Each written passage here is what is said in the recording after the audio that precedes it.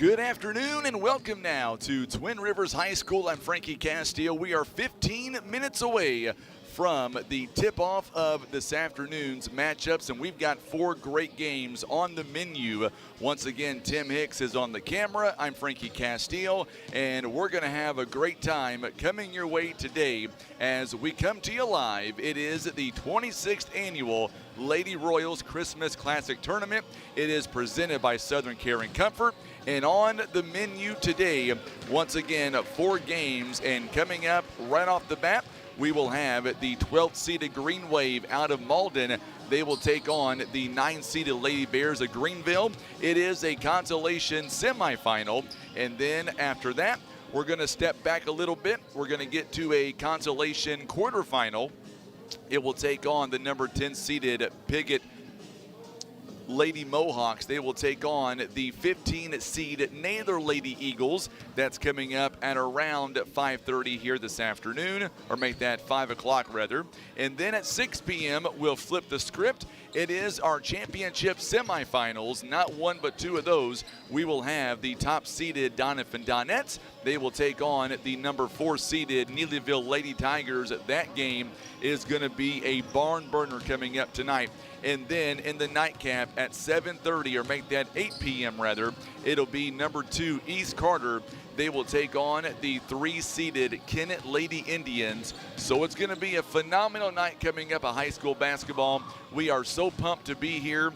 And coming up today, tomorrow, and championship Saturday, we're going to give you a chance to do something very unique.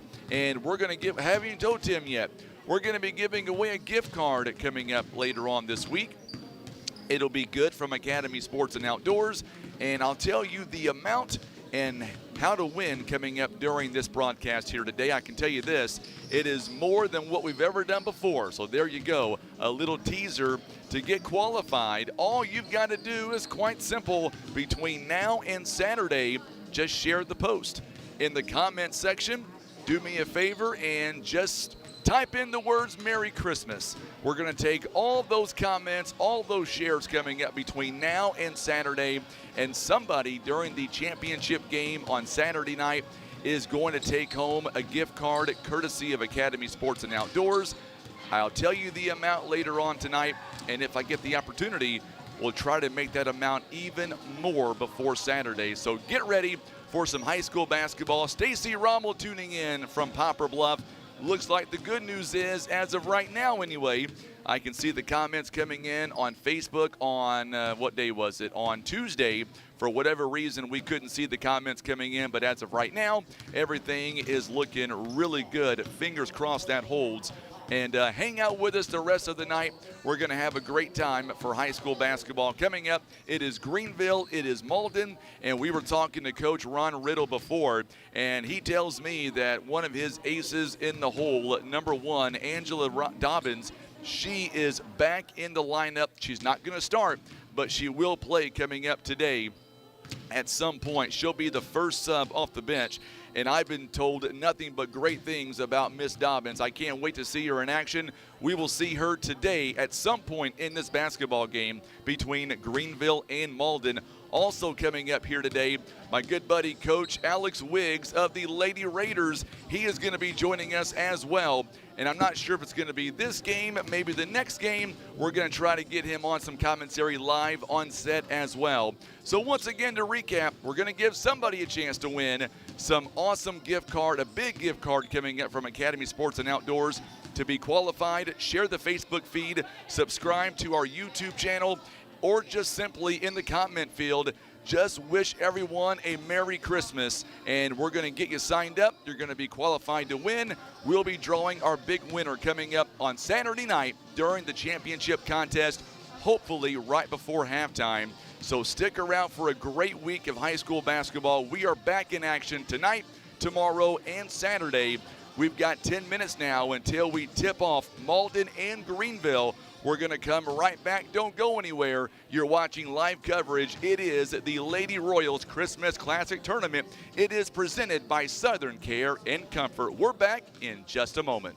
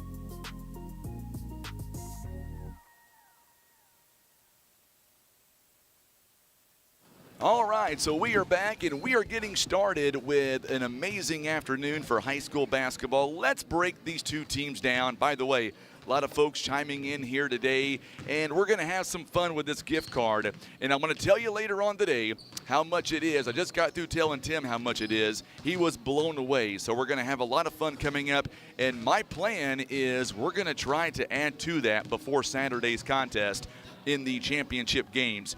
In the meantime, just to, once again, to be signed up, all you got to do is either subscribe to our YouTube channel, share the Facebook feed today, comment on the Facebook feed, just simply Merry Christmas. After all, Christmas is only 4 days away, right?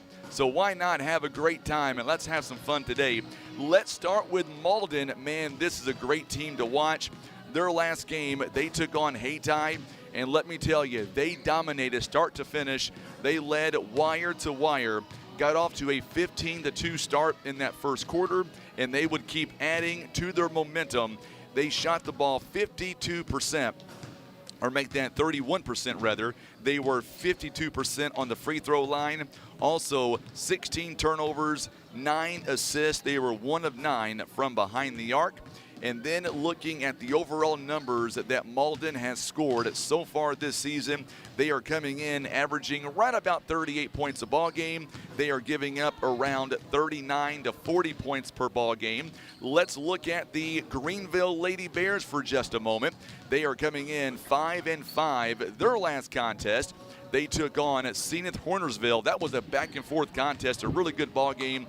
In the ball game, Greenville turned it over 16 times, 15 assists. They shot the ball very well, I thought, efficiently, 46%. They were 6 out of 18 from behind the three-point arc. That was a big reason why they were able to prepare themselves and get a big win the other day against Zenith. And, of course, you look at their numbers coming into the ball game. Greenville is averaging about 40 points a ball game. They are giving up right around 46 points per ball game. So you get the idea that these two teams are evenly matched up. By the way, Malden coming in 6-3, Greenville coming in 5-5 on the afternoon. And the winner of this contest is going to move on to the Consolation Championship. That'll be on Saturday, beginning at 1 p.m. So a lot going on.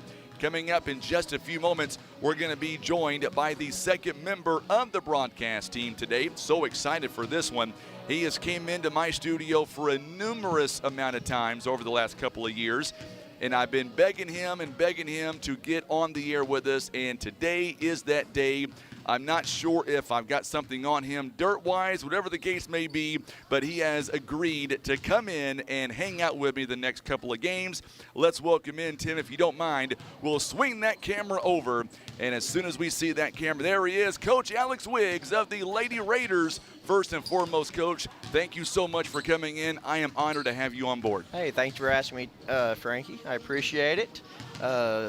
Excited for full slate of games today. Should be some good basketball. So from a coaching standpoint, let's talk about the Consolation semifinals. You talk about Malden, talk about Greenville. Quite honestly, they both want to win, and they do not want their tournament to end today on this floor.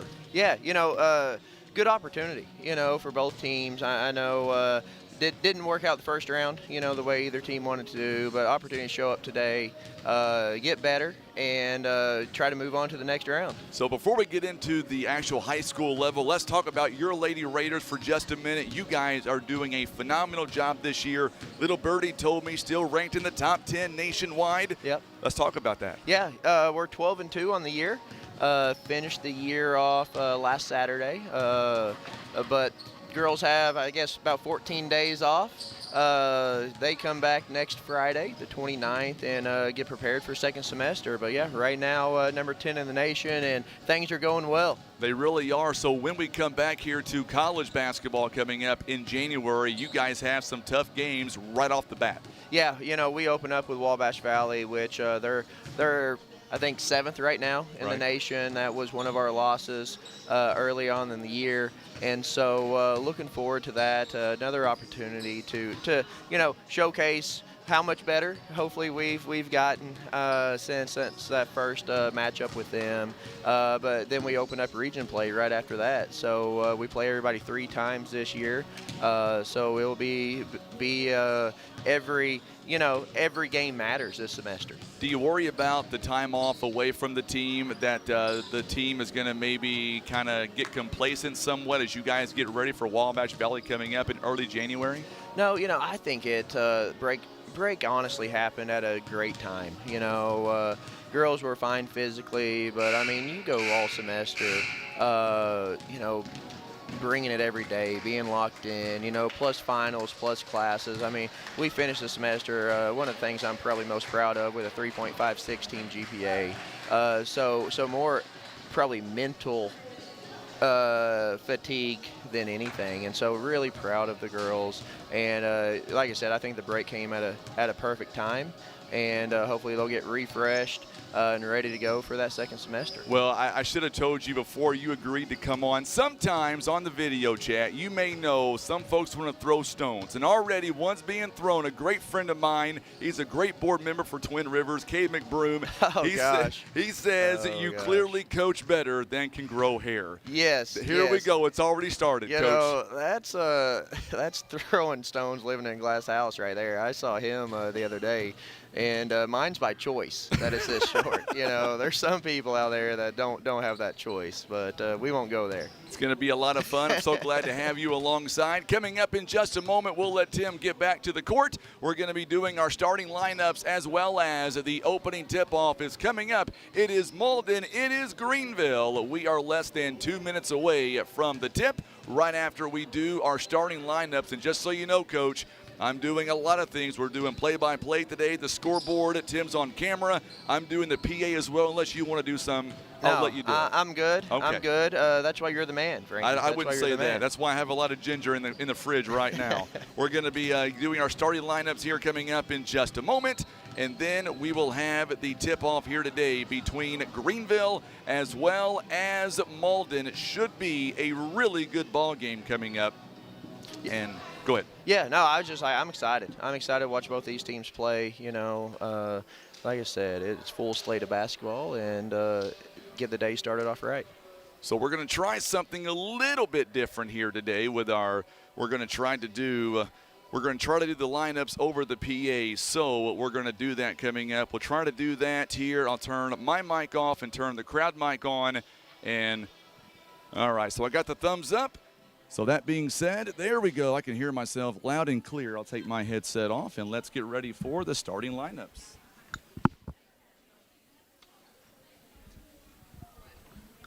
Good afternoon, and welcome back to the Lady Royals Christmas Classic Tournament at Twin Rivers High School.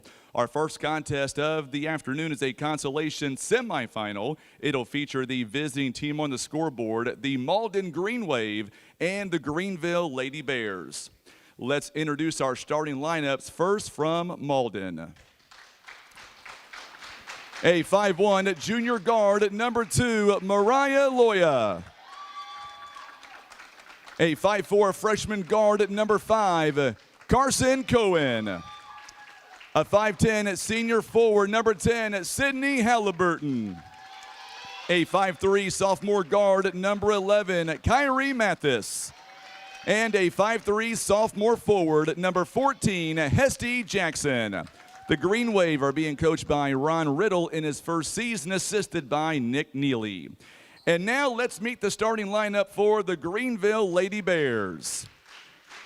A 5'2" freshman guard, number 2, Ella Walk. A 5'7" senior guard, number 4, Brianna Despain. A 5'11" senior forward, number 11, Ashlyn West. A 6' sophomore forward, number 21, Ariel West. And a 5'4" sophomore guard, number 50, Presley Walk. The Lady Bears are being coached by Briar Johnson in her first season, assisted by Justin Hancock. So there you go. Those are the starting lineups here today. There we go. Now we can turn the other mic off, and now we can get down to business, Coach. What do you say? That was pretty impressive, Frankie. Well, I don't have enough hands, but we'll make it work, right? Yes, yes. So here we go now as we get ready for the opening tip-off. Welcome alongside Coach Alex Wiggs, and we are started now. We're going to have 8 minutes now on the clock, and let's begin some great high school basketball. We are talking about off the bat, it is a number 12 seed taking on a number 9 seed. Coach, if you're Malden, what are you looking for? You know, I think the biggest thing is taking care of the ball. You know, starting out here, value the ball. You know, work the ball inside out. Take those open. You know, open shots, open opportunities. But the big thing early on, I think, is you know, taking care of that ball and making every possession count. Not sure what's going on, a delay here at the scorer's table. It kind of gives us a chance here to say that a good friend of yours, Garrett Hicks, he is in love with your program, Coach. He says you run a high-caliber offense with Three Rivers and loves the way you coach. Well, thanks, Garrett. I'll, you know, he comes to every game, so we appreciate that. So here, if you're Greenville, what are you expecting? Only 6 players going to be able to play here today. So obviously conditioning is going to be a big test here today. Yeah, you know, I think taking care of the ball and controlling the tempo for them. You know, like you said, only 6 players, controlling that tempo, making Malden play at their pace, and then obviously foul trouble, making sure that they don't get any cheap fouls. So we're underway now, and Greenville is going to turn the ball over in the first 11 seconds of the ball game. And that's one thing that we're going to have to watch out for if you're Greenville, and that is the turnovers here today, because Malden, they are getting an explosive player back in Angela Dobbins. She has been gone to injury, but we have been told she'll be that first off the bench, and that can really spark this offense here by Malden. Yeah, anytime you get a player back, especially with that caliber, you know, it ignites the team and gets everybody excited. Just like that, as Mathis with a big three-pointer there from the wing. And that's one thing that Malden has talked about all week, was playing on this situation, getting her back. Good shot there by Ariel West, long two-pointer, and Greenville's not going to back down. No, that was great. You know, made the extra pass, took the wide-open shot. Man, Loya there, what a nice reverse there. She's 5-2 now, the score. Malden up by 3, and now here comes that full-court pressure we talked about for Malden. And there it is, a big steal there by Cohen. Cohen now off the backboard, it's up and good. And one thing about Malden, we're going to get a timeout here right off the bat by Greenville, is Malden, they want to wear you down out in transition. So far, 2 buckets in transition, and that's already a key right now for Malden. Yeah, you know, if you're going to, you know, we always preach, if you're going to turn the ball over, can't do it there in the middle of the floor and eliminate, you know, or it can give the teams those easy transition baskets. But, you know, because that's, at the end of the day, Frankie, those easy baskets are what wins you a lot of games. Absolutely. 6:54 to go here in the first quarter. It's already 7-2 now. Malden out in transition, doing its thing. So now back to live action. Greenville once again having trouble with that full court pressure. Once again, another big steal there by Hesty Jackson. And now she's going to look to get to Mathis. She does. They'll work it out top of the key. Great job there by Cohen to reset the offense. Going down low. This one's going to be a foul. And that's one thing Coach Johnson talked about, was keeping their bigs out of foul trouble. Yeah, you know, I thought Greenville did a great job there, as well as Malden. You know, had a transition opportunity. Malden backed it out. Greenville got back on defense, and but great job of getting the ball inside. Free throw up and good by Sydney Halliburton, presented by First Choice Insurance. So far in this tournament, Halliburton is 5 out of 11 in the tournament. 45% coming in this tournament, averaging about 4 points a ball game. This one rims out, no good. Big rebound that time by Ariel West, and then taken away again by Cohen. But then, once again, Greenville able to get it right back. Good job there by Greenville. And now Ella Walk, first time we've had Greenville run a set so far in this ball game. Yeah, be interesting against this zone, you know, going a little 3-out-2-in action here. Trying to get the ball inside out. And that's one thing that Ella, or I should say Presley Walk, likes, as we see Jackson with the rebound there. It was a great ball movement there by Brianna Despain. The shot would not go down. I'm really impressed with Mariah Loya. She plays really hard for Malden. Even though she's coming out, she's about 5'5", 5'6". Yeah. Big steal there by Brianna Despain. Goes inside, no good. A ball batted around, and it's going to be, once again, somehow Despain comes out with it. And now the ball is going to be on the floor, and somehow Malden ends up coming up with it. Cohen now one-on-one with Presley Walk. This shot is no good, rebounded by West. It's going to be thrown out of bounds. Last touch by Greenville. So in the first 2 minutes and 30 seconds, what have you seen so far? Here we go. Here's that number one I talked about for Malden. You hear the ovation. Angela Dobbins going to come in for Hesty Jackson, and she is a game changer, Coach. Yeah, you know, you can tell they're excited. Whenever she came in, you heard the crowd. Saw some smiles on the players' faces out there, excited to have her back.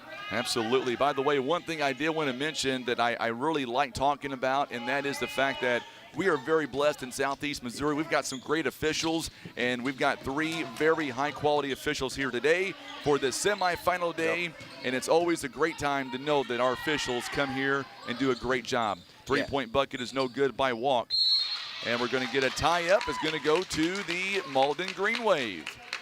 Yeah, she was first one on the floor there, Frankie. Yes, she was. She's letting it, her energy get the team going. So now Cohen now going to bring it around. Long pass from Mathis to Loya from behind the arc. This one is no good. Another offensive rebound by Mathis. And Malden, not really big down low, but they're using that to their advantage, those long rebounds. Good job there by Greenville taking it away. West with a big turnover. She's going to turn it right back over to the Malden Green Wave. Loya again, long two-pointer. It's no good. Rebounded again by West. So now Greenville will reset. Ariel West, long two-pointer. This one rims in. It's no good. That's a nice shot taken, though, by Ariel West. And then on the other end, a foul as Halliburton got the rebound. I like the pass to Mariah Loya, and she'll draw the contact. Yeah, you know, they did a great job of, you know, defensive rebound, getting out in transition, and either get in the basket or get into the foul line. Free throw coming up here by Mariah Loya, presented by First Choice Insurance. First one doesn't hit the rim. It's no good. So far in this tournament, Coach, Loya coming in about 1 for 3 so far on the free throw line, averaging about 6 points in this tournament. Second free throw coming up. It is also no good. It is rebounded by Ariel West. And Greenville, once again, Malden in a 2-1-2 press. This time Greenville is able to break it. Pull-up jumper by Ella Walk. It's no good. I like the shot that was taken by Ella. We're going to get a whistle and a jump ball. It's going to go to Greenville. Yeah, they did a great job getting the ball to the middle of the floor against that press and not waiting to get trapped, turning and going. I thought they did a great job there. So 4:09 to go here in the first quarter, and a whistle and a foul coming up. I believe it's going to be on Halliburton. 4:08 to go here in the first quarter. It is an 8-2 game right now. They're going to call that foul on Angela Dobbins, rather. It'll be her first. Free throw is on the way, presented by First Choice Insurance. It is up and good for Ariel West. And the numbers on West in this tournament, Coach, she is 6 of 13 on the free throw line, averaging 9 points. Yeah, you know, watched her the other night. Thought she performed well. You know, like you said, inside factor that Greenville needs, you know, to get those rebounds, to get those putbacks. Ariel West with a big offensive rebound. Could not. She took the shot, could not get it to go down. It goes out of bounds. Last touch by Malden. Still 8-3 now. And we're going to get a whistle here, a turnover on Malden. There we go. Now the scoreboard's fixed. I had it 7-3 for whatever reason. I mean, we're only doing 15 things at one time, Coach. No big deal. I apologize. Whenever I've been watching at home and I've got on to you, I realize now that you're a one-man production. I mean, Tim does a little bit over there. I was going to say, we're a two-man show. Tim does most of it.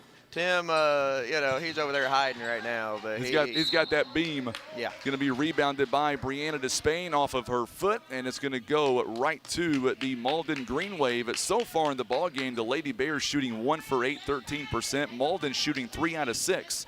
They are shooting right at 50%, and they enjoy a 5-point game. Yeah, you know, different styles here. You know, the 2-3 zone, half-court 2-3 zone, and then Malden's obviously the press. So it'll be interesting to see as the game goes on which style prevails. I like the pass there. Great shot by Sydney Halliburton. And look at Angela Dobbins making her presence felt right off the bat. We're going to see coming in Mariah Loya. Also coming in is going to be Hesty Jackson. Kyrie Mathis and Carson Cohen will come out. Boy, having a player like Dobbins back, that really opens up your playbook even 10 times greater than what it was before. Yeah, what I've been impressed about is her on the back of that zone. You know, she covered a lot of ground there, was able to get a hand on it, get a deflection, knock it out of bounds, you know. So just her being active and all those things, you can tell that Malden's enjoying having her back. Yes, they are. Sydney Halliburton is going to be called for the foul. It's her foul, her first team foul number 2. Free throw line for the Lady Bears. It is Area West missing that free throw. And back in for Malden is Carson Cohen. She'll replace Sydney Halliburton. So far today, Coach, Greenville 1 for 3 on free throws. And you know as good as anybody, free throws can win a ball game for you, and it can lose a ball game for you as well. Yeah, you know, it's something that, you know, every coach in the country preaches. You know, I wish there was a secret to it besides just shooting more. But free throws are a huge aspect to any game. Big foul coming in on, I believe they're going to call that one on Greenville rather. And I believe Brianna Despain, yes, it will. It'll be her first team foul number 3 now, 2:57. All right, so I'm going to ask you, Coach, what do you think about the stat keeping and the play-by-play analysis? What do you think? Does it fit your standards, Coach? Yes, that's the question. Yes, it definitely does, Frankie. I'm up here just trying to do one thing, and you're doing about 10 others and doing a good job. Well, it's 10-3. As long as that scoreboard is correct, people, good job there by Ella Walk there to cause that one. Presley Walk is going to get the credit for the steal. So now on the other end, Greenville now, Area West, going to be taken away there from Carson Cohen. It's going to go out of bounds, and it's going to go to Malden. Tell you what, so far Malden playing some really good defense, but 6 turnovers already by Greenville. We're still in the first quarter, only 3 by Malden. And they are up by 7. Yeah, Malden's doing a great job of having active hands. I mean, every time you see Greenville puts the ball on the floor, there's somebody from Malden there trying to get a deflection, getting their hand in there, and they're doing a great job. So with Greenville playing a 2-3 zone, they've got 6 players right now that are eligible to play today. That's really all you have, as we see a big steal there by Area West. I was going to say the 2-3 zone is kind of what you can play. You don't want to do a whole lot of man-to-man because of the fatigue factor in this ball game. You know, it's and it just depends on kind of what the girls are used to. You know, our kids sometimes, whenever they see a team with 8, 9 players, they're like, okay, hey, we can wear them down. But a lot of times those kids are in just as good shape because there's only 8 or 9 of them. So you know, you see just having 6 here today though. It's definitely going to be a factor in this game. Once again, going back to that last play, Carson Cohen again out in transition. That is Malden's MO right now. A wild shot taken by West, and here comes Dobbins, and that's what they want to do. They want to beat you in transition as Dobbins misses one attempt, misses a second attempt, and now the ball is on the floor. Good job by Ella Walk there, but she loses it to the Malden Green Wave. And just like that, Loya rather, is able to make the shot. Yeah. Great job. Great hustle there by Walk. You know, again, on the floor down here, every time there's 2 or 3 girls on that floor. Good hustle. Once again, Malden quickly down the floor. Hesty Jackson's shot is no good. Rebounded by Area West. And it's going to go out of bounds. Last touch by West, and it will stay with Malden. It's been about the pressure defense, and it's been the transition right now for Malden that's given them an 11-point lead. Yeah, they're doing a great job of getting out in transition. But give credit to Greenville. I mean, they've gotten back on defense several times and prevented wide-open layups. So, you know, these girls are fighting. They're doing a great job of limiting possessions as well, so only giving them 1 shot attempt at a time. Hesty Jackson could not get that shot to go down. We appreciate you tuning in on Facebook or on YouTube. A lot of people watching right now. Annette Clifford She's tuning in today on YouTube. Also, Deanna Schwint is tuning in as well. And Mandy Spurlock, appreciate you tuning in as well. They are commenting Merry Christmas for a reason, Coach. Yeah. 3-point basket by Ella Walk on the inbound. Big shot right there, keeps them in the ball game down by 8. Yeah, great inbounds play there. Had the zone collapse a little bit, kicked it out for the open shot. We're going to give away a big gift card coming up here. Good steal there by Brianna Despain. Good job there by Ella Walk to slow things up. Despain going to go baseline. Good move inside. They draw the contact, and Ashlyn West is going to go shoot some free throws coming up, presented by First Choice Insurance. She has not been there today, but so far in the tournament, she is 6 out of 8 so far, averaging about 8 points. Yeah. Step up here, first 2 of the game. This now, cut it to 7 to end the quarter. So now coming in, Kinsey Wynn is going to come in for Carson Cohen. I was going to say sometime on Saturday, we're going to give away a huge gift card from Academy Sports and Outdoors. I'll give you the value later on during this broadcast, but to win it, all you've got to do is to be signed up is just make sure, as Hesty Jackson's shot is no good as the quarter comes to an end, make sure and just type the word Merry Christmas and then share the Facebook feed or subscribe to our YouTube channel, and you'll be qualified to win. End of one, it is a 14-6 ball game. Our broadcast today is brought to you by Southern Care and Comfort, also Senator Jason Bean, First Choice Insurance, Stan Bader Wood Trust, also being brought to you by Scott Law Group, LLC, Barker's Towing and Automotive, J.W. Walker and Sons Recycling, and being brought to you by Fox Agency, proud supporters of the Lady Royals Christmas Classic Tournament. All right, Coach, after one quarter, let's talk about each team. If you're Coach Johnson right now for Greenville, down by 8 points, what do you tell your team? I think it's what we talked about before, Frankie. It's just taking care of the ball, valuing the ball. Whenever they've got the ball across half court, whenever they've ran their offense, they've gotten wide open looks, they've gotten good looks. So I think it's just continue to take care of the ball defensively, keep allowing them, limiting, Malden just a one shot attempt, one possession, and then getting back on defense in transition. If you're Coach Riddle real fast, you're up by 8 points. What do you tell your team? Yeah, the press is working. We gotta convert on those steals, on those turnovers that we're getting there out of our press. But keep attacking, keep being aggressive, and keep pushing the ball.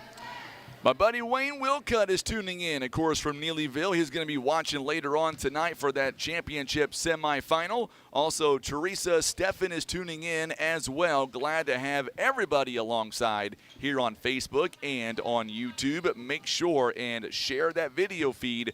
It'll be Malden basketball to begin this quarter, and we are underway here in the second quarter. And Mariah Loya now over to Kyrie Mathis. Angela Dobbins remains in the ball game right now, as well as Cam Ellison. On the Greenville side, we're seeing that 2-3 zone, and remember, they've only got right now just 6 players that Greenville will have on the floor, so that's something to watch out for this entire ball game. Big shot taken. This one is no good by Mathis, and good job by the other number 11, Ashlyn West. A big rebound. Ella Walk now. Good dish over to Ariel West. Going to go in the lane, try to draw some contact, and the shot goes in. She's got 5 points in the ball game. Yeah, great job of getting out, of attacking before the zone got set up by Greenville there, and get to the middle of the floor and converting. So now going down the floor now. Wayne's going to be here in person, he said. I like to see that. And we're going to get a travel called here, so a quick turnover by Cam Ellison for the Green Wave. That is number 6 turnovers here in the ball game so far. Sydney Halliburton going to come in for Cam Ellison. So now your team is down by 6 points, and Greenville is once again, Coach, making this a ball game again. Yeah, opportunity right here. Taking care of the ball and getting an opportunity there. We got a jump ball here. It's going to stay with Greenville. Good job by Ariel West. I mean, she is all over the place right now. And I like to see that from this team down by 6 points. Did I mention they've got 6 players, Coach? a couple times. But yeah, you know, they're continuing to battle, and I wouldn't expect anything less from this group. You know, I've watched them a few times this year, and wouldn't expect anything less from Coach Johnson's team. Shot taken, no good, but look on the offensive rebound by Presley Walk.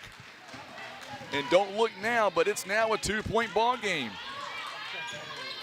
14-10 now. Looks like Malden trying to speed it up a little bit, and Ashlyn West is going to end up and get a big steal. And now, once again, Greenville can cut this lead down to maybe 2 points, maybe 1 point, depending on this next possession. Yeah, great job there defensively, helping on the backside. I thought they did a great job. Oh, look at Ariel West. Got the shot she wanted there. Another offensive rebound is no good.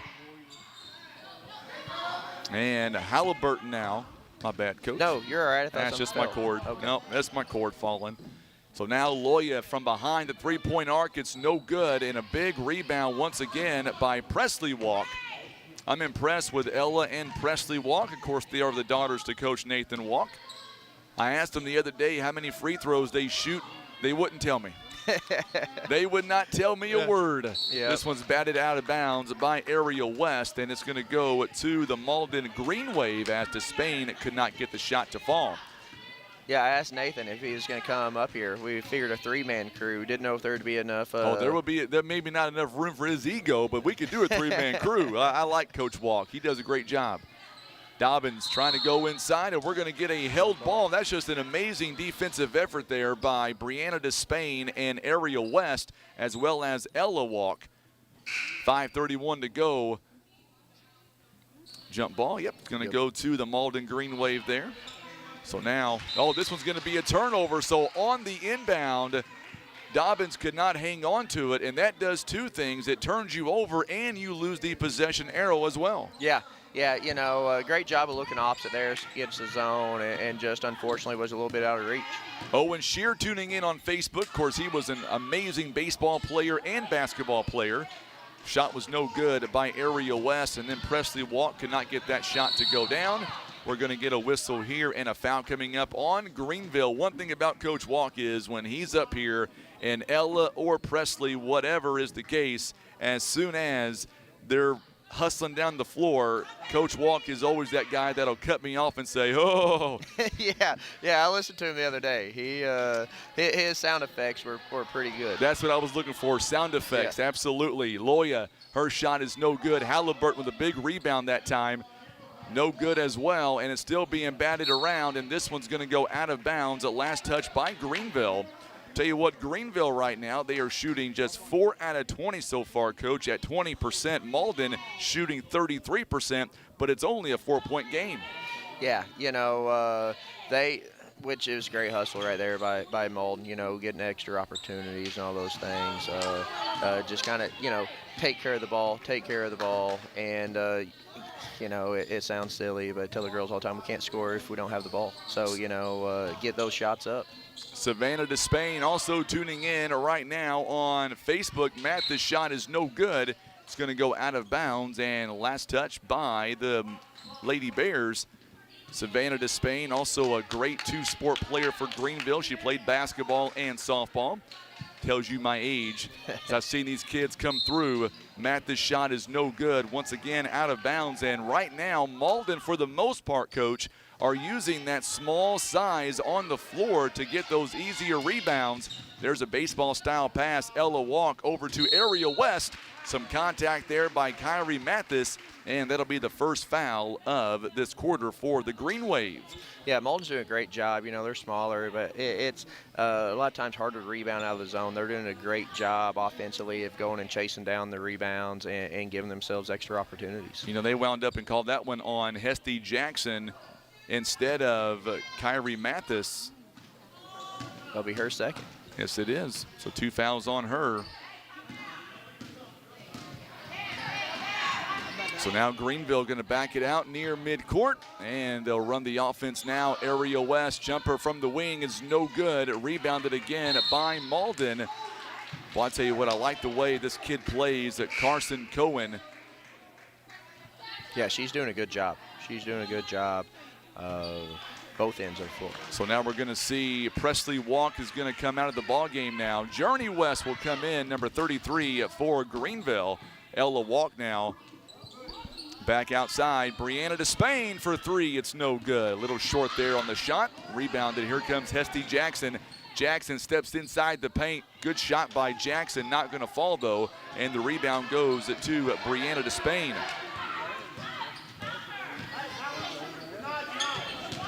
So now on the other end, Journey West, good job saving that pass. It was going toward the Malden bench. Despain, a long pass to Walk. Ella Walk now going to go baseline, and she draws the contact. If that's on Jackson, that's number 3. Yeah, it looked like it was. It looked like it was picked up her third, smart move, attacking her, already having 2 fouls of trying to get one of their key players in foul trouble. And they just did. That's her third one. Ella Walk now, free throw line presented by First Choice Insurance. First one is no good, and she will have to come out, I would say, Coach, for the remainder of this half with 3:35 to go. Yeah, a player that you're counting on, it's tough to have sitting over there, but be excited to see what Malden does here. So if she misses both of them, those are First Choice Insurance free throws. This one's going to be out of bounds on Greenville. Tim, I've got somebody saying there's no sound. Do we have sound over there, my man? We'll let him check on that real quick. Shot is taken by Mariah Loya, no good. The offensive rebound by Angela Dobbins. Okay, no, we're good on sound, Miss Harriet. So maybe it's on you. We're getting feedback that we've got sound. So hopefully it's just on you. All right, free throw coming up here as Despain gets called for the foul. Angela Dobbins with a free throw presented by First Choice Insurance. 15-10 now the score. I think the first points of the quarter, isn't it? It is. Second one is no good. Rebounded by, it's going to be out of bounds, I believe, on Ashlyn West. And it will stay with Malden. So far in this ball game, Greenville 1 for 8 on free throws. Malden coach 2 out of 6. As the coach, free throws drive you crazy. They do. They do. Like I said earlier, it's something that we always work on, and it's just stepping up there and making them. Ella Walk now back out to Journey West. I like the way Journey plays, one of the smallest people on the court. It's going to be a foul coming up on Mariah Loya, going to be her first personal. All right, Wayne, I appreciate that, my friend. We're good. We've got sound, Coach. Okay. If we don't have sound, Coach is threatening to walk off the set. He'll protest. We got to have sound, Tim. It's going to be a walk on Ella Walk, and that'll be turnover number 8 so far in the first half. Malden also with 8 turnovers. So far, Coach, been a back-and-forth ball game. Malden got out to a big lead, but hats off to Greenville. They have made this a small portion of their game to get back into it. Yeah, and it's like, I bet you of those 8 turnovers that said Greenville had, majority of them were early on in that first quarter. Yeah. And so they've started taking care of the ball, not allowing Malden to get out and get easy baskets in transition. So both teams right now going up against the other teams kind of set, half-court defense. But great move there by number 1, making her presence felt. Angela Dobbins, another big shot there. I was going to say, you talked about turnovers. So far, Greenville with 7 turnovers in the first quarter, now 2 here in the second. And this one's going to be taken away by Halliburton. So only 2 turnovers, including that last turnover there by Greenville here in the second quarter. They really turned up their pressure and done a great job at it as well. Yeah, like I said, a lot better job by both teams really taking care of the ball this quarter. I think that both of them are rebounding the ball really well. So it's just going to be, like we talked about, those free throws, stepping up and making those plays down the stretch here. 2:25 to go here in the first half, and there's a wild pass as soon as we start talking about turnovers, back-to-back turnovers by Greenville. Still down at 17-10. Malden leads Greenville, trying to punch their ticket to the Consolation Championship game, which will be on Saturday at 1 o'clock. The winner of this game will take on the winner of Holcomb. They will take on either Piggott or Naylor Should be a fun battle all the way around. Of course, Holcomb, they were able to get to the next round coming up on Friday because Malden had to drop. Or I'm sorry, not Malden, New Madrid rather had to drop. Oh, okay. There's so many teams in this tournament. Yeah. Halliburton able to get up and get that shot off. Good job by her. It's now 19-10. You know, Malden's on this little run, and we talked about turnovers. It's been this little run since Greenville's kind of turned it over back-to-back. So settle down here, run some offense, get a good shot. Big shot taken by Ashlyn West. Still has not scored in the game. Dobbins with a rebound. She's got 3 points so far. Once again, she is going all the way, and they're going to call the offensive foul. And Dobbins didn't realize it at first, Coach. She thought it was going to be an and one, and she was going to walk to the free throw line, but they called the offensive foul. Yeah, you know, those 50-50 plays, great job by Ella Walk stepping in there. Sure. You know, sticking her nose in there, but great attack by Dobbins. I mean, as a coach, you're never gonna get onto a kid for being aggressive and attacking. Her first game back, and you couldn't tell it. She is really taking the offense under her wing, and she is explosive. And the fact that they're only up by 9 points, Greenville may see an opening right now.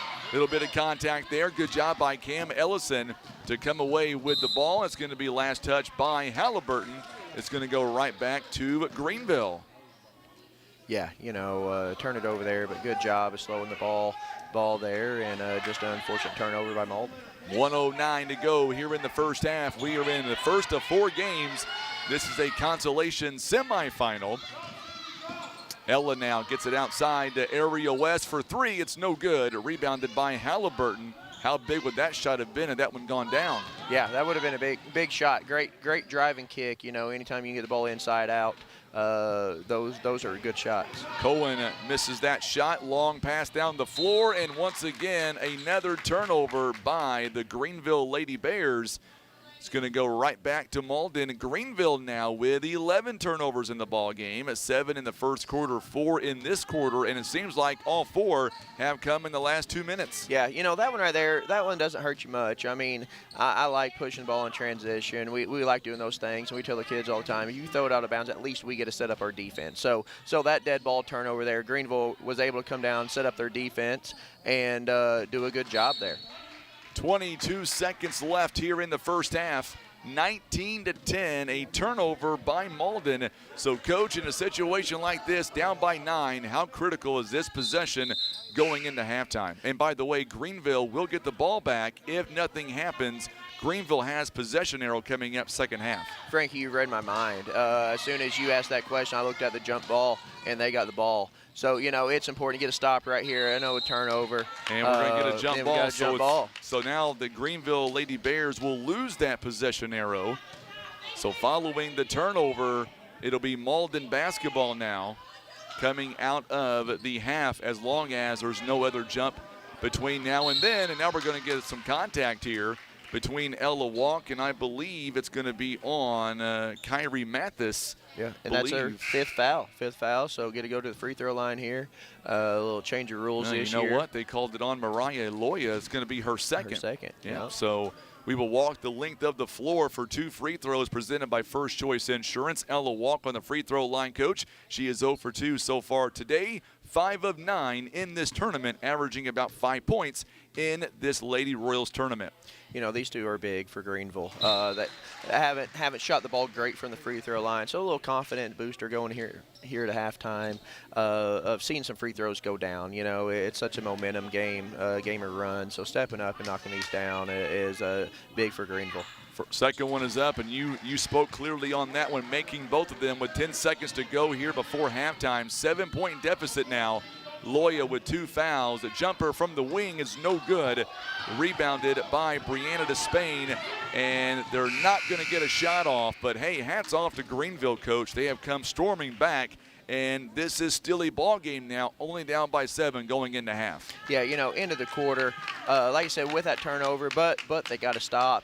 So that didn't cost them necessarily, but then came down, knocked down 2 free throws and got to stop there late. So good job, way to end the quarter for them, and see what they come up with, and here in the second half. So let's talk about this gift card from Academy Sports and Outdoors. Are you ready for me to unveil how much it is? Yeah, I'm ready. Can I win this one? You cannot win. I know last week I went into the radio station. You did? And he told me I could not win. You did. So, you could not then either. And I got a call just before we go on the air today from my good friend Gene Hucks, and he said it is Christmas time, and I'm always bugging him about something. So today, or I should say for the rest of this week, somebody is going to win an Academy Sports and Outdoors gift card for the value of $250. That is. And all they've got to do is very simple, Coach. Yeah. Share this video feed on Facebook, subscribe to our YouTube channel, and in the comments section on the Facebook or the YouTube chat, just type in Merry Christmas. That's easy. It. That's easy. Chance to win $250. And we're going to do this. We're going to do this all week long, today, tomorrow, and give it away on Championship Saturday. That sounds awesome.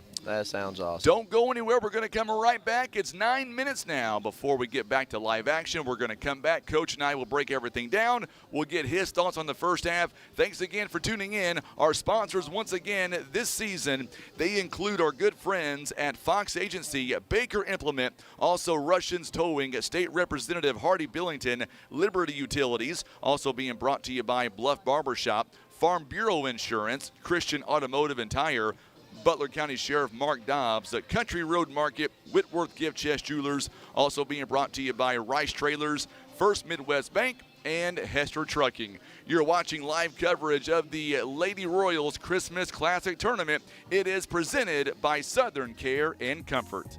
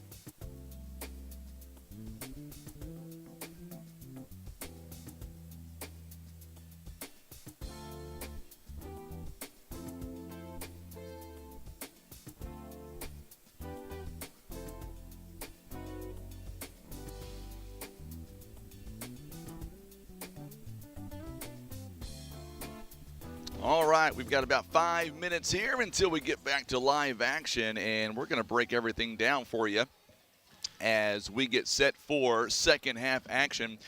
Tim, if you want to and don't mind, we can bring that camera right over toward us until Coach Wiggs gets back. We appreciate Coach Wiggs joining us here during our broadcast. Let's talk about what we have seen so far. The Lady Bears of Greenville, they are shooting 4 out of 24 so far this ball game at 17%. They are 3 out of 10 from the free throw line at 20 rebounds. They've got 2 assists, also 12 turnovers. Malden, meanwhile, they are shooting 29%. They are 8 out of 28, 1 out of 5 from behind the arc, and 2 out of 6 on the free throw line. They've got 17 rebounds, 4 assists, 6 steals, and 11 turnovers. Looking at Greenville right now, they are led in scoring. They've got 5 by Ella Walk. Also here today, Ariel West also with 5 points, 2 points by Presley Walk, and that is it so far. Just 3 scores right now for Greenville. Looking over at Malden and what they've been able to do thus far. Malden right now, they are led by 2 individuals, or make that 1 with 5 points in Sydney Halliburton. She's got 10 points and 4 rebounds. Also 4 points by Mariah Loya, 2 assists and 1 rebound. Also 4 points by Carson Cohen. She's got 2 rebounds so far in the ball game. And then 3 points by Kyrie Mathis, and then 3 also from returning player Angela Dobbins. She also has 5 rebounds in the first half. So welcome back to Miss Dobbins on this team from Malden. And right now we are sitting at a 19-12 ball game. Those are your first half stats. Let's look at what we're going to be seeing coming up later on today in the bracket. And right now we are in the Consolation semifinal matchup. The winner of this game will play Saturday at 1 o'clock for the Consolation Championship. Coming up next, beginning at around 5 p.m., it'll be a Consolation quarterfinal game. It'll be between Naylor and Piggott. That game was supposed to be yesterday.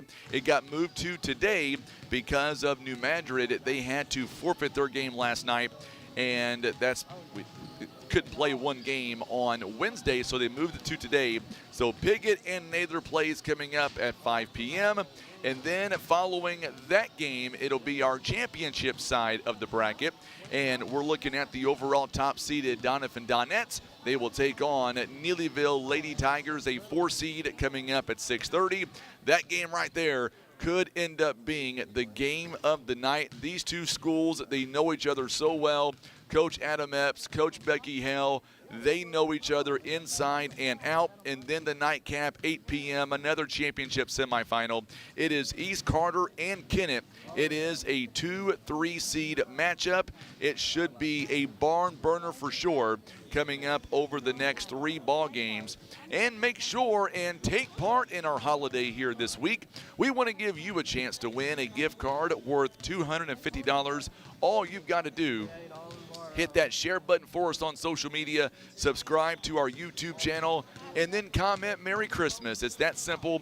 And Saturday during a championship game, right about halftime or so, we're going to give away that gift card. Matter of fact, I am trying to convince the powers that be to increase that a little bit. We'll see if we can make that happen by Saturday. We'll take all the comments, we'll take all the shares, and then we will have a winner announced coming up on Saturday during the championship game. All right, we're going to get back to live action now. The scoreboard has been changed to the third quarter. It is Greenville, it is Malden. It'll be Malden basketball to begin this half. And once again, it is a 19-12 ball game.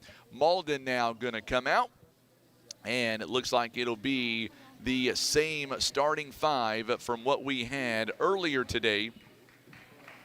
On the other end, it'll be the same starting 5 for Greenville as well. Ella Walk, Brianna Despain, Ashlyn West, also Ariel West, and Presley Walk. On the other end, it'll be for Malden rather. It'll be Mariah Loya, Carson Cohen, Sydney Halliburton, also Kyrie Mathis, and Hesty Jackson. And we are underway here in this third quarter of play. And now Malden, they're going to go from right to left on your TV screen. Good job by Halliburton, digging in the middle, getting her own missed shot. She will go up and she will score again. She's got 7 points now in the ball game. It is now a 21-12 lead. On the other end, area west shot is no good, and it's going to be batted around at right to Halliburton. So Halliburton now will bring it down the floor. Halliburton works it over to Cohen. Cohen now over to Mathis. Her shot is up, and it's good. Just like that, a 4-0 run here by the Malden Green Wave coming out of halftime. Area West all by herself, and she's able to get that shot in transition. It is now 14, or make that 23-14. We are seeing some back and forth action to begin this half, Coach. Yeah, great job by both teams. Start this quarter, this half right here. So now Loya resets, going inside to Halliburton. Halliburton now, like the ball movement here, another 2-3 zone. Good job by Ashlyn West. Rips in there and just knocks it out of bounds, giving Greenville a chance here to at least kind of get things reset here for them. Yeah, great job of having active hands there. Playing that zone, you're going to leave some things open in that zone. So having active hands, getting deflections, that's big. So here we go now, 6:38. A great night of high school basketball here tonight. And I've said this before, going to get a steal, I believe, by Ashlyn West. Yes, it is going to be a steal for Greenville.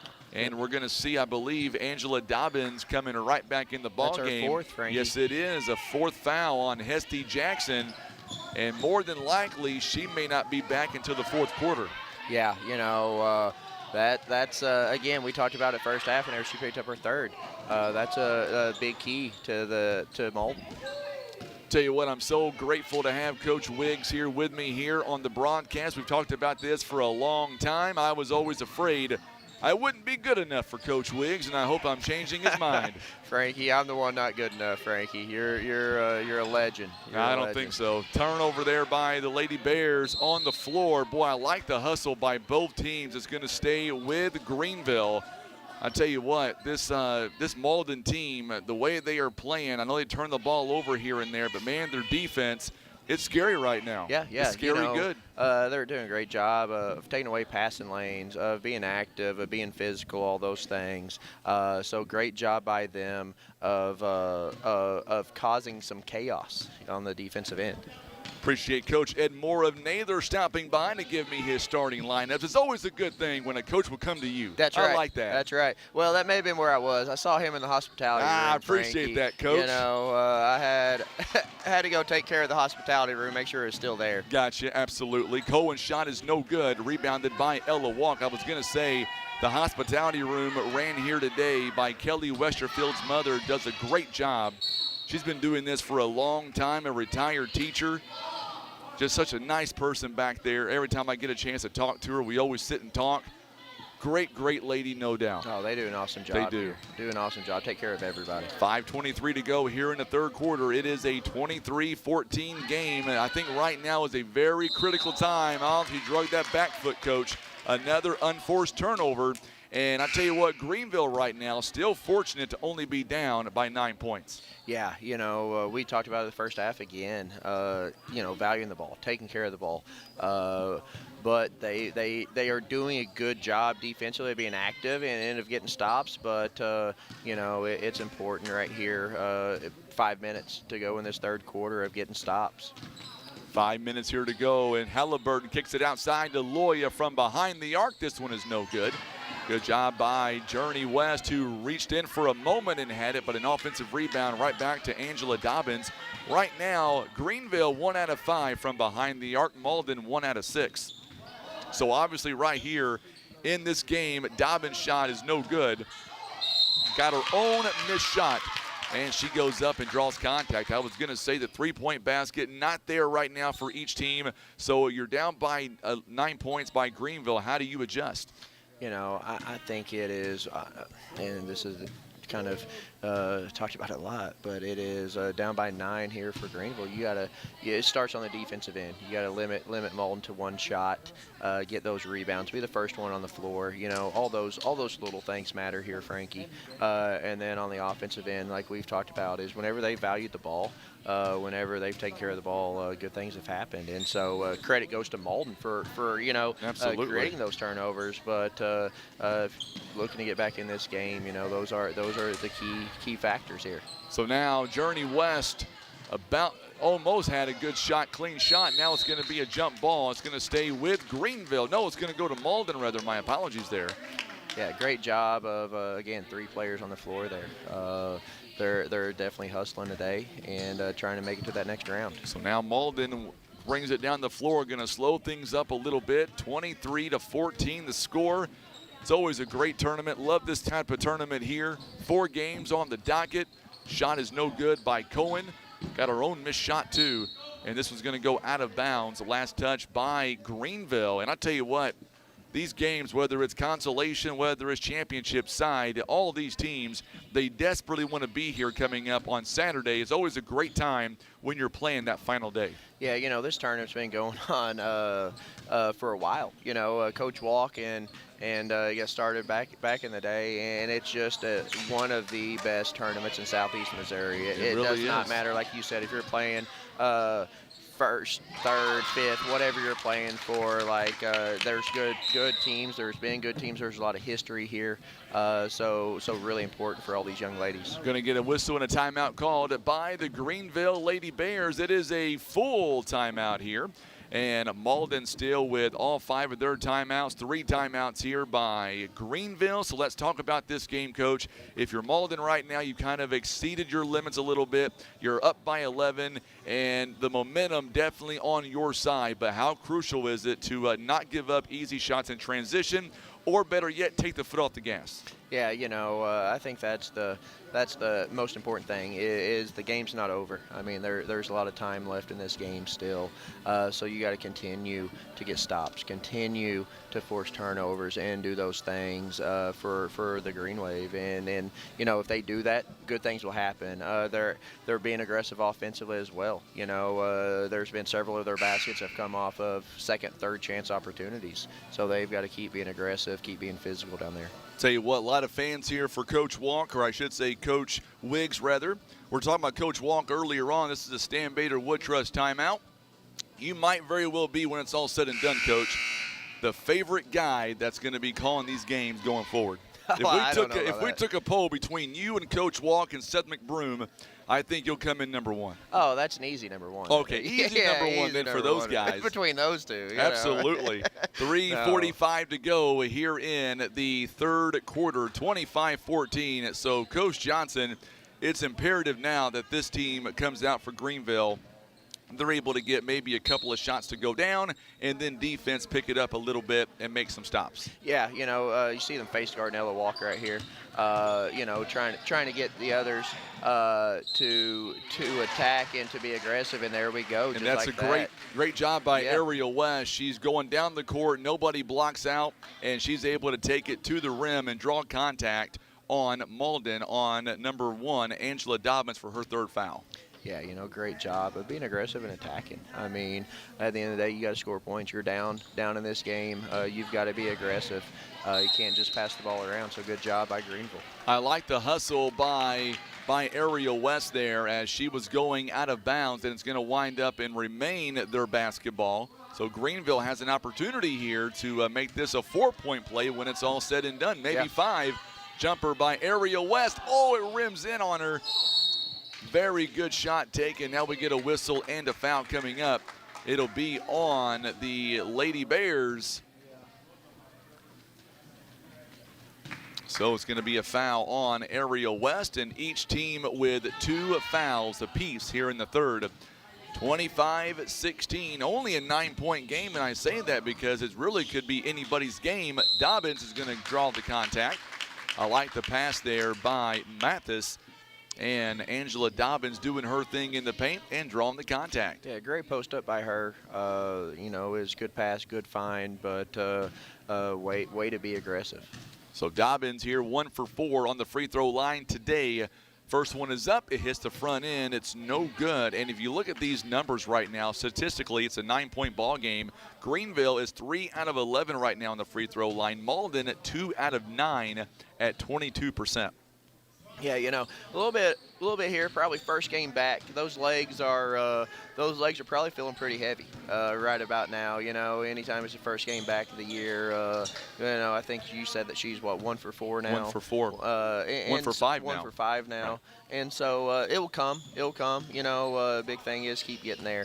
But you know, it's one of those that if you want to seal this thing down late, you got to step up there and knock them down. 2:45 now. Greenville trying to cut in this lead a little bit. Ella Walk, good fake out there. She pump fakes and goes in. It's not going to fall. Great shot taken by Ella Walk, though. I like the intensity. Angela Dobbins out in transition. She loves that shot, coach. And Malden now once again up by 11 points. Yeah, what do I know, Frankie? You know, I was talking about her being tired first game back. She's the first one down the floor, so I'll just sit over here and watch. Good move there by Ashlyn West, her first bucket of the ball game. Greenville now once again cutting it down to a 9-point game. Yeah. I like the pass there by Brianna Despain, or make that Ariel West rather. Angela Dobbins again, shot is too strong that time, and the ball's going to be batted around to Ashlyn West. And Greenville here on this possession can end up making this even closer. Once again, Ariel West, long jumper is no good. A good rebound by Halliburton. It's going to go out of bounds. The last touch by Despain. Julia West is tuning in, and she is talking about Little Journey.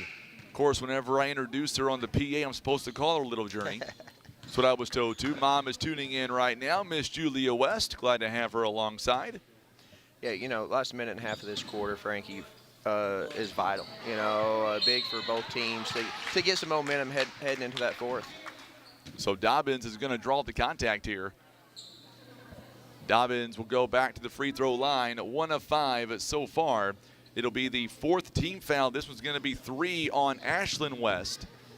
So Dobbins now 5 points in the ball game, but she's also got 8 rebounds, 1 of 6 right now on the free throw line, and misses that one.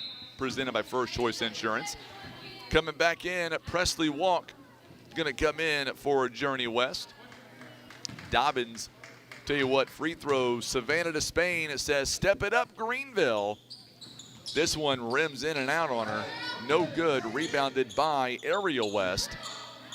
Some games are like that, Coach, where the free throws, they bite you. Halliburton going to pick up her 2nd personal foul. Team foul number 3 now. Yeah, you know, and like we talked about, Frankie, there's no just step up there, you know, take a deep breath, knock them down. But I've seen them you know, all too familiar with that scenario this semester with our team. So we got to step up there and knock them down. 1:20 to go here in the 3rd quarter. A 27-18 score. Tell you what, Presley Walk, when they leave her open from behind the arc, good job defensively there by Mariah Loya, knocking it away from Presley Walk. Still remains Greenville ball. They're wearing their home white jerseys with the red numerics, the red numbers rather, and the red trim. There's a good steal there. Going to be taken away. Good hustle by Brianna Despain. Malden wearing their away yellow jerseys with the green trim, green numbers. And we're going to get a substitution now coming in. Cam Ellison going to come in for Hesty Jackson. So Jackson will take a seat.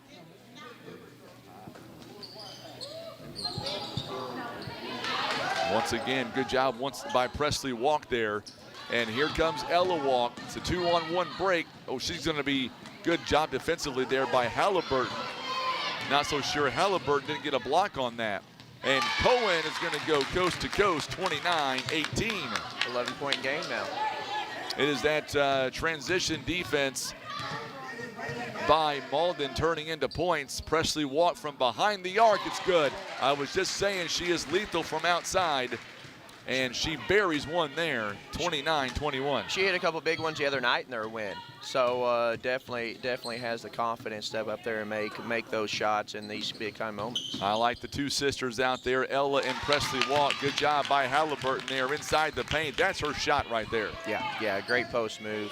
Way to be physical and finish with contact.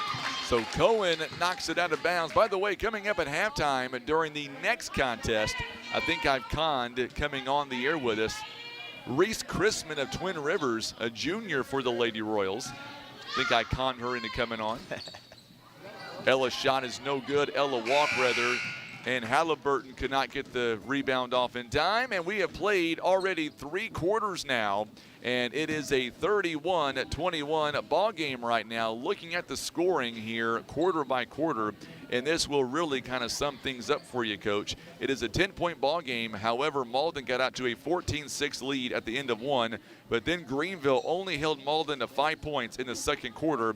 They would score 6, and then Malden, a better quarter by Greenville, they were still outscored 12-9. Yeah, and if you look at, again, those turnovers and that stuff in those quarters, I think that the turnovers are kind of the tail of the game for Greenville, as far as whenever they've taken care of the ball, they were able to win those quarters. And then whenever they've given Malden those easy opportunities, they've not been able to score as well. Greenville, by the way, 18 turnovers in the ball game. They would have 6 turnovers in that third quarter. Meanwhile, Malden only 2 turnovers. Much better played there by Malden. Oh yeah, and they were aggressive at getting the ball into the paint, aggressive at their offensive rebound. So good job by them. See Kelly Westerfield, the athletic director, coming up here. She may be kicking you out of here, Coach. That is fine. She can. You didn't pay your dues, That's did right, you, Coach? That's right. She runs a show. Yes, she does. Runs a very tight ship. Fourth quarter about to start now. And for the Malden Green Wave, they find themselves on top here by 10 points. It will be Malden basketball here to begin here this fourth quarter. So that means Greenville will get the next stop. So now Malden looks like they're going to slow things up just a bit right now, Coach. Up by 10 points. You like the move? Yeah, it kind of, trying to force Greenville into coming out and putting some pressure on them and trying to get some easy baskets. Going to look at a comment here on YouTube. Sorry about that, Carissa. The Facebook is Today's Talk KWOC, and you're able to chime in there and watch it live on the Facebook page or stay right here with us on YouTube. 7:36 now to go in the ball game. Coming up next, it'll be Naylor and Piggott. Should be a really good ball game coming up. It is a consolation quarterfinal. And then we get to the championship side on the bracket. It is Doniphan Neelyville in our third game, and then East Carter taking on Kennett in the fourth game. And then we'll break it all down and get ready for a part of championship Saturday. We'll be ready after tonight. Yeah, if you're a basketball fan looking for something to do today, come out. Absolutely. Come out to this classic. I mean, it's a lot of going to be a lot of good games. Ball on the floor right now. It's going to be a tie-up. It's going to go to Greenville. Great job there by Area West saving that ball. I like the sportsmanship there by Ella Walk on Angela Dobbins, helping her up. You like to see that as a coach. Yeah, great job.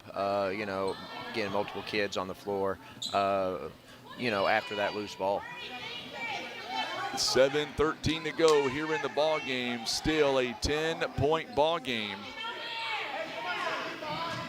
They've got, if Greenville looks up, they've got a player wide open. It's Ariel West, or Ashlyn West rather. She was wide open. Now they get it to her, but good job by Halliburton there, able to take it away.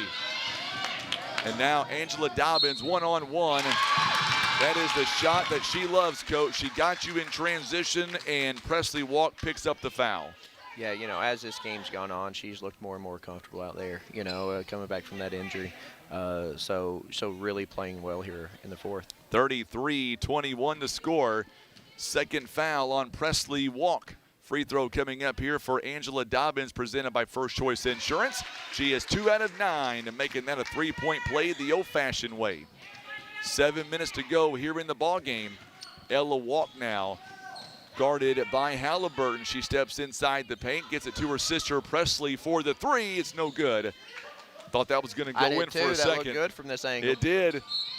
I was like, she done it again. 6:47. We're going to get a whistle here, and it's going to be, I believe, a foul on Greenville. It is going to be on Ella Walk this time. It's her second, team foul number 2. 6:47 now here in the ball game. Got one of your loyal fans here in attendance. Oh, yeah. Mr. Hicks is in the building. He may want your autograph for it's all said and done, Coach. I doubt it. No.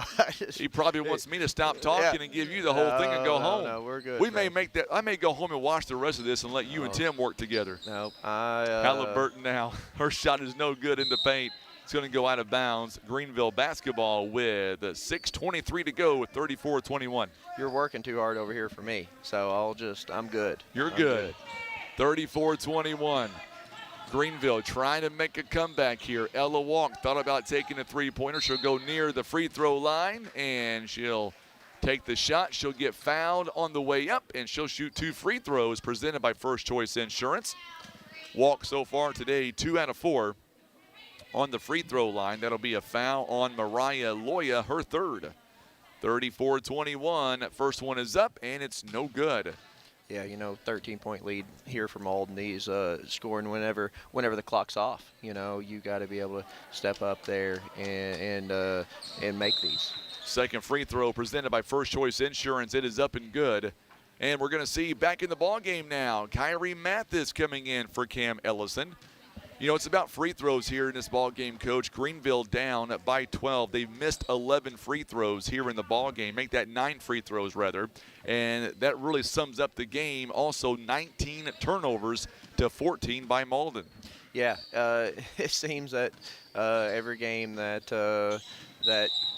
you don't win as a coach, like you look at those numbers and you see those things where if we would have done this, and so it's just every single possession, every single time you step up there is important to make sure in these moments that you give yourself and give your team an opportunity. Coming up next, it'll be Piggott and Naylor as we get a whistle here and a foul. I think they called it travel. I believe they sure did. They called it travel on Greenville.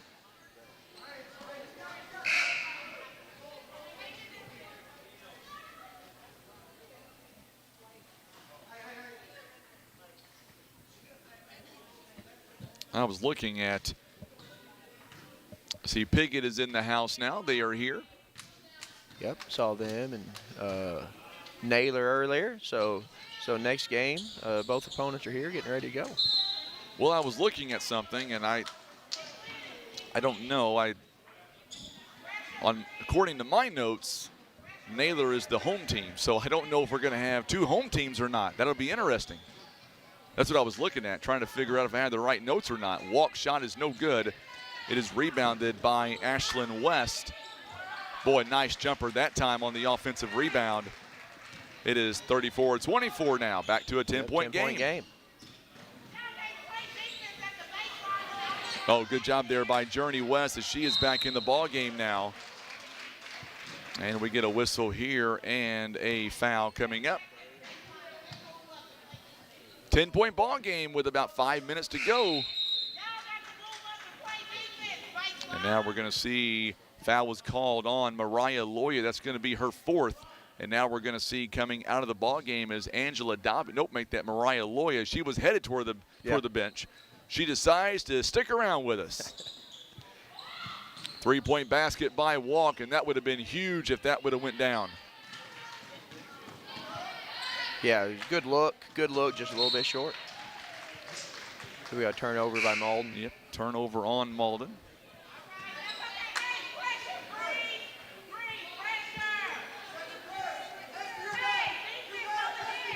So now Malden, Greenville rather, going to inbound. 4:51 to go here in the ball game.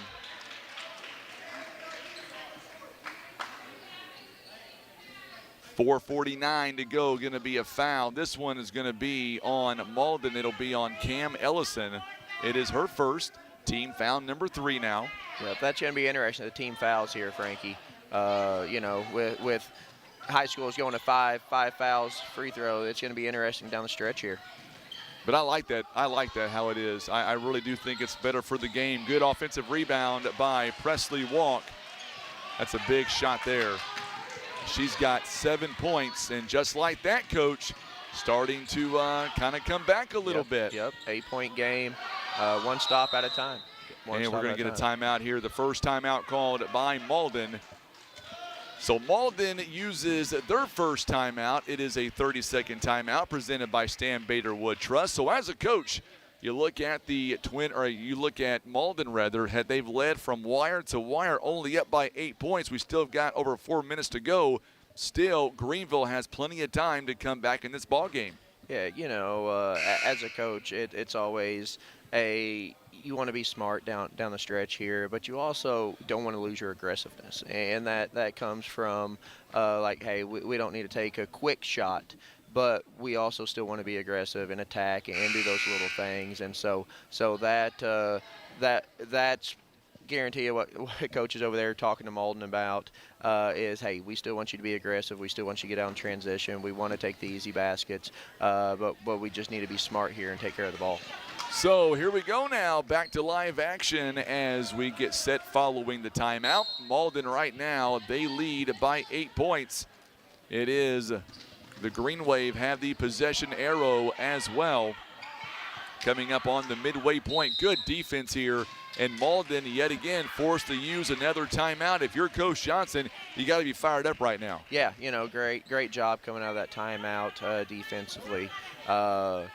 You know, putting the pressure on, getting the trap there, and really important not to bail them out in that situation. So good job by Greenville of keeping their hands up and not fouling Malden. Can I just mention real quickly, I know we're talking about, you know, being out here at Twin Rivers High School, but on a collegiate level, can we not just digress for 1 second and let me say live on the air with everybody watching right now, I think Three Rivers, the Libla Family Sports Complex, is, if not one of the best facilities when it comes to the NJCAA nationwide. Yeah, you know, even some better than Division I schools, honestly. Yeah, we're blessed. We're blessed with amazing facilities, amazing boosters, just amazing administration. You know, we're truly blessed up there, Frankie, and the facilities are second to none. They really are. They really hit a home run. The only thing I was going to say, when I went there to do some PA work, I did see some seats reserved for Ken Hosler. When do I get my name on the seats where it says reserved for Frankie Castile? We'll just put your name over his. I like that idea. He's going to bunker tonight, so he's not going to care. Yeah. We'll see if he notices by the next home game. Coming up on the midway point. Oh, good turnover there by Greenville. Oh, she took one too many steps. But I like the defensive pressure by Greenville down by 8 points. Yeah, they've picked it up here, you know, coming out of the last 2 timeouts and really putting the pressure on Malden. Tell you what, great ball game here today. I like the fact that it's a little bit closer than what most may have thought. First game back here by Angela Dobbins, and glad to see her healthy again and back with the Malden team that's missed her. And we just want to see a good finish all the way through. Yeah. You know, it's fun down the stretch here. You know, anytime you have a close game, it definitely makes it a lot more exciting. Me as a coach, I don't like it. I like the other, but, you know, as a fan sitting here, spectator, it is great to see these young ladies compete. Turnover by the the Green Wave, rather. Jackson turns it over. So Naylor will be the away team coming up here. I'm just seeing some of the Naylor players as they are here. Glad to see them here as well. Of course, they couldn't be here last Saturday due to illnesses, so I'm so thankful they're able to play today. Yes. Going down the floor now. Good job by West. Her shot off the backboard is no good. Ashlyn West, another offensive rebound. And don't look now, Coach. It is now a 6-point game. Yeah, great job there staying with it and attacking. And a turnover right there. Turnover. What was that, Tim? Did you say double overtime? Tim's saying double overtime, Coach. Tim, yeah, I don't know. I don't know about that one. He's giving me a thumbs down over there. We've got this beam between us so I can say whatever I want to. You got to watch old Tim sometimes. There'll be a time or two I'll look over at the camera. It's pointing toward the ceiling. So I think he's napping over there. Good job by Angela Dobbins knocking it out of bounds. I've always said, and if you don't agree, you can chime in, but I've always said for what he does, he is the best in the business at what he does, and we're literally only a 2-man team. Oh, yeah, you guys do a phenomenal job. I mean, that's what these fans, they don't understand, these teams. You two are truly one of the best. We appreciate that. Ashlyn West, another big rebound. We're going to the free throw line. Now free throws matter, Coach. 4 out of 13 for the team. Ashlyn West here today. She is 0 for 2, and in this tournament, she is 6 out of 10. Yeah, 3 minutes to go in this game. Step up there, knock them down, get you a deep breath, and finish this thing. Missing the first free throw there. She makes this one, and this is going to put a lot of pressure on Malden to bring it to within 5. Big free throw coming up. Yes, sir. It is now a 9-point game, or 5-point game, rather. Yeah. 34-29. Look at the steal there over Loya. Right in to Ashlyn West. No good on the shot.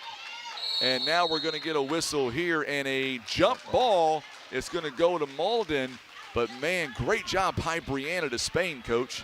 Yeah, she came, she was down there underneath the basket, on the press, and Greenville got the steal, and she was down here. And she got another one, just like that. Another steal by Ella Walk, and then a foul on the contact.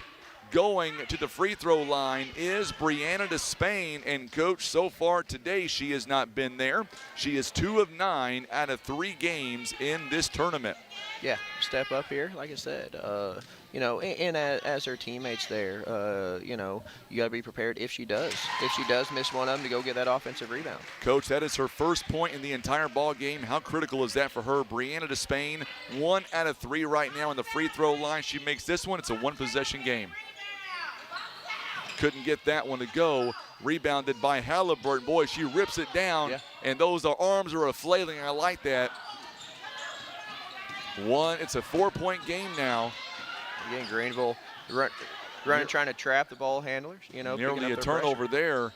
At 3-point basket, this is big. This was going to be short by Mathis. She has the only 3-point bucket of the game for Malden. That was way back in the first quarter when Malden was kind of running away with it. But, man, Coach Johnson and Greenville, they keep coming back. They're not going to go away quietly. Yeah, they're doing a great job of just continuing to battle. Coach's first year there at Greenville. But these kids are doing a great job. 3-point bucket by Loya. Boy, that's a nice shot. Big assist by Cohen. Yeah, big time shot. Then 37-30 now. So 37-30. This is a big possession by Greenville now. Big time possession for the Lady Bears. Despain to come right back with the answer. It's no good. Good job by Halliburton. Had a major collision down underneath. It's going to go out of bounds. More importantly, though, Dobbins went down hard on the floor, and she was kind of slow to get up, but she looks okay, which is the good news. Yeah, had 2 players there crashing the boards and just kind of incidental contact, ran into each other. But great effort by both of them. Presley Walk now getting it to Ella Walk, her sister. Ella Walk now going to do the smart thing, let her offense catch up. Ashlyn, or Ariel West rather, took 1 too many steps. Another unforced turnover, Coach. That's number 21 for the ball game. Yeah, and it's one of those things. Next possession here, get up, pressure them, see if you can get a turnover and get an easy basket. 37-30, and we're going to get a whistle here, and there's another turnover. So Malden not doing themselves any favors right now by giving the ball right back to Malden with 1:52 left. Yeah, down the stretch here, value the ball, be strong with it. Give them no options other than to foul you, send you to the free throw line. Big shot by Ella Walk is no good, and Dobbins with the rebound. We got a jump ball. Yep. Oh, no, it's not a jump ball. Oh, yes, it is jump ball. I didn't see that at first. So Greenville now with the possession. It's a big one for them. Can they turn this into points, though, is the question. 1:39 here in the ball game left, 37-30. Big audience right now watching us on YouTube and on Facebook. Jumper is no good by Ashlyn, or make that Ariel West, but she got her own rebound, and then she was fouled in the process, so that does 2 things. The clock will now stop. It gives you time to rest. And, oh, by the way, you can add 2 more points. Yeah, you know, and it allows you to set up that press again too. You know, no matter what happens here after these, but be able to set up your press and continue to put that pressure on Malden. Ariel West now. Another free throw presented by First Choice Insurance. 10 points on the ball game. She is 2 out of 6. She gets 1 more. This to make it a 5-point game again. It is up and it's no good. Rebounded by Mariah Loya. Coming up, it is our player of the game. Loya going up, and she'll draw the contact. And she's going to shoot 2 free throws herself to try to give them another big lead. Right now it's a 2-possession game. She makes one of these, it goes to a 3-possession game. That last foul, by the way, called on Presley Walk. First one by Mariah Loya, presented by First Choice Insurance. It's no good. She is 0 out of 3 today on the free throw line. For the tournament, she is 1 out of 5. Second one coming up, and it's also no good. This one's going to be batted out of bounds by Halliburton, it looks like. And Greenville now will take over with 1:28 to go, down by 6. Yeah, you know, Malden here continue their press, trying to put pressure on Greenville. Oh, what a great job there by Dobbins. She is so quick out there. She came from the other 3-point line, read the ball in the air. Great job of getting that deflection. 1:26 now. By the way, we're only in the first of 4 games today. If this is any indication of what's going to happen later tonight, blocking, oh, it's going to be a push, I believe, on Halliburton. Yeah. If it is, it's number 5. If it is, it's either they're going to call it on Cohen, rather. So Cohen is going to be calling for the foul. And so now Ella Walk, Walk, number 5. We're going to walk to the other side. Walk is 3 out of 6 tonight. How big are these free throws presented by First Choice Insurance? Yeah, you know, cut it to a 4-point game right here. Misses the first one. She'll get 1 more. This one to make it a 5-point game. Malden's got to make sure they block out here. You know, don't give Greenville a second opportunity if Ella misses these free throws. Oh, this one rims out, but an offensive rebound is no good by Ariel West. Another one no good. And the ball's going to be taken away by Dobbins. Boy, that was a huge missed opportunity right there. Dobbins goes up, it's no good. And the rebound on the floor, and it's going to stay with Malden. So Malden on the possession arrow will go to them with 1:07 to go. Good ball game here to begin with. Low scoring. Not what we thought it was going to be. Mathis from behind the arc, it's no good. Another offensive rebound by Malden. Yeah, you know, now Malden's taking care of the ball, kind of stalling a little bit here to end the game, and may force Greenville into foul. Cohen's shot is no good. Halliburton missed shot is no good as well. Now we get a whistle and another jump ball. This one's going to go to Greenville. So now Greenville will get the possession arrow. 45.4 seconds left. By the way, coming up, it is our player of the game presented by Senator Jason Bean. Coach Ron Riddle will get me a player. It'd be interesting to see who he chooses. Big shot taken by Ariel West. And now it's a 4-point game. Oh, Ella Walk nearly had a steal. Mariah Loya now. Cohen, and we're going to get a timeout here called by Malden, a full timeout. They've got 2 timeouts left. What a barn burner here to begin this big semifinal day here at Twin Rivers High School. Yeah, you know, if you're Greenville here, you got to make this game last as long as possible. You got to foul. They only have 3 fouls, so they've got to foul 1 more time or 2 more times before they even get in the double bonus. So you got to go for that steal. If you don't get a steal, foul real quick. You know, in our college game, it's a little different as far as shot clocks and all that stuff. So, you know, the games coached, you know, the strategies are a little different as far as that stuff goes. But here, 23 seconds left in this game, a 4-point game.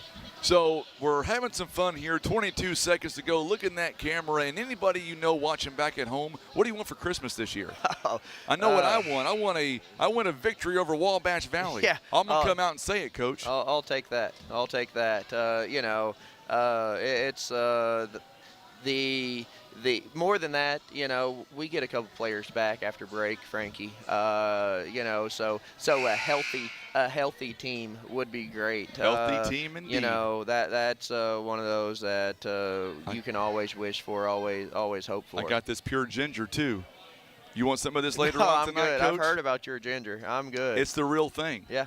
It's not a mirage. I'm good, Frankie. That is all you. 22.9 seconds left. And Greenville, there's a good job there by Ariel West, or make that Ashlyn West, rather. I think if she would have just held on to the ball somehow, they would have had a big steal. They got 3 timeouts, too. Yeah. You know, big possessions right here. And that one is tipped away. Angela Dobbins is going to be fouled by Ariel West, I believe. If it is on West, it's number 3. But they still have fouls to give with 17.6 seconds. So they're going to say she was in the act? Yes, she is. So. Yeah. I believe so. Smart play by Angela Dobbins there to go to the free throw line. First one is no good. They called that one, by the way, on Ashlyn West, not Ariel West.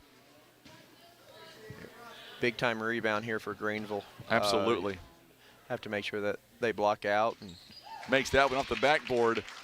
5-point game now. And now 16 seconds. Ariel West trying to get it to Ella. She does. And now Presley Walk for the 3 is kind of partially blocked there by Loya. We got a jump ball. And it's going to go to Malden. That was a great defensive play there by Mariah Loya to put a hand on it, just get enough, and that may be enough to end this ball game. Yeah, great job of flying at shooters, of you know, contesting that shot, because we've seen Presley knock down a couple the last few games. So great job by her. Absolutely.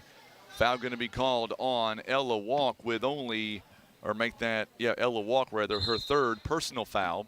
And we're going to walk the length of the floor now. We're going to shoot some free throws. Coming up after this contest, I believe we're going to be joined by the player of the game presented by Senator Jason Bean. I'll let Coach Ron Riddle pick that player. But, Coach, who do we choose from here today? There's so many candidates.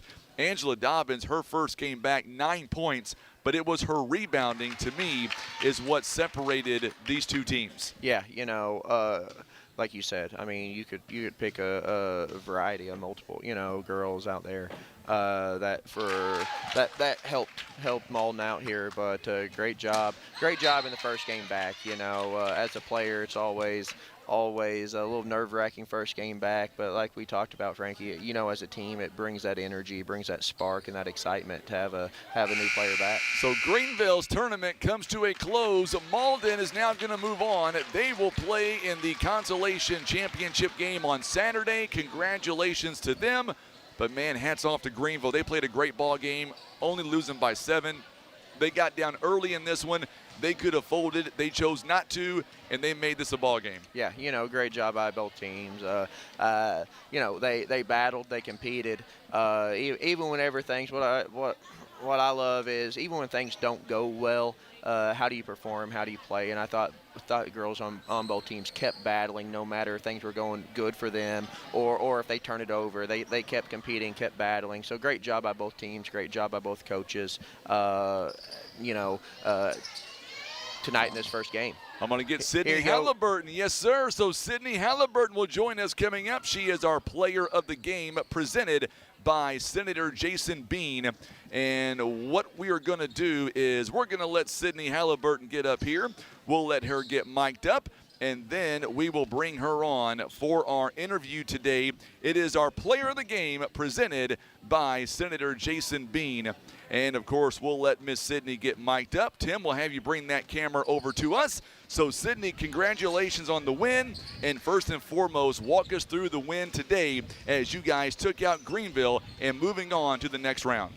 Well, we went into this, and we had, like, a good mindset. But then the refs and the players was calling names and start getting in our head. But then, I mean, we pulled out a win. We try to forget everything else and just play the game. 9 points, and this gets lost in the shuffle. 16 rebounds for Sydney Halliburton. Walk us through what was that like here today? And these girls, they was tough, and they got size on us. So, like, I'm the biggest player, so I just try to put a body on them, box them out. 4 offensive rebounds, 12 defensive rebounds, 44% shooting-wise. What was it like getting Angela Dobbins back on the floor? It seemed like that was a big spark you guys were wanting for a long time. Yeah, she ain't hurt no more. So we got 2 bigs, like tall people. So it was good playing with her from last year.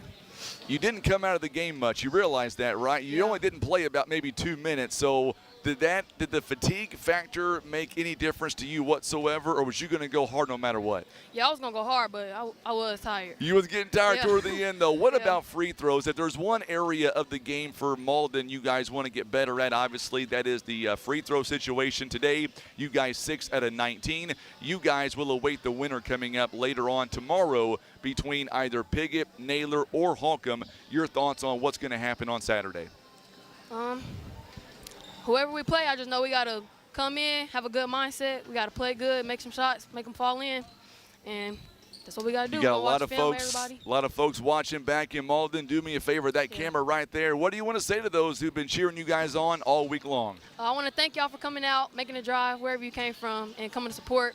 And also, all the pink we wear is for Miss Ashley. She passed away recently. And we love her, we love Roman, we love her family. Amen to that. And we want to see a big crowd coming up on Saturday, right? Yes. All right, go enjoy the win. Get some rest. We'll see you on Saturday. See you. You betcha.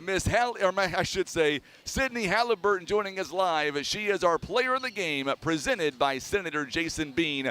All right. Greenville, they are eliminated today, 40-33. Malden with a big win. We're going to come right back with our starting lineups. Game 2 out of 4. It'll be Piggott. It is Naylor. It is on the way in about 9 minutes. You're watching live coverage. It is the Lady Royals Christmas Classic Tournament. It is presented by Southern Care and Comfort.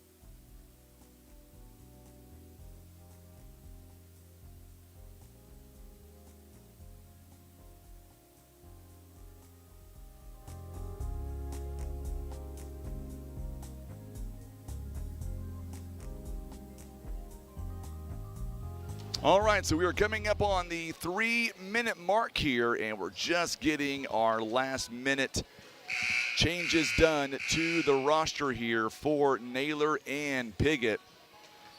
Naylor is going to be considered the away team here today just because of the jersey mess up, but we're going to get this all figured out. So Naylor will be the away team. Piggott will be the home team. And we're going to have our starting lineups coming up in just a little bit. Working on getting that into our stat program here. All right, so now we are about ready. So on the scoreboard, it's going to be a little bit backwards. And what I mean by that is just because of the uniform mess up, on the scoreboard, I've got Naylor as the home team. They were the original home team set for the ball game. But now it's going to be Piggott, the home team. Naylor will be the away team. So we apologize for the inconvenience there on the scoreboard. But we'll get through it. It was not our mistake. It just kind of happened that way. So coming up in just a moment, we're going to have the starting lineups here in just a few moments.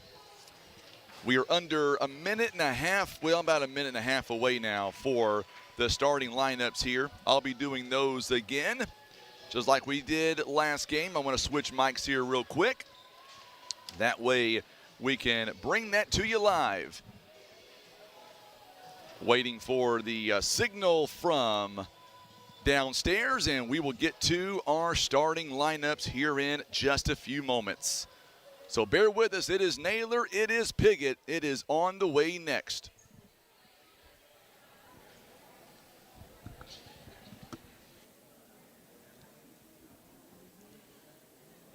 Good afternoon and welcome back to the Lady Royals Christmas Classic Tournament at Twin Rivers High School. Our second contest of the afternoon is a consolation quarterfinal. It'll feature the visiting team on the scoreboard, the Naylor Lady Eagles and the Piggott Lady Mohawks.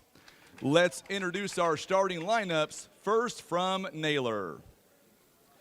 A 5'5" sophomore guard, number 11, Trinity Fattrell. A 5'6" freshman forward, number 14, Ella Cannon. A 5'7" sophomore forward, number 15, Olivia Mullins. 5'10" senior center, number 31, Chloe Mitchell. And a 5'6" freshman guard, number 35, Jaza Gillian. The Lady Eagles are being coached by Ed Moore, assisted by Faith Sullivan. And now let's meet the starting lineups for the Piggott Lady Mohawks. A 5'4" freshman guard, number 2, Brooklyn Langley. A 5'5" freshman forward, number 3, Madden Mack. A 5'1" senior guard, number 13, Morgan Rain. Ron. A 5'11" freshman forward, number 21, Libby Brantley. And a 5'8" senior guard, number 22, Riley Blasco. The Lady Mohawks are being coached by Chris Brantley in his third season, assisted by Laura Brantley and Madison Haley.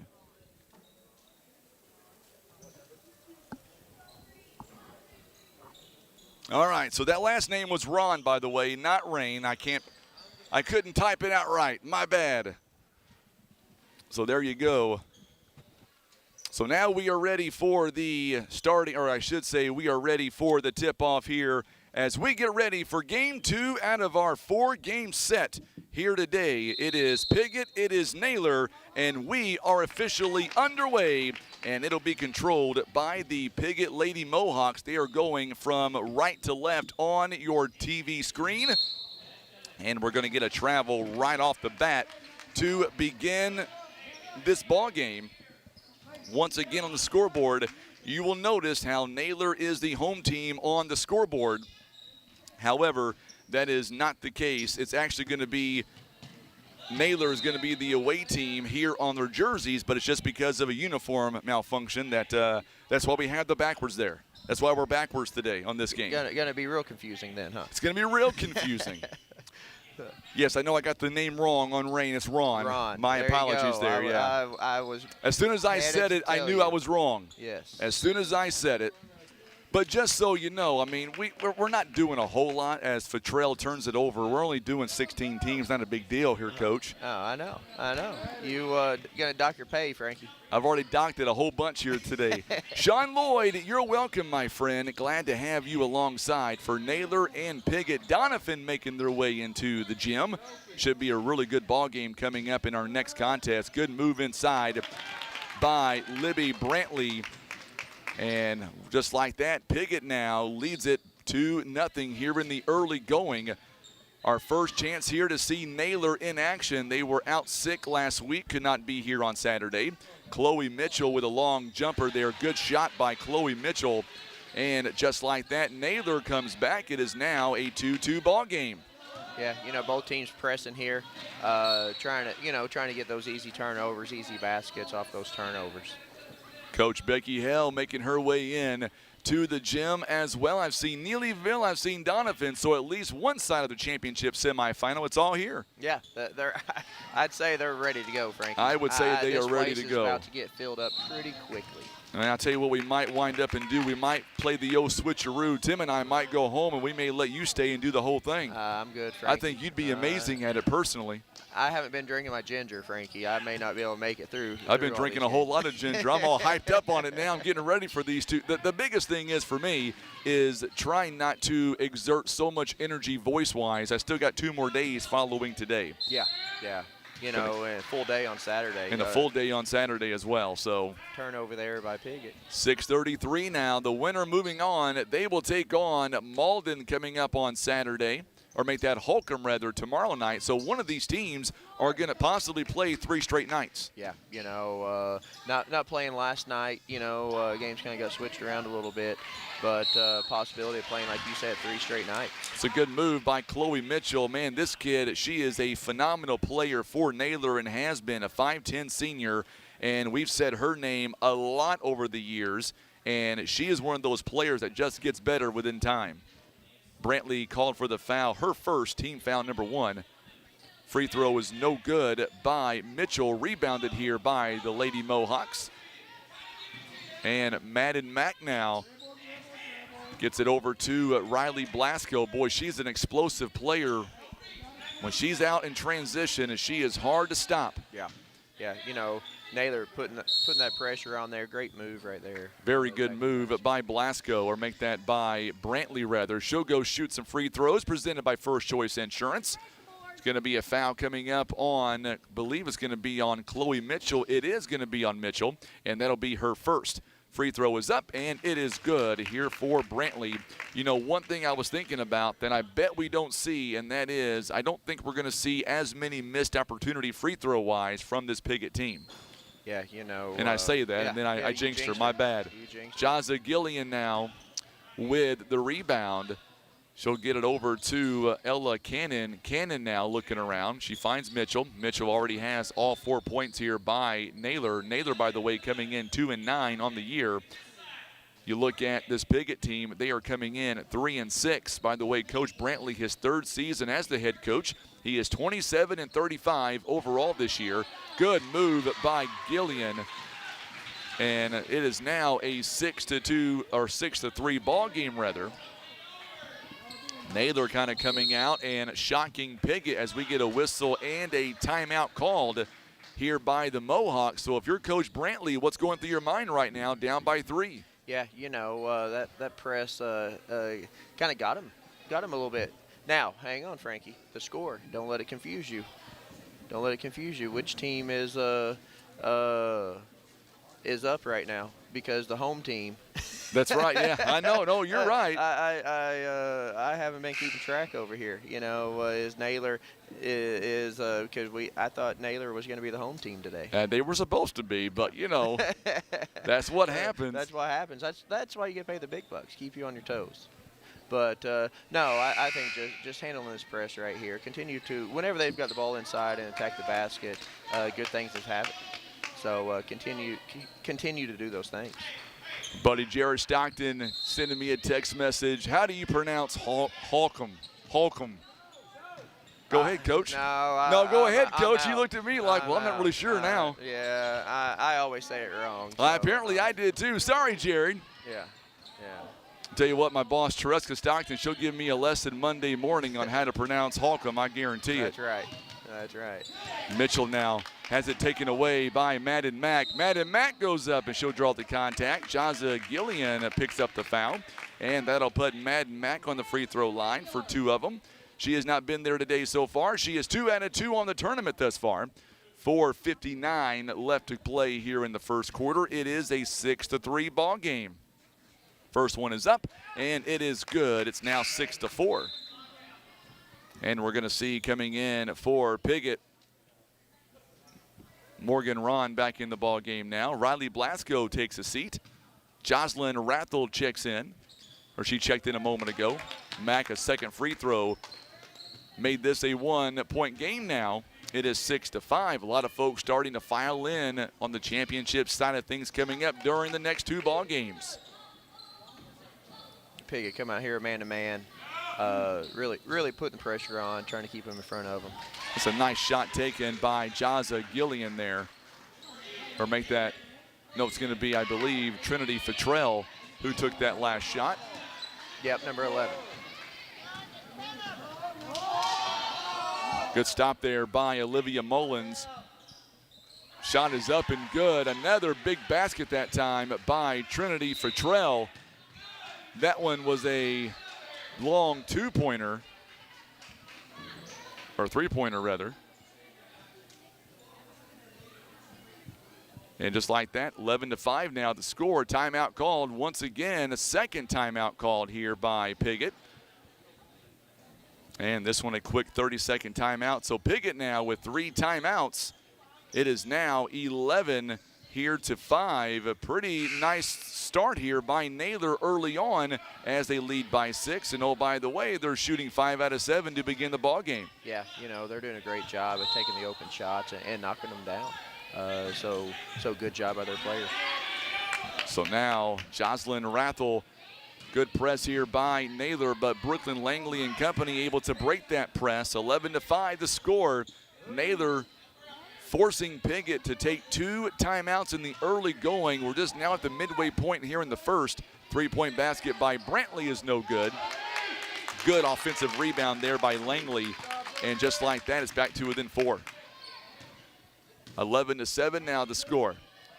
Got a chance to interview Sydney Halliburton for our player of the game last game. She was a great interview, and she told me having Dobbins back in the lineup was a huge spark for their team. Yeah, you could tell. You could tell. Not only was she excited to be out there, but like we talked about, Frankie, the team was excited. They had a little pep in their step, and excited to have her back.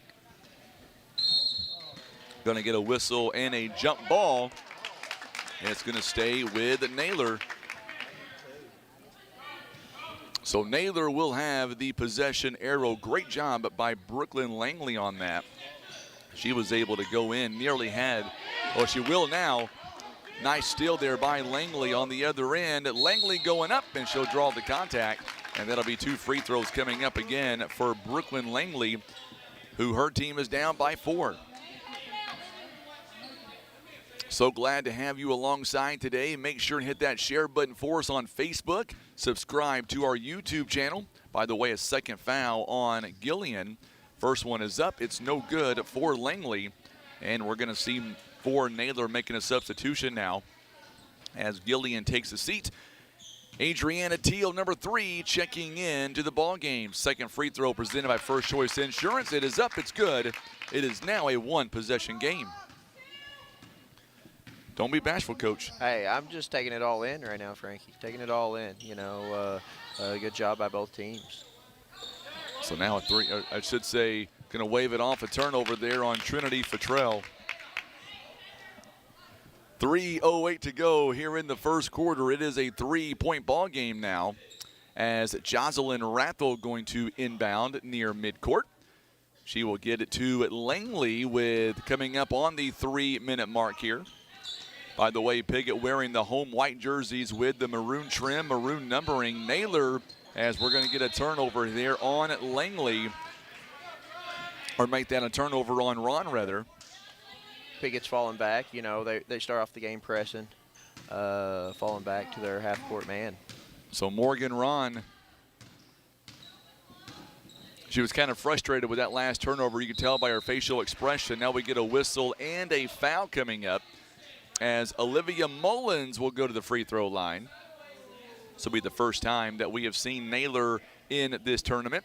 And that's a big foul on Libby Brantley, Coach. That's her second.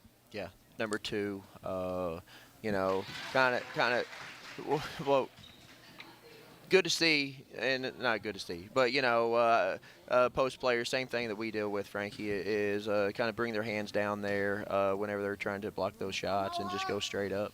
You know what I miss, and I was thinking about this yesterday when you and I talked about maybe doing some games together. I was thinking about this. I miss, and back then I was down there on the floor doing the PA and the music and the clock, but I missed the microwave of Maya Johnson. Yeah. When she played for Hayti. I remember being at one game down there, and she lit it up from downtown. Yeah, you know. 50-plus points. It was amazing. Yeah, I was at that game. She's doing the same things for us. Yes, she is. She hasn't hit the 50-point mark, but you know, several double-digit games for us. And one thing that she can really do is, like we talked about, she can shoot that ball.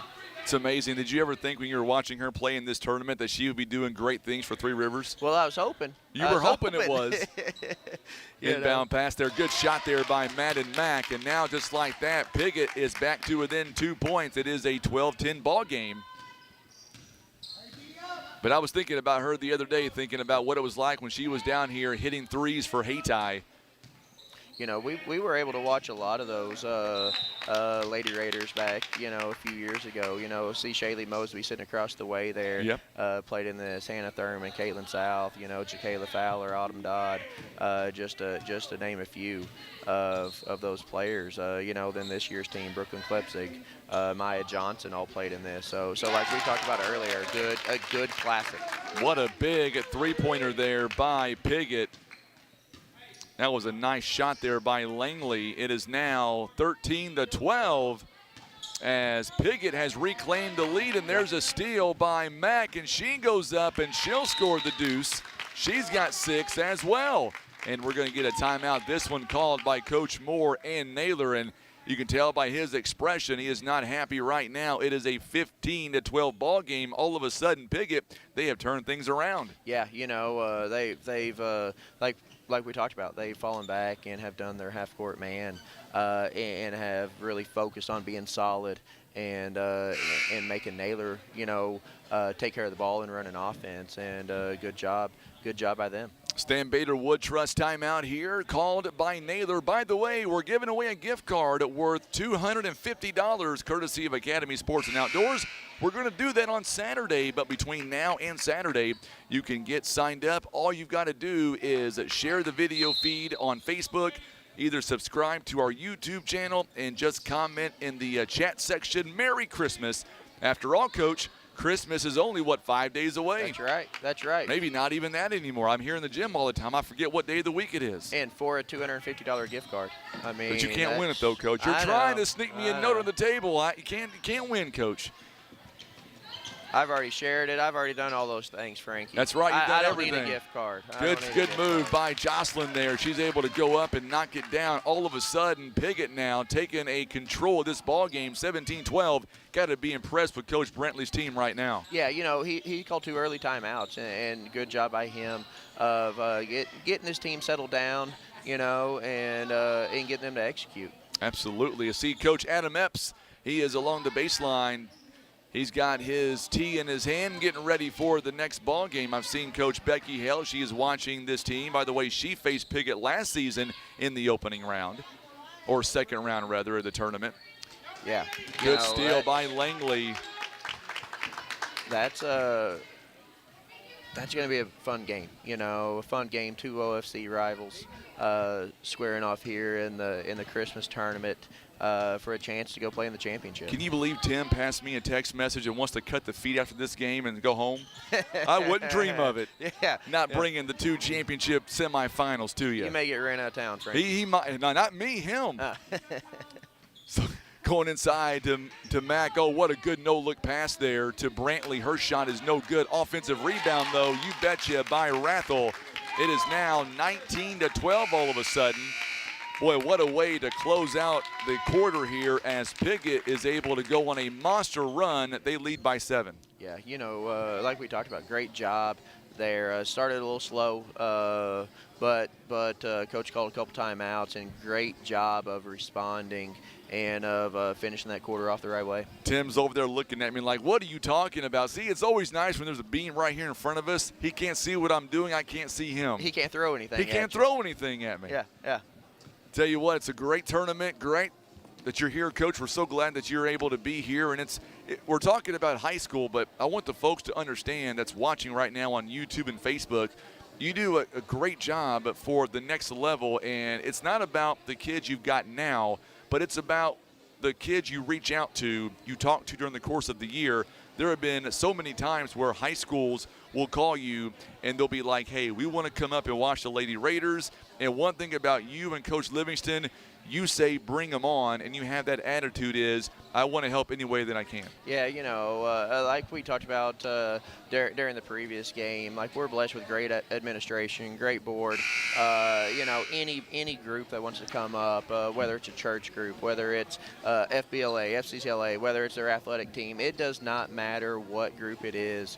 If they want to come up to a game, we will welcome them. We'll get them into games, and you know, we'll let them come in and you know, watch some college basketball. Absolutely. So from the start here, as Mack is able to get the shot off, it's no good. Rebounded here by the Lady Eagles, and now Piggott will go from left to right on your TV screens. Morgan Ron now, good job by her. She's able to knock it out of bounds.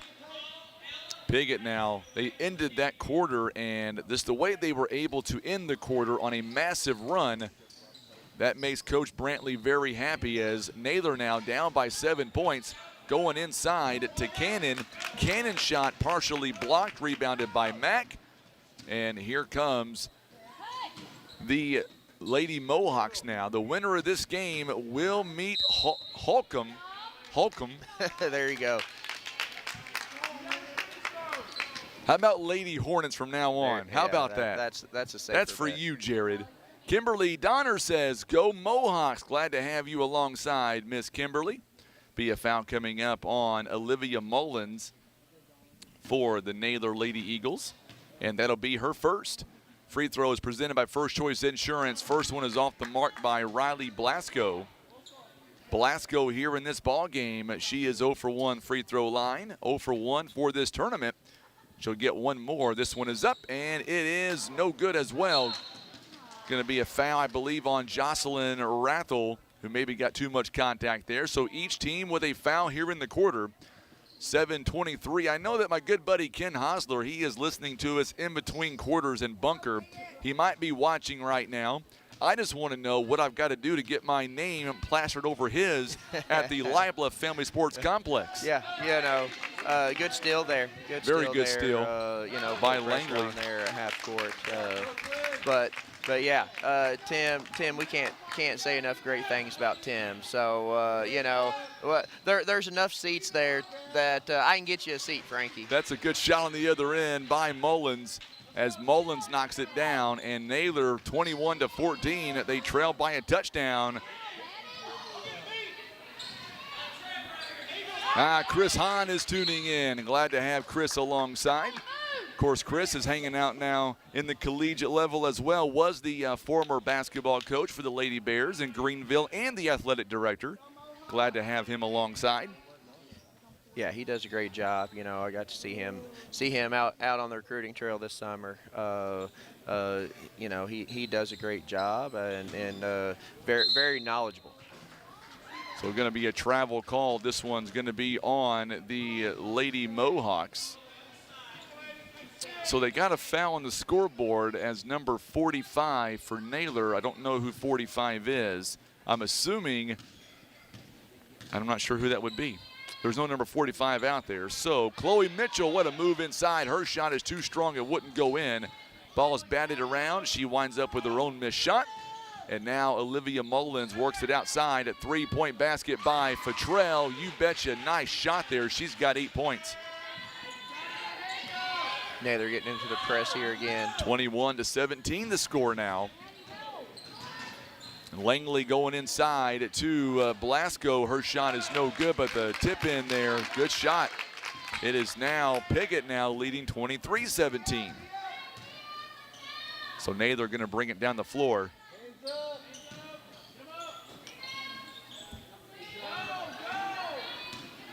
So here comes really Mack. looking to get out in transition here. Mack, she clears out everybody. She's got 10 or make that 8 points here in the ball game. 25-17. Just when you see Naylor making a comeback, here comes Piggott right along with them. Yeah, you know, good job pushing the ball after missing makes. Piggott really looking to get those easy baskets in transition. So Brantley with the rebound there. Three-point bucket by Madden. This one is no good. And they're going to call, I believe, a walk turnover on the Lady Mohawks. 25-17, 5:15 to go here in the first half. Coming up at halftime, we'll break it all down for you. We'll get you set for the championship side of things coming up. First game up is Doniphan and Neelyville. Mitchell's shot is no good. It got tipped around. Boy, good job by Mitchell, not giving up or not giving an inch either. She'll draw contact. She'll shoot some free throws coming up, presented by First Choice Insurance. Yeah, good job by her staying with the play, you know, continuing to battle. That's going to be a second personal foul on Jocelyn Rathel, her second. Free throw by Mitchell is no good, presented by First Choice Insurance. She started the game with 4 straight points and hasn't scored since. 25-17 the score. Second one is up and good at 25-18 now. Yeah, and Piggott's doing a good job of whenever she catches it, collapsing defensively, having active hands on the defensive end. This one, a long pass to Brantley. Good job by Brantley tracking it down. Brantley now back out to the top of the key. Langley right back into her. Brantley's shot is up and good. That was a nice pass by Langley. Yeah, good high-low right there.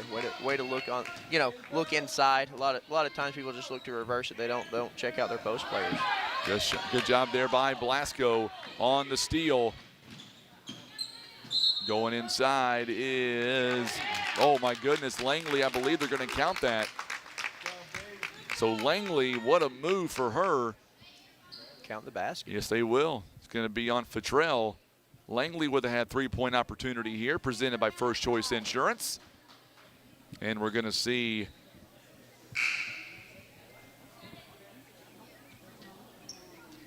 for the Lady Mohawks, we're going to see Matt and Mack taking a seat. Back in is Morgan Ron. First one is up by Langley. She's got 11 here in the ball game. It is now 30-18 all of a sudden. Jalen Winder checks in, by the way, for the first time. Good three-pointer look. Oh, it looked good on the way up. Good job there defensively as Futrell could not get the shot to go down. And here they go pushing the ball, you know, trying to get the offense going before Naylor has the opportunity to set up their defense. And they did, and they were able to get that three-point bucket that time. Great shot. It is now 33-18 the score. So all of a sudden, Piggott not messing around. They are hammering right toward Naylor. Mitchell staying in their man-man, and that's what they've done. They've done a great job of just getting deflections, Frankie. Another steal. Another steal there. So another turnover. Ella Cannon back in the ball game, also checking in. And we're going to see for the Lady Eagles, it'll be Trinity Fertrell taking a seat. And coming in, I believe it's Lexi Holcomb. Yes, it is.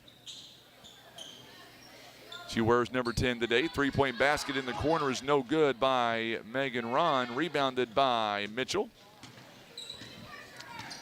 33-18 the score. Yeah, we'll see if Naylor here can't, close out this half on a positive note, cut into Piggott's lead here.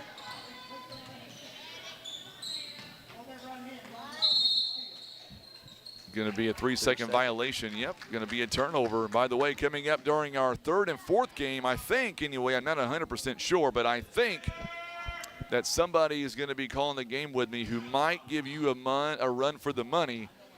Seth McBroom. Maybe you heard of him. I've heard of him. The mayor. The mayor? The mayor. You got to give me that story on that one eventually.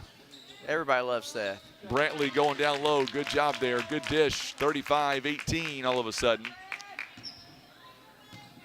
You probably get a few more stories from him and Coach Walk, Nathan Walk. Big shot there by Chloe Mitchell. She's got 7. 35-20 now. You see Naylor's backed off their press a little bit to try to keep Piggott here in the half court, and execute their offense. So, like I said, be interesting how these final 2 minutes go here. Good job. Oh, good job by Brantley. Brantley's shot is no good. Mitchell with the rebound. Brantley took that out of midair. Could have been a turnover. Probably should have been a turnover, but she wouldn't allow it to be. It's always good whenever you have players that can go up and get it. So Mitchell doing a good job. Still with the ball. Goes inside. Shoots. It's no good. Ball goes out of bounds. And last touched, I believe, by Piggott. Yep, going to be out of bounds on Piggott. So make that 2 minutes to go here in the first half. 35-20, 15-point margin. It's going to be taken away as Madden Mack back in the ball game now, making her presence felt. There's a pass inside good to job, Rathel. Good job. Yes, sir. Madden Mack, another 2 points for her. She's got 10 now. 11 by Langley, 10 by Mack, 7 by Brantley. 37-20, a 17-point game right now. Naylor slowing it down a little bit here, making sure they execute offensively, get a good shot. Good job again by Mack. Somehow nearly had a steal. She might wind up with a steal. Ball's on the floor. Good hustle. Very good hustle. Oh, they called a foul, I believe, on Morgan Ron, I believe. I think it's going to be a foul on her. Yeah. Yep, going to be a foul. Yep. Frank, I could never do that job, by the way. No. It's a tough job, and I'm glad I'm not doing it.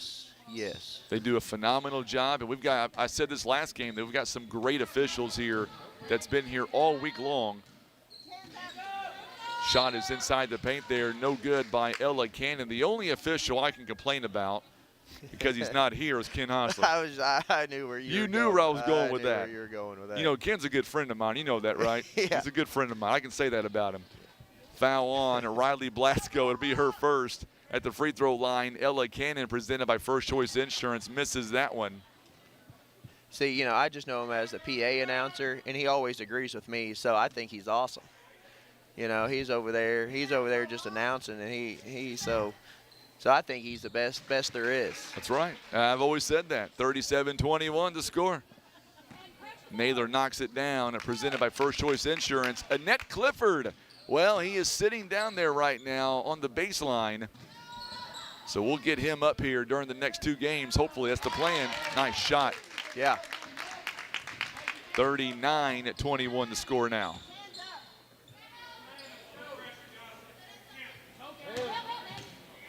I'm impressed with the way Mack is playing here today. Yeah, being aggressive, on both ends. Once again, there's another steal.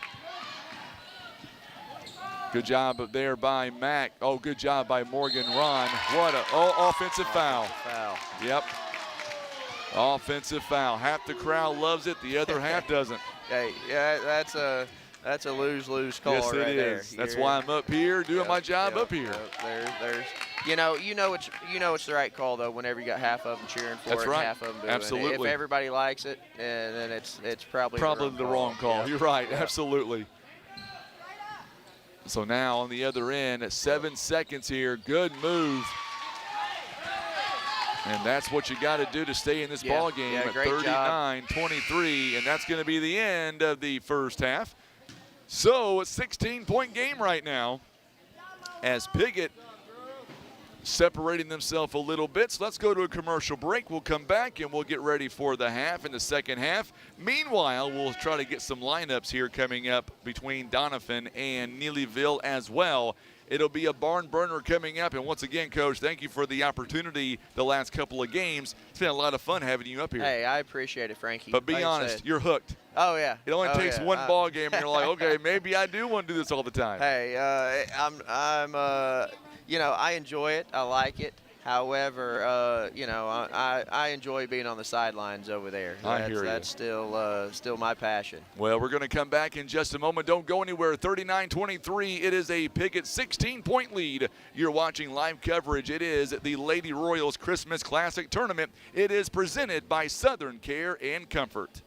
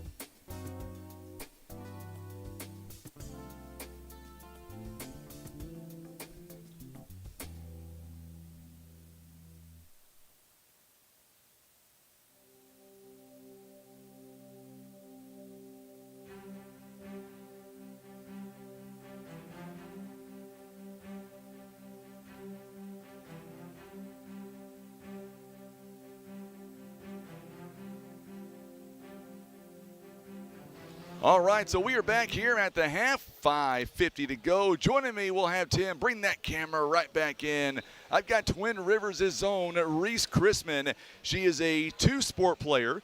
She plays for the Lady Royals in basketball and in softball. So glad you were joining us, Miss Reese. Yes. It's about time. I've been trying to get you on the mic for a long time, and you're always avoiding me. You say you're nervous. I'm a little nervous. Don't be nervous. So let's talk about this tournament. You're a junior now. You've been here 3 years. It is one of the premier tournaments in all of Southeast Missouri. Mm-hmm. Let's talk about you're doing some kind of Christmas cash, right? Yes, I am selling Christmas cash tickets. You got to turn it around at the camera so we can see it. There you go.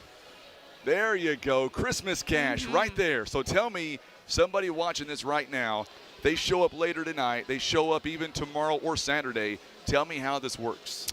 You can come to me. Come to you. Not anybody else. And she's because I got some more to sell. And she's number 10. No, I'm kidding. She's number 4. You can come to me and you can get 1 for $5 or you can get 5 for $20. Okay. You have a chance to win $600. Okay. Then the second prize is $300 and then the third prize is $100. And we're going to make those announcements coming up, I believe, on Saturday, right? Yes.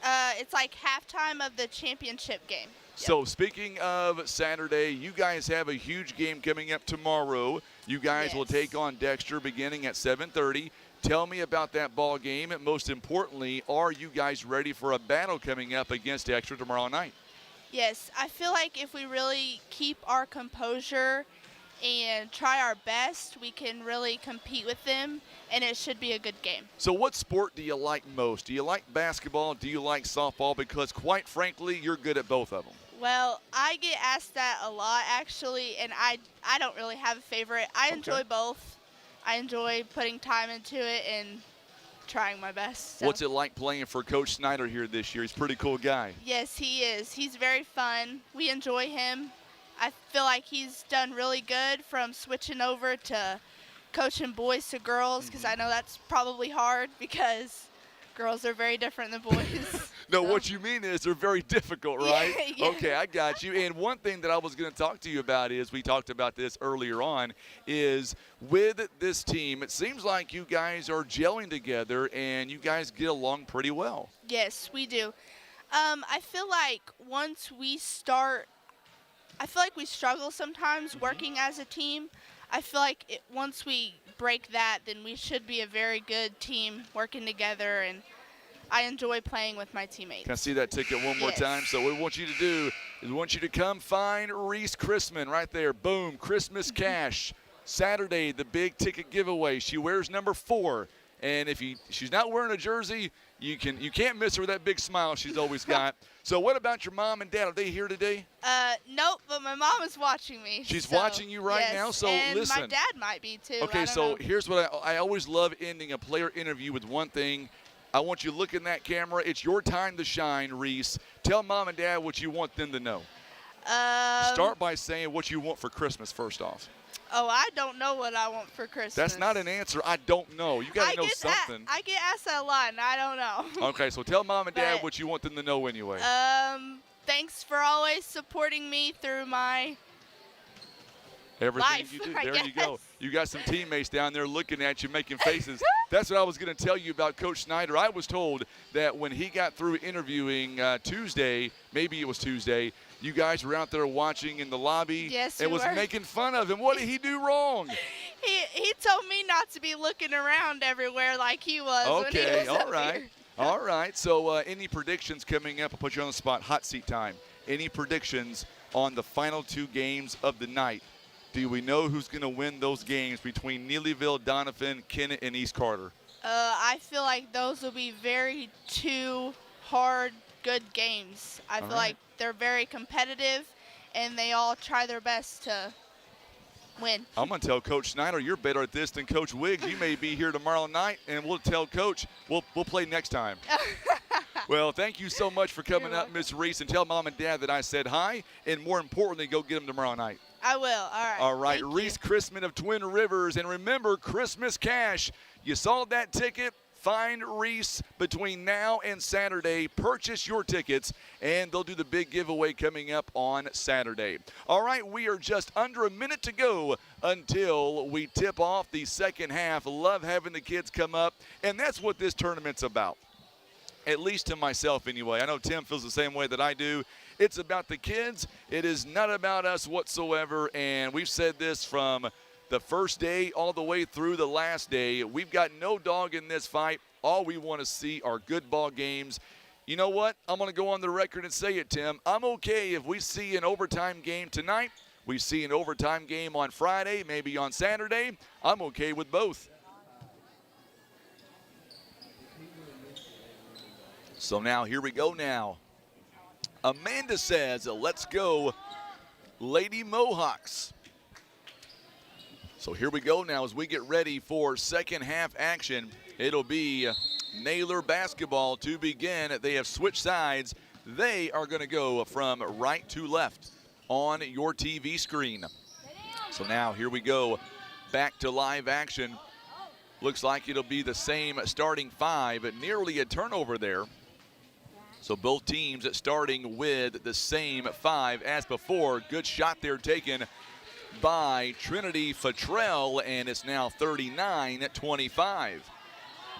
On the other end, Naylor back on defense. A nice jumper that time by Blasco, or make that Brantley rather, is no good. Rebounded here by the Lady Eagles. So Fattrell bringing it down the floor.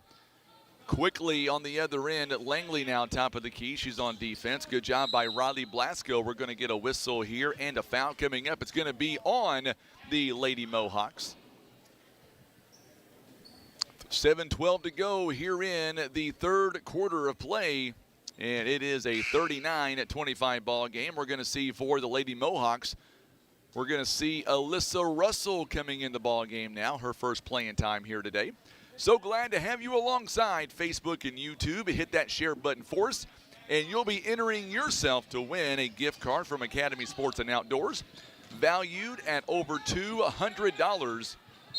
We're going to be giving it away coming up on Saturday, and all you got to do is share the post. You can comment Merry Christmas in the chat category and subscribe to our YouTube channel. One of those ways. Turnover there by the Lady Mohawks. Look who's joining us now, Coach Wiggs. Yes, welcome back. You made your way back from the hospitality room, I can see. No, I'm kidding. I'm kidding. Two for two, Frank. 2 for 2. 7 minutes to go here in the third. Had a chance to interview Reese Chrisman there at halftime, and I was saying as Chloe Mitchell bangs in a shot there, 37-29, I was telling Tim and everybody else watching that this tournament is not about Tim and I, but we love having the kids come up here and just talk to their families, talk to the viewers, because this tournament is all about them. Frankie, you guys do a great job. I mean, like you just said, and there's no doubt that you guys put the kids, put the teams, put the coaches on display. You know what I mean? And so hats off to you and Tim. I mean, you guys are the best in the business, and so we appreciate it. I told Reese that I might tell Coach as we see a timeout called here by the Lady Mohawks. They will have 2 timeouts left. I was telling that eventually we're going to wind up, and I'm going to tell Coach Snyder that Reese does such a good job. I may have her stay up here tomorrow night while they're playing Dexter, and she'll catch them next time. Hey, he may not like that too much, though. You know, people are doing the mic'd up thing while they're in action now. You can just put a headset on. Might as well. On them and just let them play with it. Tim can run a core down there. Not going to be a big deal. That's right. I mean, we don't keep up with him and run. We don't want someone to trip, obviously, but hey, we'll do what we got to do. It is a great time. It's a great tournament as well, and I said this before. I'm thankful, blessed that you were able to come up here and hang out with me the last couple of ball games, and it is a lot of fun. You know, I'm seeing some former players make their way in, like Grayson Kirby there from Doniphan. She's played in this tournament. They've won this tournament 2 years in a row, so she knows what this game is all about. But it's amazing how many former players come back to watch the action and watch their former teammates play in a game where the last couple of years it's been the championship game. Yeah, like I said, this is a big tournament. Big tournament. You know, me not being from around here, Didn't realize that. And then whenever I first came over here with Coach Walk and saw how the crowds were and how excited everybody was, this is a big tournament for Southeast Missouri. By the way, that last foul a moment ago on the Lady Mohawks, it was called on Blasco. Good steal there by Mack, and here comes the Mohawks. 39-27 the score. Naylor went on a little run, a couple timeouts by Piggott, kind of the first half all over again. We'll see how Piggott responds. Boy, Naylor, they're responding quite well with a big steal of their own. And now Gillian goes up, and she will draw the contact. She's got a couple of points, and she's going to shoot 2 free throws on the way. We were talking to Coach. The good news is I was talking to head coach Becky Hale during the halftime before we interviewed Reese Chrisman, and she was telling me that she feels like her team is on the up and up when it comes to the sickness. So hopefully that is the case, and I would love to see Doniphan players as well 100% and watching these two heavyweights go at it. Yeah, several schools in the area canceled this past week, and so you always want, as a competitor, you always want, and as a spectator, both teams to be 100% and want to see that battle. Absolutely. It's going to be a fun one coming up. 6:10 to go here in the third quarter, 39-28. What I like about this team, what we're seeing right now, is I like the fact that Naylor, they got down big, but they're chipping away. Like right there, we see another turnover there. And Naylor wants to do what Greenville did, making this a ball game second half. Yeah, every possession matters. Making every possession important, and great job right there. Good UCLA cut, get to the basket. Absolutely. Going to the free throw line is a Trinity Fattrell. She's got 10 points here in the ball game. And of those 10 points, she has not been at the free throw line until right now. She is shooting 4 out of 6 today so far. First one is up. It is no good, presented by First Choice Insurance. And we're going to see coming back in the ball game now is Blasco. Blasco, remember, has 2 fouls in the ball game. Second one is up, and it is good for Trinity. She's got 11 points now in the ball game. Several Mohawk fans making their way, or they've been here all night. Yeah, 10-point game, Frankie. It is. Don't look now. Got it. Naylor's back to pressing. Good job there by Jocelyn Rathel. Able to break that press. Mack now, boy, you got to watch her and put a body on her. This one's going to be knocked away. Good steal there by the Lady Eagles. And another turnover by Piggott. That is number 11 in the ball game. Naylor has 15. Mitchell, good job getting her own missed shot. Boy, she has been a special kind of player for the last 4 years. And like you said a moment ago, Coach, it's now an 8-point ball game. Yeah. 39-31. Now we're going to get a whistle here and a unforced turnover there by Jocelyn Rathel. And that is turnover number 12. And we're going to see coming right back in for Piggott. We'll see Brantley coming in for Morgan Ron. And tell you what, when Brantley and Blasco are on the floor together, this team is much different. Yeah. They just you can tell confidence and everything out there on the floor. That they do a great job together. They really do. And this team fighting to play tomorrow night. There's a big steal there by Brantley. Brantley going to go coast to coast and able to pull it up for 13 points. It is now 41-31, back to a 10-point game again. It is just after 6 o'clock. And we're going to get a walk here by the Lady Eagles. So another turnover. It's going to go right back to Piggott. Piggott now. Full court pressure a little bit here by Naylor. It's a 2-2-1 press. Piggott rather able to beat it. Mack, good pass inside to Brantley. Brantley goes around, it's no good, but look, waiting in the wings is Blasco. Great job crashing the weak side right there. I mean, I'm somebody just said a moment ago that they're a different team when those two are on the floor. I mean, I don't want to say who it was. Yeah. That guy might be a genius. He's pretty smart. Yeah, right. Mitchell now steps inside the paint, 43-33. Naylor, I like the way Naylor's playing. They're fighting for their lives to stay in this tournament. There's a good job there. Good steal by Fattrell. Jaza Gillian going to go in, and we're going to get a foul. I believe it's going to be on Mack, and if it is, it's number 3 on her. That's 4 team fouls now for the Lady Mohawks in this quarter. 3:51 to go.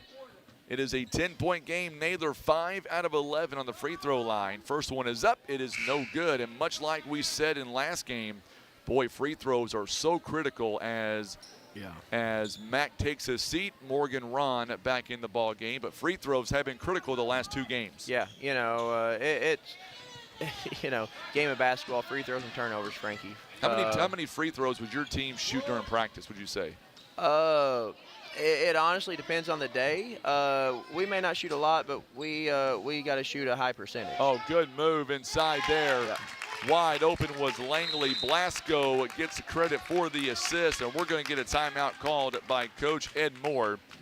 And it's now all of a sudden back out to a 12-point ball game, a 30-second timeout. It is a Stan Bader Wood Trust timeout.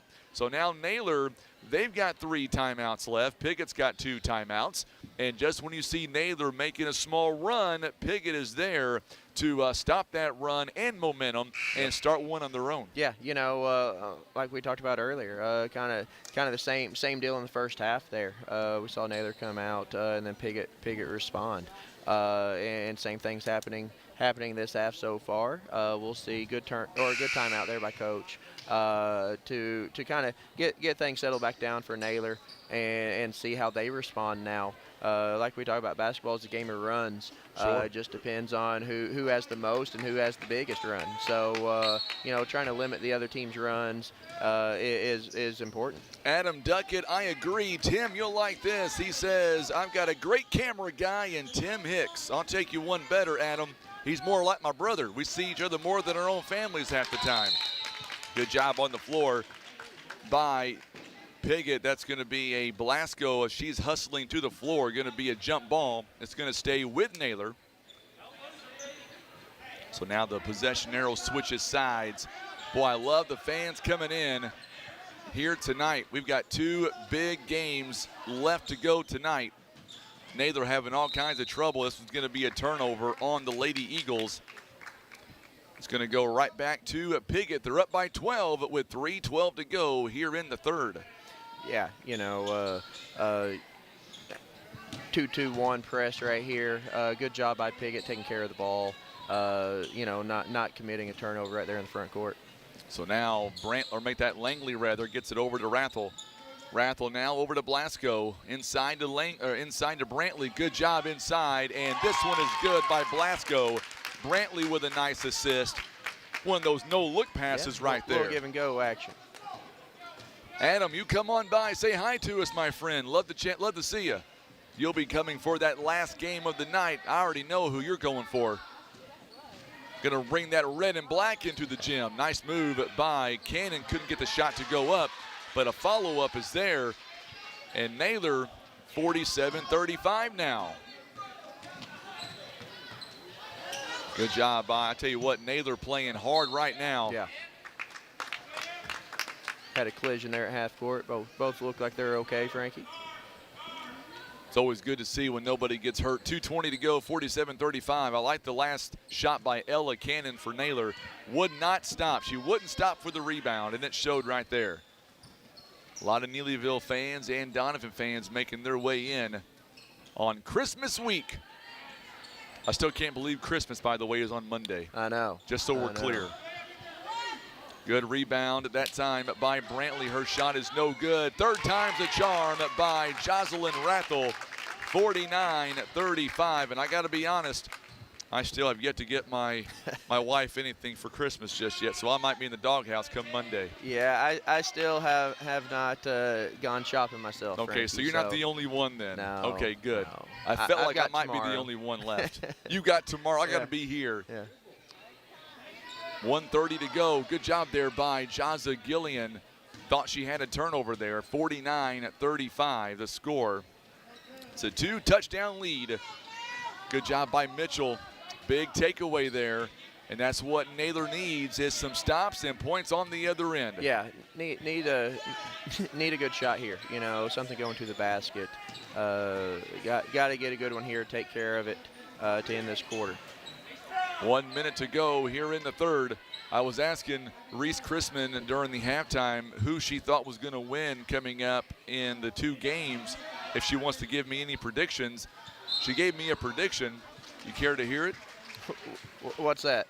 Whichever team scores the most points. That's That's not a prediction. That's a spoiler, I guess. Yeah. Foul going to be called as Ella Cannon able to get her own missed shot. She'll go to the line, and Riley Blasco now with her 3rd personal foul. That's a big foul. Free throw is presented by First Choice Insurance. First one is up and no good. So now we're going to have to see a substitution as Blasco comes out. On the other end, Winder comes out, and Olivia Mullins back in.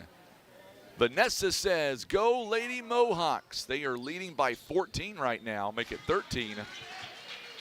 Good free throw presented by First Choice Insurance. A lot of folks making their way in now. Yeah, it's like I said, if you're a basketball fan, if you're in the area, come on out. You're not going to be disappointed with the last 2 games. I know who that lady is. That's McKenna Monahan right in front of us. She's played in this tournament a few times. She wore number 2 for Doniphan. She was a great player. Futrell with a big 3-pointer. 49-39 now. It's back to within 3.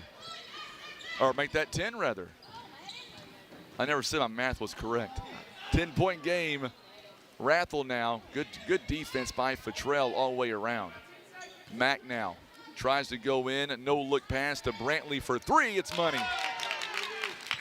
That was a great shot by Libby Brantley there. Back to 12. And boy, that was a big shot by Brantley as the quarter came to an end. Yeah, great drive and kick right there. You know, good response there to end the quarter. It really was. 52-39. So I know you're about to do something different here tonight. You got a very busy night planned. So I do want to talk about real quick. I want to talk about the fact that first off, to your team and to your family, first and foremost, Merry Christmas. But secondly, let's talk about with the camera on you, Coach. Let's talk about when you guys come back from Christmas break. Your guys' schedule really takes off. And first and foremost, we got Wabash Valley. Yeah, you know, like we talked about, girls come back next Friday, the 29th. Then we'll go get after it starting on the 30th. And first game back is Wabash Valley. One of our 2 losses on the year. I believe they're top 10 in the nation. I believe they're 7th. So we head to Wabash Valley on the 6th of January. And be a great top 10 matchup in the country to start the new year. So I know the girls are excited, you know, and another opportunity because you know, with our 2 losses this year against ranked opponents, kind of, you know, we've got to continue to get better. You know, work on some things. So hopefully they're enjoying the break. Resting, relaxing a little bit, and they'll be ready to go whenever they get back. You know what I want to see at the Lively Family Sports Complex, Coach? What's that? I want to see a sold-out capacity crowd to watch some Lady Raiders basketball sometime this season. That would be a lot of fun. Yeah. I'm just saying. Yeah, that'd be awesome. You know, we have some of the best fans in the country. So one of those deals that we'd love to have everybody come out and support us and to watch the young ladies. The only thing is, we see a foul there called by Naylor. The only thing is, if we're able to achieve that here, what we're going to have to do, and I hate to do this, I really do, that night, we got to tell Ken Hosler he's off for the night, and I'll be doing the PA for him. There you go. There I you go. I like it. Free throw is up and good by Madden Mack there. Another free throw presented by First Choice Insurance. Last foul, by the way, on Chloe Mitchell. It is her 2nd, team's first. Mack with 13 points on the night. 2nd free throw coming up, and this one rims out. It's no good. It looked good going down. Gillian with the rebound. Good job by Naylor trying to go in. 3-point by Futrell. Knocked that one down. Saw that one going in at 53-42 now. 11-point game here, Frankie. You know, Naylor needs to step up here, get some stops in a row to get back in this thing. You may not be able to get out of here, Coach. I'm looking at the lobby down there, and there's like a lot of people filing in. Yeah. Good move by Langley. She's able to power her way inside the paint. And 55-42 now, 13-point game, their largest of the ball game. Boy, good move by Mitchell. High arcing shot, it's no good. I'll get my own missed rebound, she said, but shot is no good. Rebounded that time by Blasco. And here comes Madden Mack now. Mack, Euro step, you betcha. That one was a nice step, Nice 15 points in the ball game for her. 57, make that 58-42 now. No, it's 57. I'm not sure. The scoreboard there is wrong, not ours. 57-42.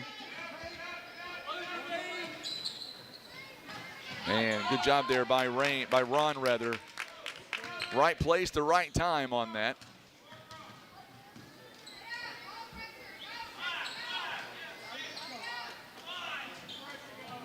Oh, good job there. Good job by Mullins to reach in and take it away. Possession arrow is going to favor the Naylor Lady Eagles. We'll see what Naylor comes up with here. They've been going high ball screen, rolling. Good job there. Tell you what, these two teams both playing. It's an elimination game for both, trying to advance to tomorrow night. Good job by Mitchell on the steal. I see East Carter making their way into the gym now. Three-point basket is good again by Trinity Fattrell. Nice shot. It's once again a 12-point game again. They just keep hanging around, keep battling. She is 5 out of 6, by the way, from behind the arc, 83%. Good job move, there yes it by is. Piggott, handling that press. 59-45. Good job again, another steal by Brantley. And once again, Mack gonna go up, and it's good. Mack, 17 points here in the ball game. I'll tell you what, she has really had herself a ball game. Yeah, played really well. Shared the ball really well. Made open shots, been aggressive offensively. Good game tonight by her. So now Fattrell coming up on the 5-minute mark here. Up next, it is the championship side of things. Oh, good. You can hear that from up here. Yeah. Libby Brantley called for the foul. Sometimes the mics don't lie. Yep. Sometimes, unfortunately, they can hear them. Yes, they can. 4:56 to go in the ball game. Third foul on Libby Brantley. Chloe Mitchell going to go to the free throw line. First one is up, and it is no good. Free throws are presented by First Choice Insurance. Second one by Mitchell coming your way. It is up, and it is good. 62-46. So Madden Mack, 18 points. Langley, 17 points. We talked about presses and taking care of the ball. That's one thing Piggott's done a good job of tonight. They really have. Handling Naylor's press, not having any unforced turnovers. And this one's going to go out of bounds here. Turnover by Naylor. Good defensive pressure by Piggott, able to force that turnover. So Piggott is making their case right now to play for tomorrow night, to play for an opportunity to play in the Consolation Championship game. And the way they're playing right now, it's going to be hard for anybody to hang with them. Yeah, they're playing really well. I think at their age, I think back-to-back, they're probably okay and used to it. Once you get our age, Frankie, it may be a little tougher for us. Right. But at this age, I think that they'll be able to bounce back, back-to-back days. And What about back-to-back-to-back? And that's where it gets a little tougher. Same thing with our girls. Back-to-back, we're usually okay. Then those back-to-back-to-back days, that's where it gets a little more challenging. So now Jaza Gillian taking a seat. Back in for her, Jalen Winder. Brantley now with 13 points. Free throw presented by First Choice Insurance. You betcha. 64-46. I'm just impressed with the way that Piggott has come out. They rebounded from their opening round loss against Twin Rivers. This does not look like the same team that we saw last Saturday against Twin Rivers. Yeah, you know, they're doing a great job, and you know what I've been impressed with is here down the stretch, you know, when the game's you know, on the line, so to speak. You know, Naylor's done a good job of cutting into their lead. They've held their composure, and they've made the plays to increase their lead here. Absolutely. That last shot by Mullins was a long two-pointer, not a three-pointer. 64-48. Under 4 minutes to go here in the ball game. And then we're going to reset everything and get ready for the championship side on the bracket. Going to get a whistle and a foul coming up. Well, Coach, I hope you've had a lot of fun up here. I know I've had a lot of fun having you up here as well. Yeah, I been appreciate great. you inviting me. You know, big shoes to fill. You know, whenever you have those special guests up here, Frankie. You know, Nathan Walke, you said Seth McBroom's coming in later on. Well, he might be coming up. I haven't seen him since he said he was going to be up here, so I'm not sure where he snuck off to. Well, if not, I see the other brother over there, so I'm sure you could get one of the McBroom boys up here. I see Cade over there. You know, Cade, he's the one that took a shot at you to begin with. Yeah. I think he was the one that started the whole thing with you anyway, so yeah, we may have to get him up here. Yeah, you know, call me bald, you know. He did say that, you're right. All I know is I see the lights glaring off of his head over there. That's right. So, big steal by Kennett. Kennett is going to have the shot knocked away. 3:14 to go here in the ball game. Piggott.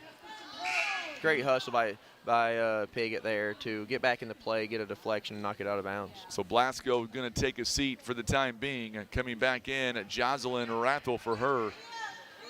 She's played really good too. Jocelyn 8 points here in the ball game. Coming up on the 3-minute mark here in the ball game. And that one's a high shot. This one hits the top of the rafters there. And Mitchell will go to the free throw line. Brooklyn Langley, I believe, calling for the foul. It is going to be on her. It's her first, and Mitchell with 14 points in the ball game. She is 2 out of 5 on the free throw line, missing that first one presented by First Choice Insurance. She'll get one more.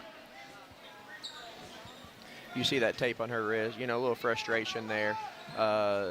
You know, that happens sometimes whenever you have an injury or something like that. So kudos to her to playing through that and she's been a great player for years for Naylor. She's been truly the backbone for Naylor for quite a long time. Turnover there by Naylor. It's going to go right back to the Lady Mohawks. Winder back out of the ball game now. I just saw a legend come in, Frankie. Which one? Michael Lance came in the building, has his jersey, retired, retired, him and his sister, and Dad, all three phenomenal players here at Twin Rivers. Langley, what a good reverse layup that was. Following the turnover, 66-48 now. So now Piggott is going to wind up, and they're going to take on a very good team tomorrow afternoon at 4:30. That'll be in the Consolation semifinals for a right to play Malden on Saturday. And then tomorrow night we'll have 5th place semifinals as well. We will have Poplar Bluff and Piggott, or make that Portageville rather, and then Twin Rivers and Dexter coming up tomorrow night as well. Yeah, those another full day of good games, you know. And then the bracket will be set. That's right. And then championship day will be set again. Full slate of good basketball. So if you're in the area, come out, support these teams. You know, they do a phenomenal job here at Twin Rivers. They really do, and it's going to be a lot of fun. I can't wait for it all to start coming up. It'll be a great time for sure. 2 minutes to go here in the ball game, 66-50. But man, hats off to Naylor. They never gave up. They got out to an early lead. As Brantley misses that shot, rebounded. Yeah, Let's see, Brittany, yes, it's on YouTube. It is on youtube.com/River Radio PB. Yeah, we talked about them missing that game on last Saturday due to sickness, and so hats off to them, hats off to Coach Moore, for dealing with that, for battling through that this past week, and hats off to them. So 1:20 to go, 68-50. It's an 18-point lead. So Piggott is going to make their way in to tomorrow afternoon, 4:30 start time. Good job by the Lady Mohawks. Yeah. 1 minute to go. Tell you what a good dish to Rathel. Not stopping whatsoever, 70-50, and I would say that will probably put the icing on the cake there for Piggott. Yeah, great job there. Unselfish play, like you said, to kind of seal this game right here. 70-50 the score now. So coming up next, Coach, I appreciate you coming up and hanging out with us the last 2 games. It's been my true honor to have you on, and I'm sure that a lot of folks that are watching, they feel the exact same way. I appreciate you having me, Frankie. Like I said, thank you for all you do, not only for them, but for our community. We truly appreciate it, and I know there's a lot of fans out there that can't make it to games, and we can always count on you and Tim to be there to cover everything and really help the community. Tim, if you don't mind, bring that camera around for just 1 second for Coach Wiggs one more time. The only thing that I do want to say is the fact that, Coach, while we got you on camera one last time here before you make your way out of here, do me one favor. Let's bring home a national title. What do you say? I like the sound of that. I really want this for the team. I want it bad. Yeah, I like the sounds of that. There's a lot that we need to accomplish before that time. I hear you. But that's definitely in the goals and the plans. Again, it's an outcome of doing things on a daily basis. You can't just show up and win one.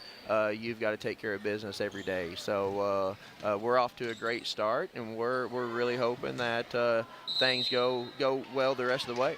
Brantley making another big bucket there. Foul is called, 72-50.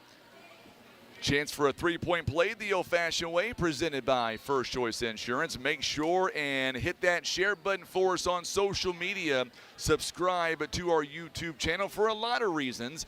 But the other big reason right now is that free throw was missed, is you have a chance to win a gift card from Academy Sports and Outdoors for over $200, $250 to be exact. Yep. And all you got to do is share the video, reply Merry Christmas in the comments section, and subscribe to our YouTube channel. I believe it's a win-win for everybody. Oh yeah. Except for you, Coach. Sorry. Yeah, I know. I can't win. Somehow I need to see this rule book that you keep saying. But definitely. Again, another way that you guys give back and what your station does and what everybody does. Truly special. For some reason, Tim thinks he can win. I haven't made the connection just yet on that. Tim, I think that we need we might need that rule book after all. Right. Well, final score 72-51. That means tomorrow night, 4:30, it'll be Holcomb and it'll be Piggott at 4:30 for their right to take on Malden on Saturday. Coach, thank you again for coming up here, and have a great rest of your afternoon. If I don't see you beforehand, Merry Christmas to you and your family, my friend. Hey, thanks, Frankie. Same to you guys. Appreciate you having me. And, thank you for all that you do. You betcha. Coach Alex Wiggs joining us live here on the program. Coming up next, we will switch gears, and we're going to get ready for the championship night, or I should say championship semifinals, that is. It is Dexter. It is East Carter taking on Kennett in the last game. Coming up next, though, it is Neelyville, it is Doniphan, it is a heavyweight. It is coming up in roughly 15 minutes. We're going to come right back. You're watching live coverage of the Lady Royals Christmas Classic Tournament. It is presented by Southern Care and Comfort.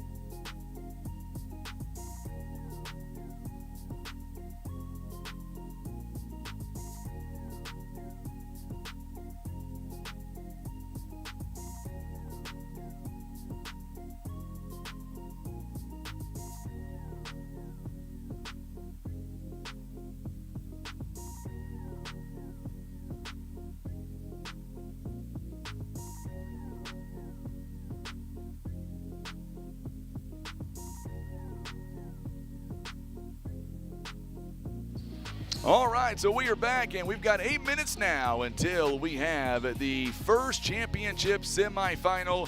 We are talking about Doniphan and Neelyville coming up, and we're changing up all of our scoreboards right now as we speak.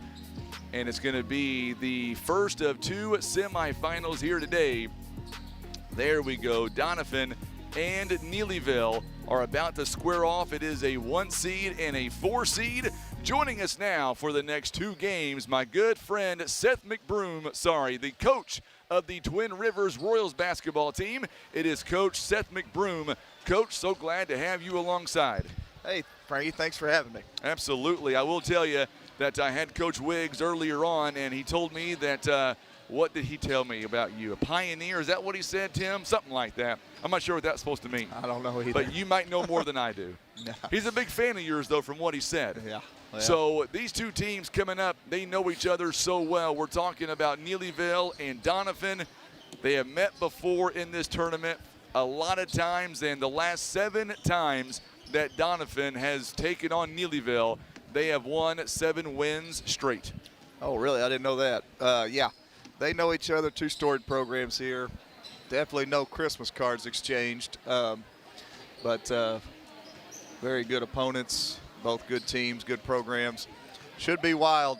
Great crowd here, too. Great crowd so far. It really is. This is the first of 2 semifinals. We've got a big crowd watching us right now on Facebook and on YouTube. We are so happy to have everybody alongside, and we're going to be getting our starting lineups coming up here in just a few moments. And once again, usually you talk about Doniphan, you talk about Neelyville. We are talking typically of a championship caliber basketball game, but in this tournament this year's, the top 4 seeds, you can make your argument that each one of these teams are championship material basketball teams. 100%. I'm really looking forward to watching this game and the next one. And, yeah, let's strap in. We've got about 6 minutes here. So before we strap in too much, let's talk about what you've got going on starting after Christmas. Your basketball team is going to be involved in the Bloomfield Christmas tournament. You guys, I believe, got the 8 seed. Is that right? Yeah, we've had I don't know, an interesting start to the season. We're 5-4 right now. We've had some big wins and had some tough losses, and a couple games we would have liked to have had back that would have probably really upped that seed. But you know, it's a great tournament over there. We're excited to be in it, and excited for the opportunity to play a good Richland team right off the bat, and then hopefully get to advance to the right side and, you know, see what happens. It's I think like everybody else, we're battling some sickness right now, kind of killing the practice vibe a little bit, but we're trying to get through that. Hopefully we're healthy by the day after Christmas. Oh, boy, I remember her, Miss Monica Tillman, your big fan. She's already commenting. Way to go, Seth McBroom. Oh, boy. See there? You're going to have more fans than I am. Before it's all said and done, I'll be out there watching. You'll be doing it by yourself. Listen, I don't have any fans, believe me. I paid her. Yo, you paid her to say that, right? Stuff, yeah. You know, can you believe, first off, that it's already, for those who don't know, besides being the head boys basketball coach, you're also the principal as well for the school district. It's hard to believe that Christmas time is, what, 5 days out? 4 days out? The first semester has flown by. It's been a really nice first semester, and it has flown by. It is kind of crazy to think. Yeah. Absolutely. So let's talk about this. We'll put this in your hands, Coach. Being a coach, let's say you're Coach Epps right now. You've beaten this team 7 straight times. The last time that Neelyville beat you was back in 2020 in this tournament. What do you tell your team? Well, he's probably trying to stay calm and you know, inside I'm sure he's churning a little bit. I'm sure there's some nerves for both teams. I'm sure he's, with them knowing each other so well, I'm sure he's went over multiple things. The same with Coach Hale, and I'd say he's just trying to stay the course, not really change anything up, and hope that they stay focused and do what they plan to do. So on the opposite spectrum of that, if you're Coach Becky Hale, it's a much different team, and obviously you start talking about these 2 teams in the same sentence. What do you tell Neelyville? How important will it be for Neelyville to get off to a great start against Doniphan and minimize their foul situation early?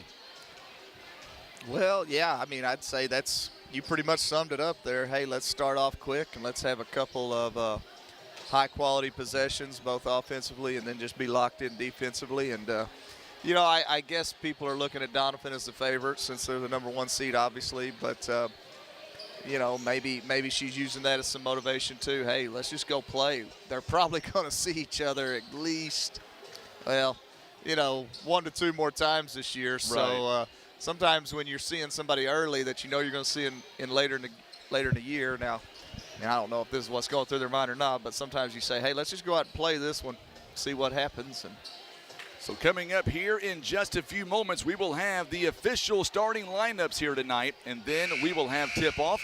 We are at the 3-minute mark until we get ready. We'll take our final timeout of the pregame. We're going to come right back. We'll have the national anthem. We will have your official lineups. The ball goes in the air in about 3 minutes. It is Neelyville. It is Doniphan. Thank you so much for tuning in. Make sure hit that share button for us on social media. We're coming right back from the 26th Annual Lady Royals Christmas Classic Tournament. It is presented by Southern Care and Comfort.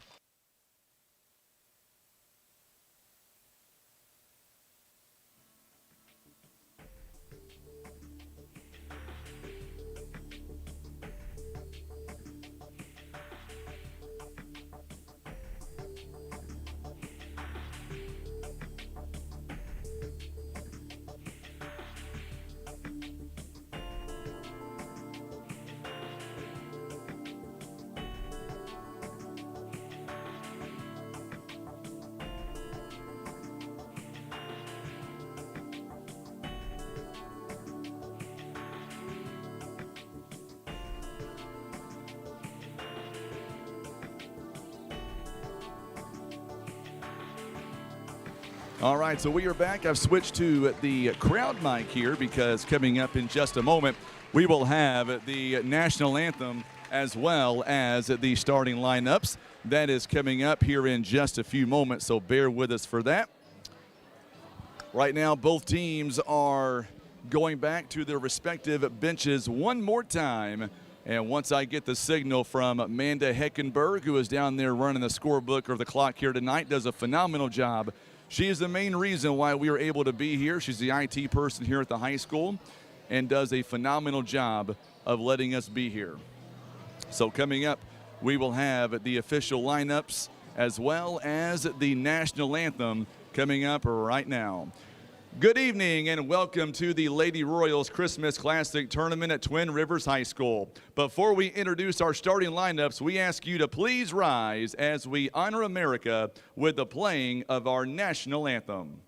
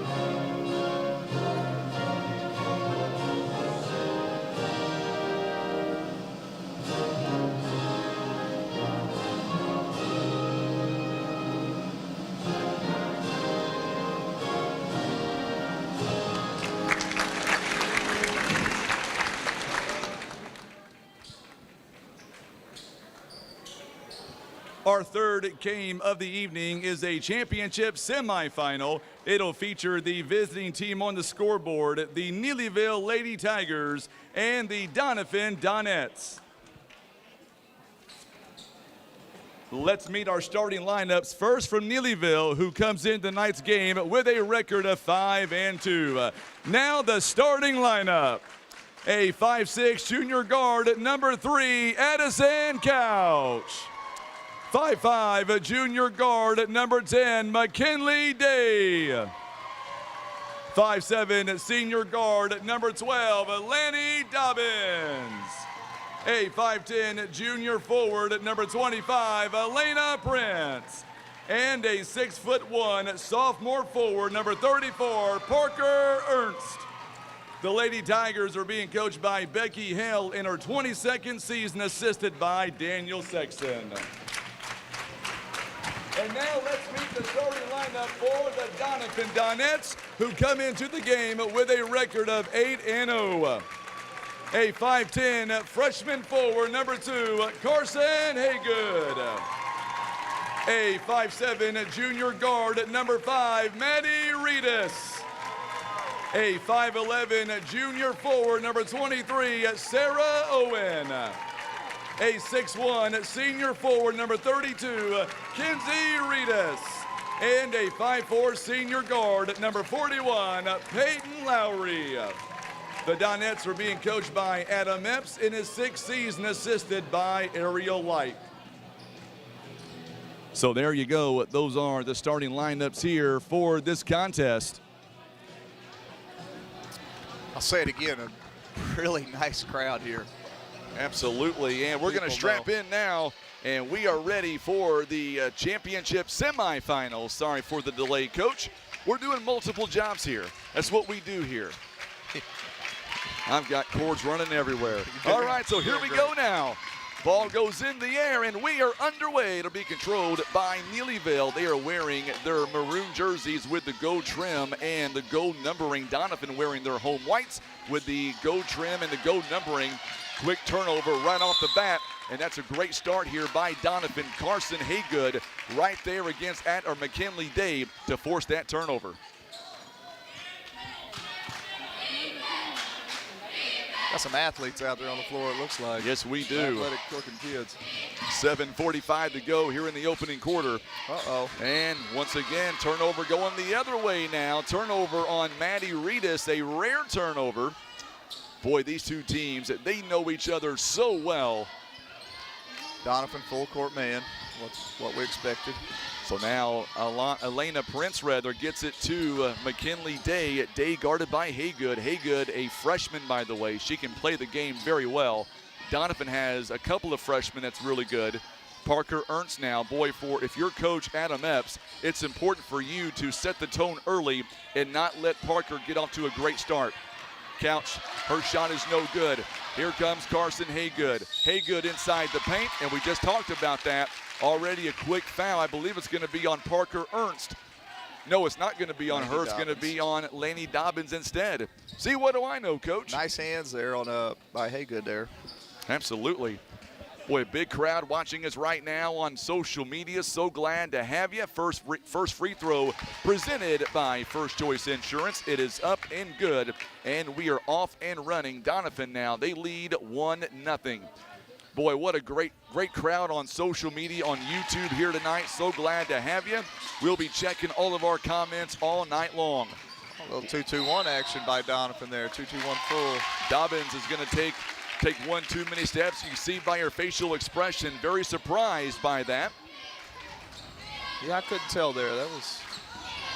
So Haygood now is going to dribble it out, try to get it across midcourt. Neelyville picks him up there. Lowry now back over to Haygood. Haygood picked up by Prince. Good defense here by Prince. You betcha. There's a steal by Prince. And a turnover by the Lady Donettes. Kind of filling each other out, almost like a heavyweight boxing match a little bit. Just kind of filling each other out a little bit here. 6:57 to go here in the first quarter. Couch now, she was under the weather on the other night when we saw her on Tuesday. They had a day to prepare, and Coach Becky Hale tells me that she feels like her team is on the up and up when it comes to the sickness. Lowry called for the foul. That's good news, good news. Boy, how difficult is that as a coach to see your team, going down one after the other sickness-wise and then preparing for a big game? Yeah, it's a kind of like a nightmare. Going to get a carry called on the Lady Tigers. Couch there. Going to be called for the turnover. A little tight here first, both teams. Neelyville, they're 2-2-1. Doniphan with 2 turnovers already. Neelyville with 3. Doniphan leads 2-0. They've got a 7-game win streak right now. Good move by Sarah Owen. Owen is going to be double teamed, and a lane violation going to be called on Doniphan, on Kenzie Reedus, I believe. Interesting. So now quickly off the bench now, Jade Crosswhite. Crosswhite had a big game on Tuesday, Coach. 17 points, a double-double altogether. Coach, I was watching Coach Epps there. He wasn't happy with that call. He's trying to be cool over there. He's looking pretty cool. He looked like a hipster. Yeah, he's definitely calm right now. Couch going to go down the lane. Nice move by Addison Couch. And Neelyville is on the board now. It's 2-2. You can hear the Neelyville fan section and the bench giving their defense encouragement. Carson Haygood for three, it's money. Nice move by Haygood. Nice kick out. She is lethal from behind the arc. Prince now, long pass to Crosswhite. Crosswhite doing the smart thing, going to back it out to Dobbins. Now Couch. So far, they're having trouble getting Parker Ernst involved in the game. Yeah. Good defense by Kenzie Reedus. She's a big reason why. Crosswhite near the free throw line and dumps it off inside to Prince. Prince goes off her knee, and they're able to get it right back. Neelyville going left to right. It is a 5-2 game. They're stuck to Ernst like glue over there. Yes, they are. Addison Couch. Boy, what good defense. What good hands by Haygood. And now Prince trying to get freed up. She gives it to Crosswhite. Crosswhite back. Good behind job. the, yes, good job behind by the Neelyville pass. here not to give up the ball. Oh, what a good move take. by Couch again. Couch 4 points. It is 5-4. Coach. High pressure defense like that, if you can control the ball and not lose it, at some point you might have a breakdown or a drive. Good job there by Elena Prince. We're going to see for Doniphan come in now. Doniphan going to sub in for Peyton Lowry. Number 3's hurting a little bit over there. Couch. Yep, Addison Couch. She's bump knees maybe. Oh, she's hurting. Uh-oh. 3-point basket again by Haygood, and it is now 8-4.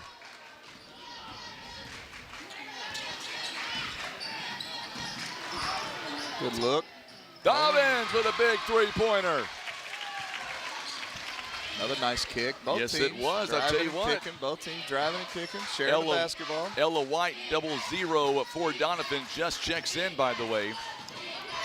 As you made a comment a moment ago, Prosner is going to check in for Couch. I'm not sure how deep each team goes. Good move. Boy, Ella White, we didn't see her the last 2 games. That she's been out because of a sickness. Ella White, a 5'8" freshman. Oh, hello. Going to be turnover there. A steal by Owen. It was the right place, right time. Boy, Neelyville's got to slow it down just a little bit. 10-7, 3-point game. White on the other corner for 3. It's no good. Good job offensively. Not going to fall. But Kenzie Reedus with a huge rebound that time, and she'll draw contact as well. 6'1" senior doing what she has to in there. Going to be a foul on Lanny Dobbins, and that's a big foul, Coach. Number 2 already with just about 4 minutes to go in the first quarter. First free throw presented by First Choice Insurance. It is up, and it is good. Dobbins just hit a big 3 for him. She's got 2 fouls. Looks like Coach going to let it bump for a minute, though. Sarah Owen will take a seat. Coach Hale going to leave her in. Kenzie Killian checking in. Addison Couch is back in. Got to watch her with that knee. Second free throw was no good. Parker Ernst with a huge rebound. That's one way to get involved in the game. Crosswhite nearly lost it, and now Dobbins double teamed outside to Crosswhite. Crosswhite trying to go in on Killian. Parker Ernst a three-pointer. This one's off the mark, it's no good. And it's gonna go out of bounds. Last touch by Neelyville. Not a bad look. You can tell that's a shot she can hit. Absolutely. Get a little rough in there. They'll only pick up her 3rd here. 2-2-1, nice cut. Thank you, Aaron. It's Ellie. The roster we were given said Ella. It's Ellie. Ellie, sorry about that. I didn't know I did that. the same thing. So it's Ellie White. Appreciate that for letting me know about that. Crosswhite now. Turnaround jumper is good. What a good move by Jade Crosswhite. We've got ourselves a 2-point game again. Yeah, we got a game going on here. Yes, we do. Big crowd right now on social media. Big steal by Crosswhite. She did that on Tuesday. She was a big reason why Neelyville was able to run away with it. Boom! From the free throw line. We are tied at 11. 11-11 to score. And nice. White now going to have it knocked away by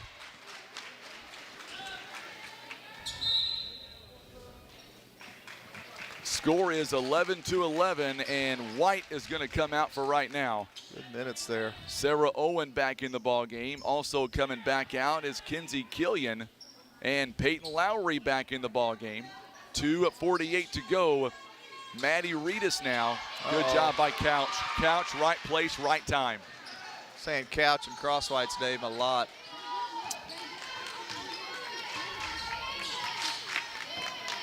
(11-11 to score. Crosswhite trying to give the Tigers their first lead. Good move to Couch. They do. A 2-point bucket. Couch already with 6 points, Coach. Wow. Yep, she's gamer. So now Sarah Owen near the free throw line. They'll work it out to Haygood. Haygood now going to go down the lane. What a nice finish. Nice move. Couldn't finish. Rebound by Owen, and we're going to get a jump ball possession at Doniphan. I believe you called it right out of the gate. It's going to be a crazy couple of ball games, Coach. Yeah, glad I'm sitting up here. Yeah, you're not kidding. We may have the best seats in the house. Carson Haygood now. I can hear Coach Becky Hale all the way down there near the bench. A big turnover there. Couch. They are pumped. They know they've got a 7-game losing skid against this Doniphan team, and they want to change that here tonight. Crosswhite, once again, picked up by Reedus. Boy, she can play some good defense. They're right there on cue. Reedus, one-on-one, and she'll go to the lane. Oh, what a block. Wow. What a block by Crosswhite. Oh, my goodness. Slowed down just a little bit too much and allowed Crosswhite to get back in there. Crosswhite, she's athletic. Dobbins will come out. Prosner is back in. I'm telling you what. Playing hard, too. That was an unbelievable block. I think she had an older brother a couple years ago. So now Lowry. Oh, going to get a blocking foul, I believe, on Prince. I believe it's going to be on Prince. Back in the ball game is Kinsey Killian, by the way, for the Donettes. Yeah, I think Crosswhite needs a quick breather. Dobbins got a quick breather, and she's going to come right back in. Dobbins can't foul here, though. She's got 2. Yep, you're right. Jay Crosswhite back in. The foul going to be on Prince, her first. Couch on the bench right now. 13-11 Neelyville. Oh, what a good move again by Prince. Able to tip that ball away. And here comes Dobbins. Dobbins to Shepard. Dobbins for 3. It is good. Oh, she is feeling it tonight. She is feeling it tonight. And that play doesn't happen without the defense by Shepard and by Prince. 16-11 now. Carson Haygood works it outside. Owen now kicks it over to Killian for 3. It's off the mark. It's no good. What a good move by Sarah Owen. We're going to say it was last touched, I believe, by Doniphan, I believe. These girls are playing hard, Boy, man. they are. They're going after this rebound. I was going to say Sarah Owen, the way she flew in, it's going to be last touch by Neelyville. The way that Sarah Owen came flying in for that rebound is impressive. They better up their health insurance. You're not kidding.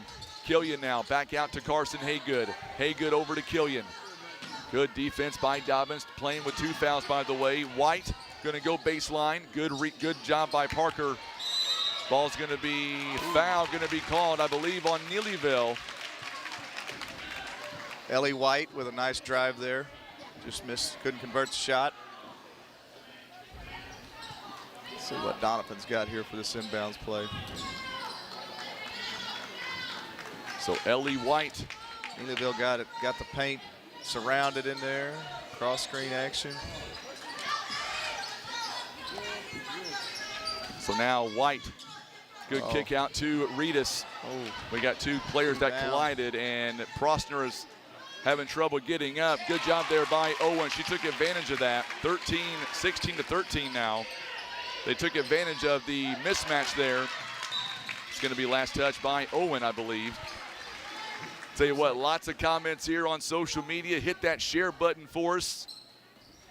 If any Neelyville folks have a score from their boys' game tonight, Sure, I pass would it on. Sure Absolutely. love to hear it. Yeah, if you playing have a scene at that Neelyville tonight. Yep. It's If you still a can little early. It probably hasn't started yet. pass on a score, we'd love to hear from you. Shepard now. Guarded by Reedus. Parker Ernst now. Wide open is Dobbins, and this one is short. Boy, Dobbins flew in for the rebound. How does she come up with that one? Oh, nice pass, Shepard. And a foul going to be called with 0.7 seconds left. Woo, what a ball game, Coach. Wild first.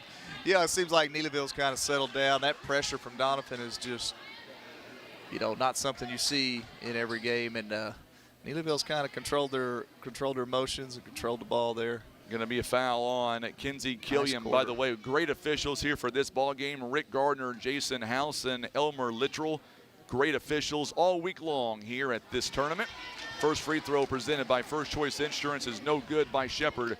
In a game of points like this, free throws make all the difference. They only win the close ones. Shepard now, free throw, it's up and it's good. Presented by First Choice Insurance, 17-13 now. Or they always win the close ones. I don't remember how that saying goes. Well, we've got ourselves a barn burner here. We knew it was going to be this close after 1 quarter of play. It is at 17-13. All right, Coach McBroom, put the coaching hat on. Tell us what you saw so far in the first quarter. Well, I mean, I was really impressed with Neelyville controlling their emotions and being able to handle that ball against that pressure. You know, Doniphan really getting after it. So I think if you're Coach Hale, you're pretty happy here. Now, I think, I think she's probably worried a little bit. I know Laney Dobbins has 2 fouls, and I think she just wants to make sure they keep their focus. Now, you know, here's Doniphan. Doniphan's subbing in a lot. Doniphan did a good job running them in and out. You know, Coach Epps is probably thinking, hey, everybody simmer down, keep your head. Obviously, he's going to make a few little adjustments, but really they're moving the ball fairly well. Doniphan is, and against the zone, and both teams staying somewhat composed. Both teams had some random turnovers, but, you know, that's to be expected in a game of this magnitude. I don't know. I know it went pretty good. Let's just see how this second quarter plays out. This will be a big quarter.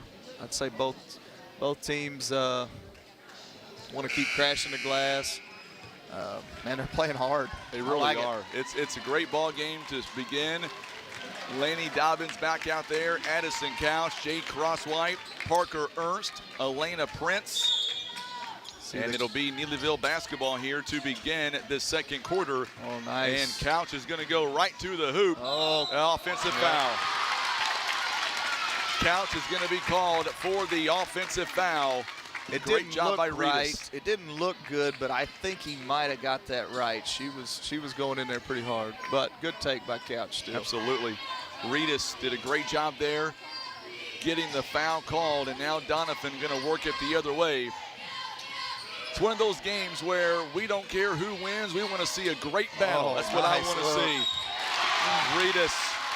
That's what Owen did the other night all game long, and just like that, this game has really turned around 17-15. I don't know what he said at the huddle, but I was factoring that he might have told them they might want to work it inside a little bit there and go that high-low look. Foul going to be called on Elena Prince, her second. Free throw presented by First Choice Insurance is no good. Big rebound by Carson Haygood, the freshman. And now Carson wide open outside, no good this time. Another big rebound by Reedus, Maddie Reedus that is, taken away by Couch. Woo, 17-15, folks. Jade Crosswhite, wow, what a move by her. This girl. 19-15 the score. She came to play. She did. Coach Hale's got her team ready, but the question is, can Neelyville hang on? Another good touch in the high post. Haygood works it inside. Off balance there by Reedus, able to catch it with her long arms. Maddie Reedus once again, what a move inside. And the offensive rebound is going to be a foul called on Neelyville. Yeah, it looks like they're making a concentrated effort to touch it in there with Owen and Reedus a little bit. But that's not a bad idea, though. Even number 5 there, the little guard, once she touched it there, had a shot at the free throw line, but looked into one of them. And that's a big foul. Elena Prince has just picked up her 3rd foul, Coach. September Pressler going to check in. First free throw presented by First Choice Insurance. It is up and it's good. And we're going to see Prince take a seat. September Pressler is back in, or coming in. Ellie White will come in for Peyton Lowry. Second free throw presented by First Choice Insurance coming up. It is up, and it is no good. Rebounded by Parker Ernst. Under 7 to play here in the first half. Oh, that's a foul.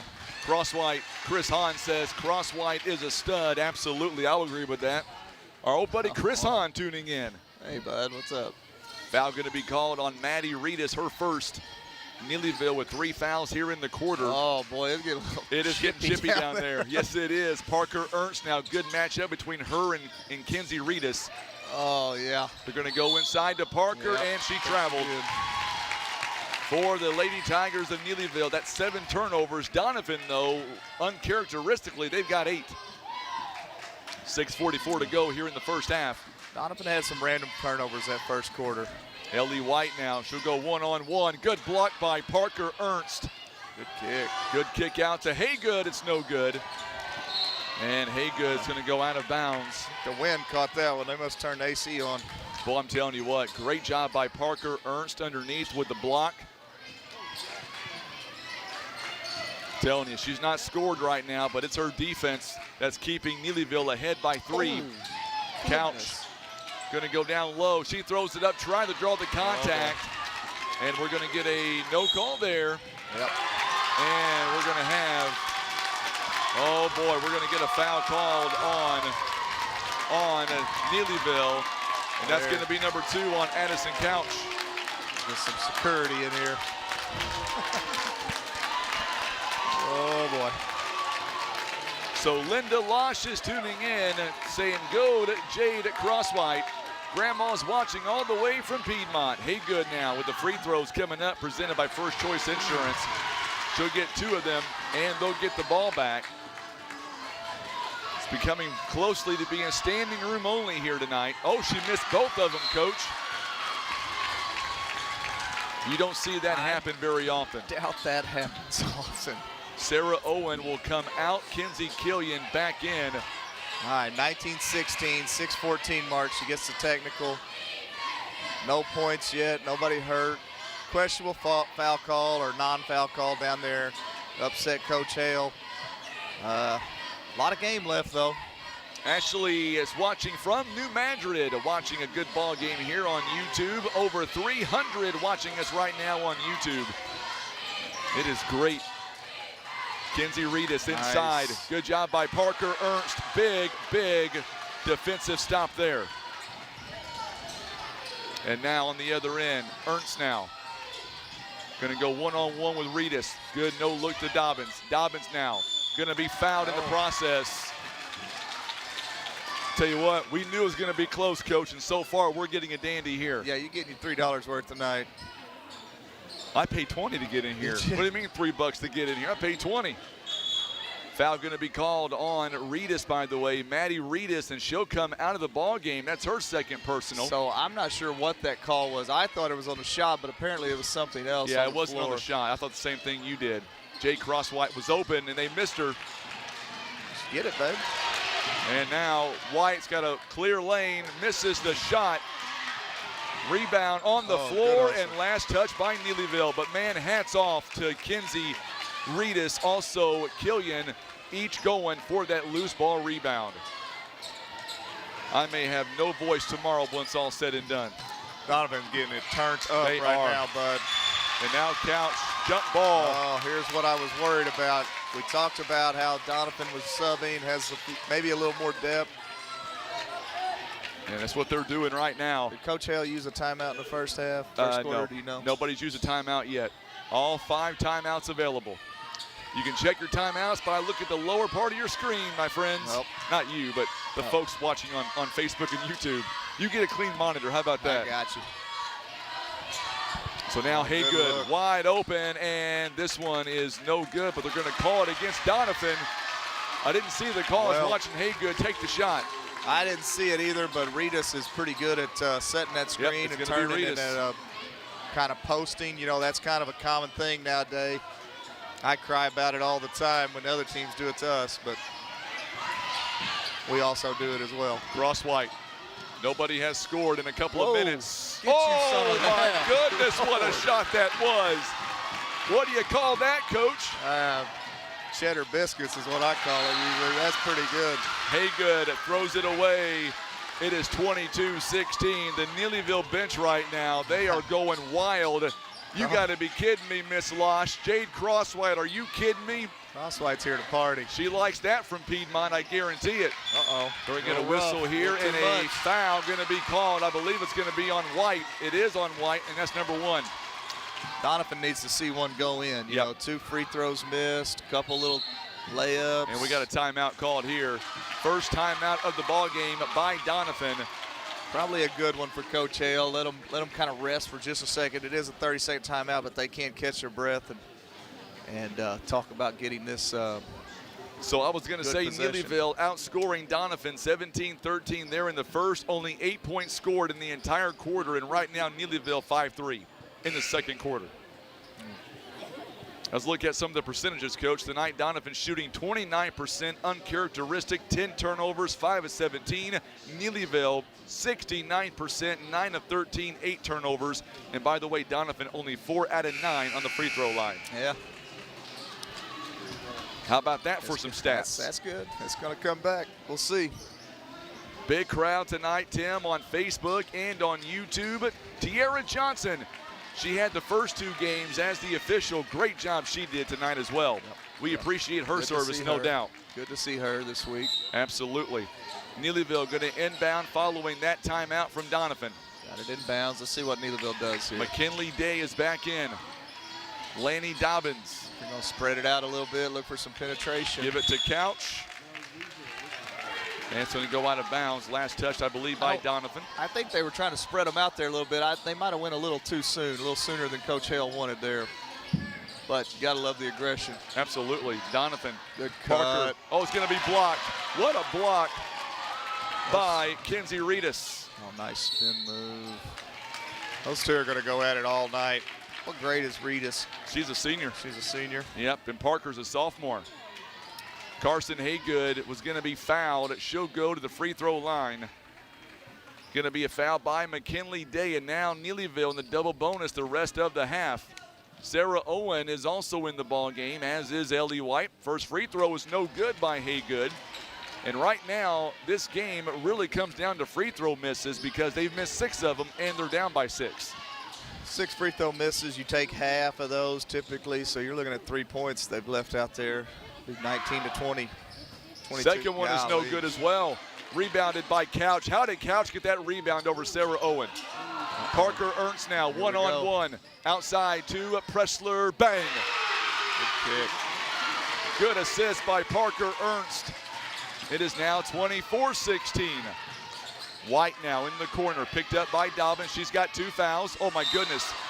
And a travel going to be called, and I was afraid that might be too much contact by Dobbins, but they say, hold on a second, going to be a turnover instead.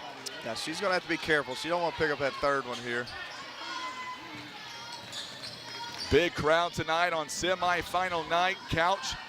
Kenzie Reedus falls down. Hopefully she's okay.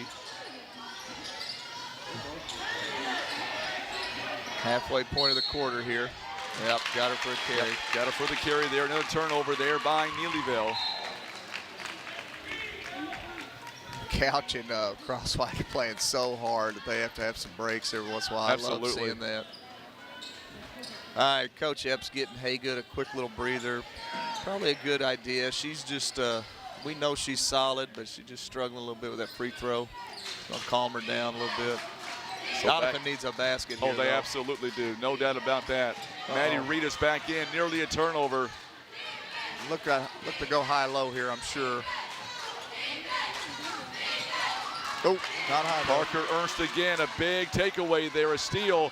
And here comes McKinley Day and company. Dobbins now. Dobbins got 6 points on the night, 2 big three-pointers. Yep. Day now gets it out to Shepard. Shepard going to go in on Carson Haygood, and we're going to get the shot waved off, and a foul going to be called against Neelyville.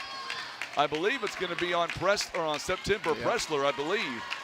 I'm not sure what happened there. It is going to be on Pressler. Think she grabbed the arm. I don't guess that's shooting. And that's what, no, it's going to be offensive foul. Offensive control, yep. Okay. Player Miss control. Donna Couch is loving what she's seeing right now from Addison. Donna, how is Addison health-wise? She looks like she is, I don't want to say 100%, but pretty close to it. Maddie Reedus now going to get it out to Haygood. Haygood, 8 points. No, number Dobbins, one. what That's a number one, you're right. It's going to be Kennett Kirby, rather. Yep. So Kirby is going to turn it over. These kids all look alike after so many days, Coach. I understand. McKinley Day gets it to Dobbins, right back to Day. Day now, what a move inside. It's going to go out of bounds. Last touch by Dobbins. She couldn't hang on to it. Now we're going to see Cross White and Addison Couch back in the ball game. Day will take a seat, as will Lanny Dobbins. Kirby's a freshman as well. Yes, for she Doniphan. is. Wow. She is a 5'6" freshman. Some youth out there, both teams. Jessica Newcomb is tuning in on YouTube. She says, let's go Neelyville. Make sure and share that video for us on social media. Now Haygood for a three-pointer is no good. Ball is batted around right into the hands of Parker Ernst. 24-16. Good what a move look. inside, and we're going to get a foul. I believe it's going to be on Owen. She thought that was going to be a jump ball, but it's going to be too much contact on Owen, and now that's double bonus. That was really made possible by a good no-look pass there. Should be 2 shots. It is going to be 2 shots. These free throws are presented by First Choice Insurance. What a ball game here tonight. Neelyville, they have come out swinging here in the first half. Donna says she's not 100%, but she's getting there. So glad she is. Pressler missing that first free throw, presented by First Choice Insurance. Tell you what, Donna, Addison's a great kid. She always talking to me when she comes in. Great attitude. Second free throw was up. It's no good. Rebounded by Shepard, though. Shepard's making some things happen. Addison Couch couldn't get the shot to go down. Rebounded by Kenzie Reedus. Boy, the size of Doniphan is so incredible. And a travel going to be called. And you can see the expression on Maddie Reedus like, wait a minute, are you kidding me? It was quick. It was.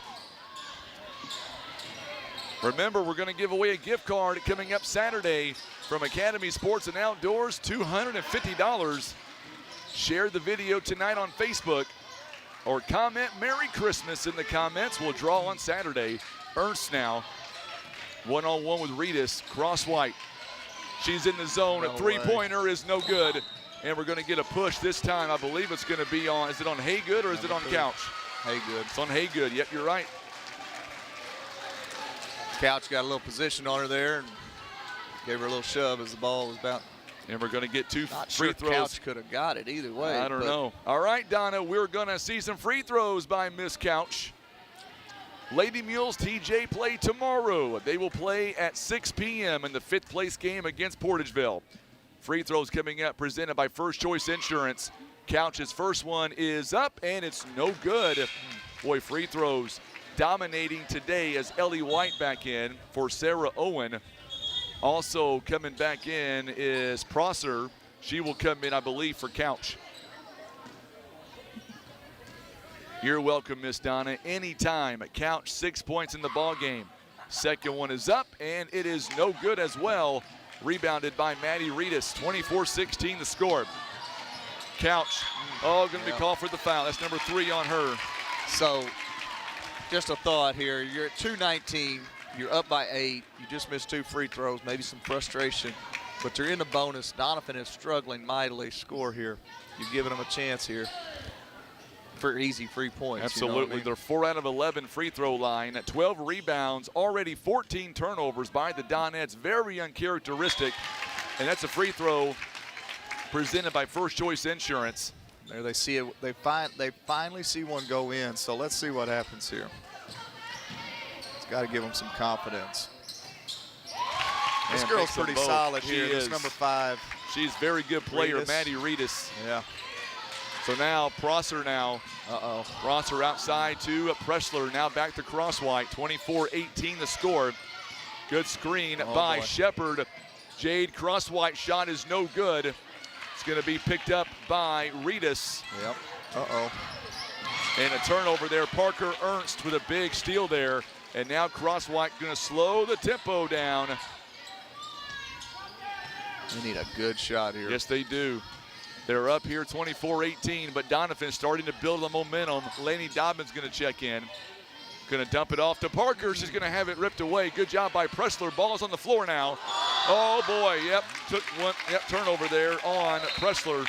We have a lot of officials in this crowd Yes, tonight, we do. bud. Right in front of us, too. This is, these officials don't need. Lainey Dobbins is Don't going know to if check they back miss one. in. I'll tell you what. Robin, thank you. Kelly, thank you. You're going to be entered in that drawing coming up on Saturday. Sorry, Coach, you can't win. I can't. Can't. Oh, man. So now, Haygood. Loser again. Loser again. Picks up Reedus now, top of the key. Love the way Haygood plays. Only a freshman. Reedus the same way. Maddie and Kinsey both are great additions to Doniphan. Like right there, Kinsey going out to Killian. Haygood again in the corner. It's no good. Another big rebound by Maddie Reedus. Ball still batted around. How did she come up with that rebound? White running floater is good. That was a beautiful shot by Ellie White. She's got 4 points. Reedus girl keeping that ball alive. She is absolutely playing. is. That's a walk. And a walk is going to be called on Neelyville. 24-20 as we get ready for halftime. We're going to see McKinley Day coming in. She will replace Prosser, I believe. Neelyville needs a stop here and just get to the locker room, I think, holding a 4-point, maybe 6-point lead. What's amazing is Neelyville has not called a timeout yet this entire ball game. Yeah, Doniphan, they did. They did call one? Okay. Yep. So they've got 4 timeouts apiece then. Yep. I'm Man, pretty this sure one- they did. Don't get me to lying, though. I I didn't thought think they she did. called one at 5:12 mark in the second quarter, but So now we're going to see a turnover there on Couch is back in the ball game. September Pressler is going to come out. On the other end, Sarah Owen will check out. 38 seconds to go in the first half. It's a 4-point game. Dobbins is back in. clear 'em out, clear 'em out. So now McKinley Day going to slow it up a little bit. Do you play for one shot or do you go to the hoop? They're going to the against hoop. Doniphan, it's going to be hard. Yep, she walks. Addison Couch turns it over. 24-20 the score. I think in an ideal situation, you play for one there, but when you're getting pressured like this, it's a lot easier for 2 old guys like me and you to sit up here and say play for one when you're getting pressured Oh, like absolutely. that down there. Dobbins will come out of the ball game here for Neelyville. Get her out of there so she don't pick up a third. Yep. Back in, September Pressler. Just need to stop here if you're Neelyville. Uh-oh. And Not now good. White all by herself goes up. Another big block. I believe that was, yes it is, on Parker Ernst. So Neelyville, if they play their cards right, they could play for 2 for 1 here. They do have the possession arrow in their favor. White now, back outside to Owen. 18 seconds, back out to Haygood. Coach Maddie Epps Reedus. trying to call something here. Let's see if they get into it. They're going to play for 1 shot. Owen now trying to cut into the deficit before halftime. There it is. White, wide open is Haygood. That's the shot they wanted. Oh, that was a great shot, though. Great shot by Haygood. Just wouldn't fall. Boy, she was on target with that one. Oh, my goodness, what a shot that would have been. That was a well-executed design play by Doniphan. Yeah, over 100 people watching us right now on Facebook, over 300 on YouTube. What a ball game, Coach. Yeah, that was a nice little set piece there at the very end. They took it to the right side and then ran Haygood through. Swung it around. She got a good look. That pinned down screen by Reedus. Reedus in there battling now. Battling in there. She tough. Yes, and she then, is. got a great look, but just wouldn't fall. I'd say Doniphan's got to be feeling fairly good with only being down 4 and having shot the ball the way they did. I'd say that they're not typically used to shooting that low percentage. I don't know what the percentage was. I think if you're Coach Epps, you're probably saying, hey, we got to stay the course, keep playing hard, keep the pressure up, don't try to make 10-point plays. Shots will start falling. You know, if you have confidence in your defense, eventually that offense will circulate itself out. Doniphan shooting 26% in the first half. Neelyville shooting 56 so far. The turnovers, Doniphan 16, Neelyville 14. really good ball game. What we're going to do real fast is we're going to pause for just a moment. We're going to come back in a few minutes, and we'll get you set for third quarter action, and we'll break it all down. Don't go anywhere. It is the 26th Annual Lady Royals Christmas Classic Tournament. It is presented by Southern Care and Comfort.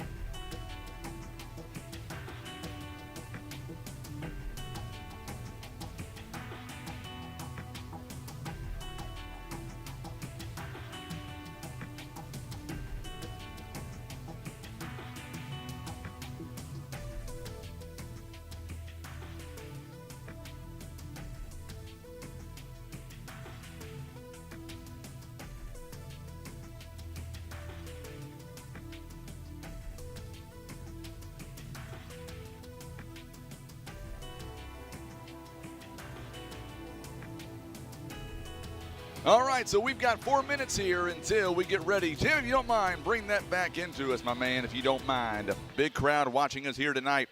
24-20 is the score. I've got Coach McBroom on. Oh, you got caught, Coach. Got to straighten up now. All right. What a ball game here in the first half. First and foremost, it's one of those games where we don't have a dog in the fight. We want to see a great ball game, and I would say so far, Coach, we have. Yeah, no doubt. And I think it's only going to get better. I think the second half's going to be wild. And, yeah, glad I'm sitting here watching it for so sure. Let's talk about the stats here. You and I were talking about this a moment ago. Doniphan only has 15 rebounds in the first half, but Neelyville, they've only got 8. 2 offensive rebounds, 8 for the ball game. It's about turnovers right now. Doniphan, 16 turnovers. Neelyville, 14 turnovers. The other big story is, for right now, Doniphan has really taken out Parker out of the equation other than a couple of blocks. No points, 1 assist, and 3 rebounds. And if you're Coach Adam Epps, you got to be happy with that. Yeah, I think he's got to be proud of their concentrated effort on Ernst. And if you're Coach Hale, you're probably sitting there going, hey, girls, we got a 4-point lead, and Parker hasn't been able to get going yet. But, credit Doniphan's defense. Sure. Ernst is a great player, so I factor her to get something going this half. But I also factor Doniphan to shoot it a little bit better. I cannot remember what you just said on that rebounding factor, but I bet that comes to play in the second half. And Parker has 3 rebounds so far, also 3 block shots. And Neelyville shooting 56%, but only 1 of 6 right now from the free throw line. I'd say free throws for both teams were talked about. Offensive and defensive rebounds as a team total will be key. And then the turnovers, probably way more than either team was figuring on, but you got 2 strong defenses, aggressive defenses. So I'm not overly worried about the turnovers. I know that sounds like a dumb thing to say, but I would say both teams will kind of smooth some of that out this second half. I'm not sure what's about to happen, but I would factor Doniphan. I factor both teams probably have some positives. If you would have told Adam Epps that they were going to shoot such a low percentage and that still be a 4-point game, I'm sure he's sitting there saying, yeah, I like them odds at halftime. Sure. And then if you're telling Coach Hale that Parker Ernst has 0 points at half and that Laney, I don't think she picked up her 3rd, did she? But no. They've got a little bit of foul trouble, and that they're up by 4 with Parker kind of being negated just a little bit, a lot of focus on Parker. I think she's feeling pretty good too. So Jade Crosswhite, currently she leads the way with 9 points, 6 points each by Addison Couch and by Laney Dobbins. 2 points by September Pressler, 1 point by Alexis Shepard, 2 points once again by Pressler. On the other end, Doniphan is led by Carson Haygood. She's got 8 points, 4 points by Kenzie Reedus, also 4 points by Ellie White, and then 2 points by Sarah Owen and by Maddie Reedus, and that's it. Not a lot of scores so far, very low scoring game. So in your opinion, low scoring game as we go into third quarter, who does that favor? I would say Neelyville, just because Doniphan can pour on the points at any given time. I agree, I believe. All right, so we're going to get back to live action here. Same starting 5 to begin the third quarter. Kyle Young wanted me to tell you hello, Frankie. Kyle Young. As Neelyville now will inbound, they are now going to switch sides, and they will go from right to left. Addison Couch, also Jay Crosswhite will start things off. Also Laney Dobbins, Elena Prince. No foul called there. Good job by Sarah Owen, and we're going to get a whistle. Hit her head. Oh boy, I tell you what. Falling down. I like what Neelyville's doing there, spreading. They're trying to spread it out and run a little pitch and go. It's just they're not getting the desired shot they want. That's a great idea, I think. They're not getting what they want. Not getting a great shot. 7:39, and we're going to get a whistle here. And it's going to go against Neelyville. I believe it's going to be on Crosswhite. If it is, it's number 1. It is going to be on Crosswhite. Her first personal foul. 7:38 to go here in the third quarter. We are back to live action now. Uh-oh. Another steal by Couch. Boy, this Couch kid is so good dynamically. Knows the game very well. Going to be a Lowry steps in, takes it away, a steal by her. Parker Ernst will turn it over on the other end. Haygood now.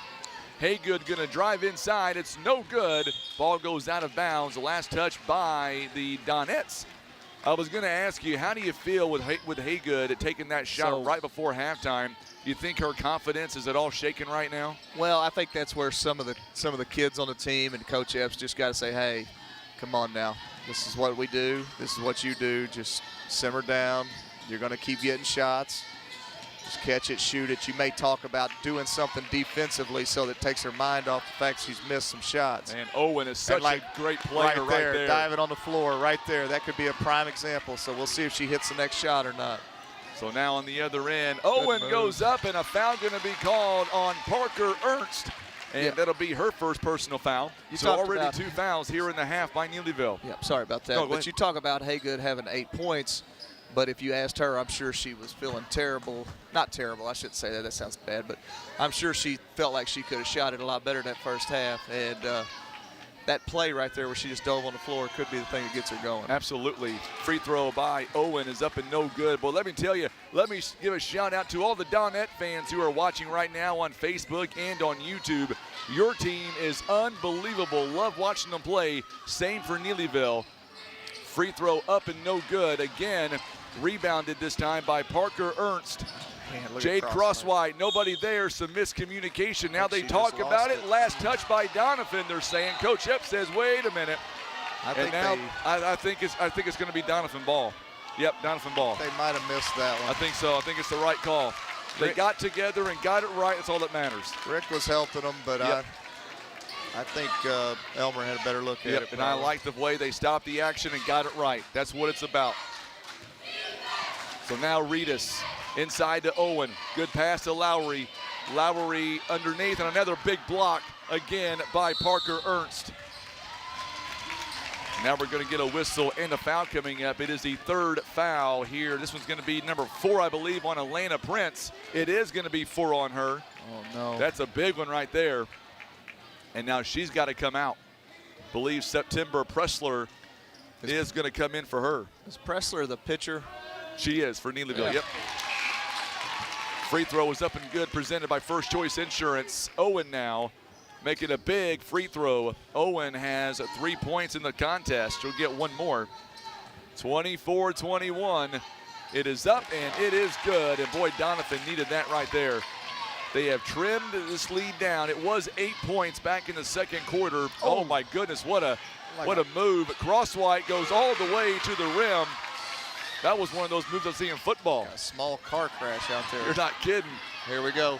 There she goes, bud. Told you. Oh, what a shot by Carson. That's the freshman right there. Draws the contact. Going to be a foul on Pressler, number 2 on her, and that's number 4 in the 3rd quarter for Neelyville. And now we're going to see, I believe, Ellie White rather, come in as Lowry goes to the seat. Foul on Pressler, her second. Haygood at 10 points. She is 2 out of 6 on the free throw line. 3-point play presented by First Choice Insurance is no good, but another big rebound by Owen. I think she kept her pivot. So now White outside to Reedus, 2-point game again. 26-24. Here we go, high-low action again. They love that move. There it is. Oh, I thought she was going to take it for a second. Maddie Reedus inside the paint. It's no good. Crosswhite, big rebound there. Big-time rebound for Crosswhite. We get a whistle and a foul coming up on Doniphan. Mandy absolutely tag some friends and get some folks watching. Second foul on Haygood. Very good ball game here tonight.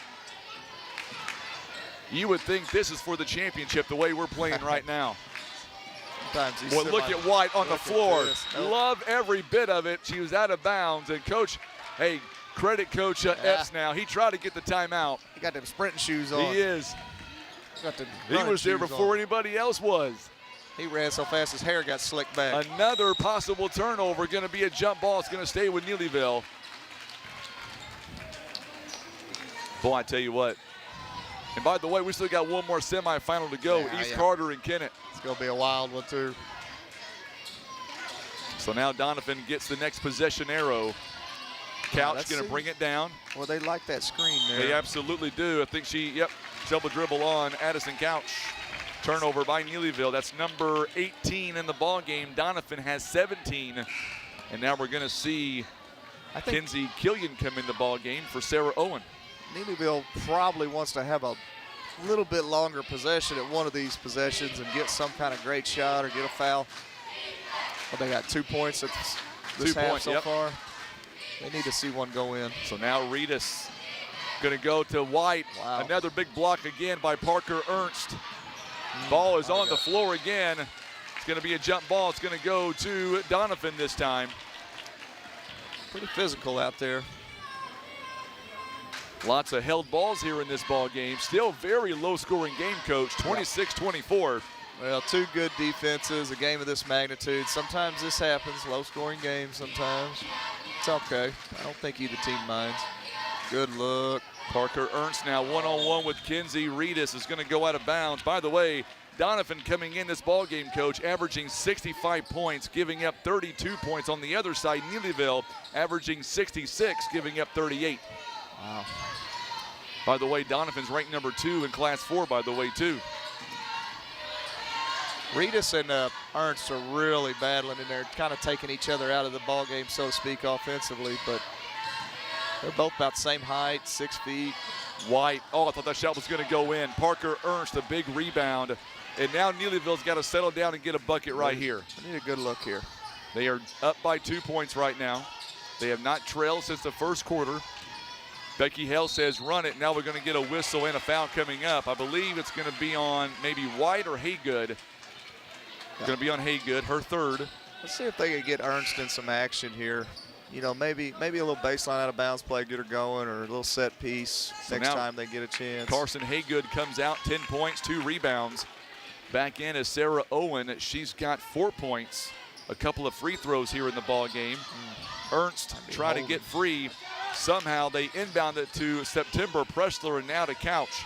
That was a good move by Cross White. Very smart basketball IQ.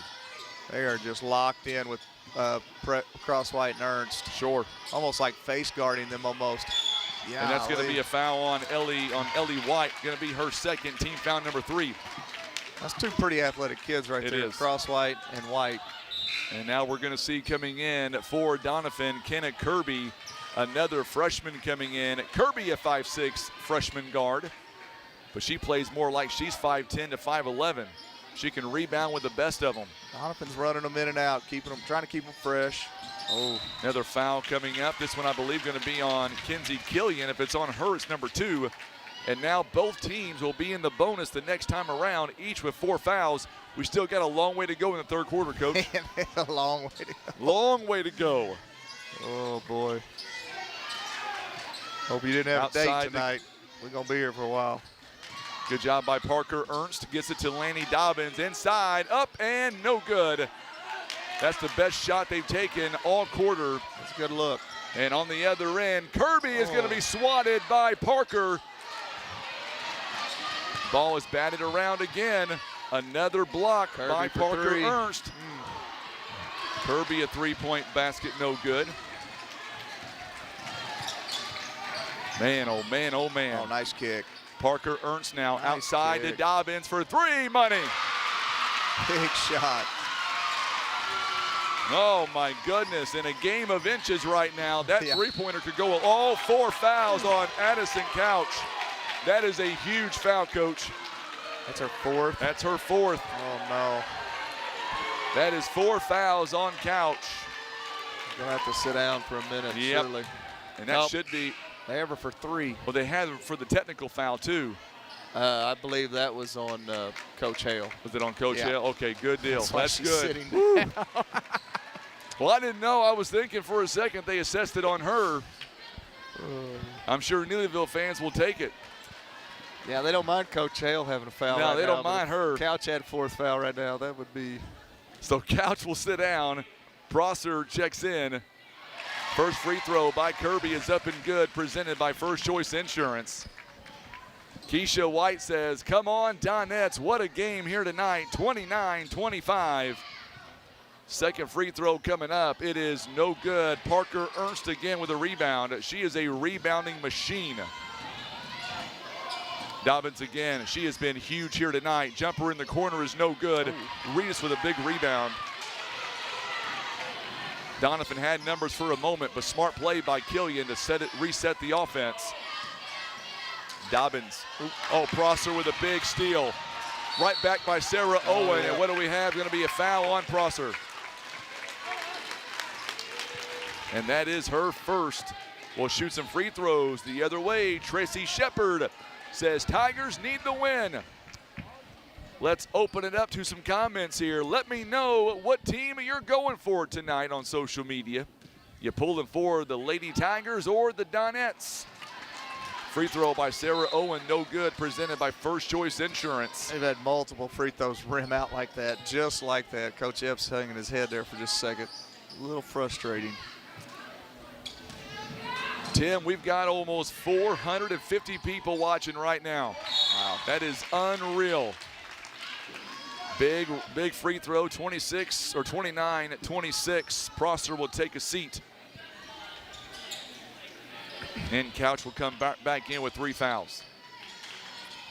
She has got to make sure she doesn't pick up that 4. Oh boy, what a good screen, I guess, by Couch. Out of bounds, last touch by Doniphan. I was going to say, with all the folks watching right now, Coach, they are seeing some premier women's basketball, some of the best around. Yeah, there's 2 tough teams right here.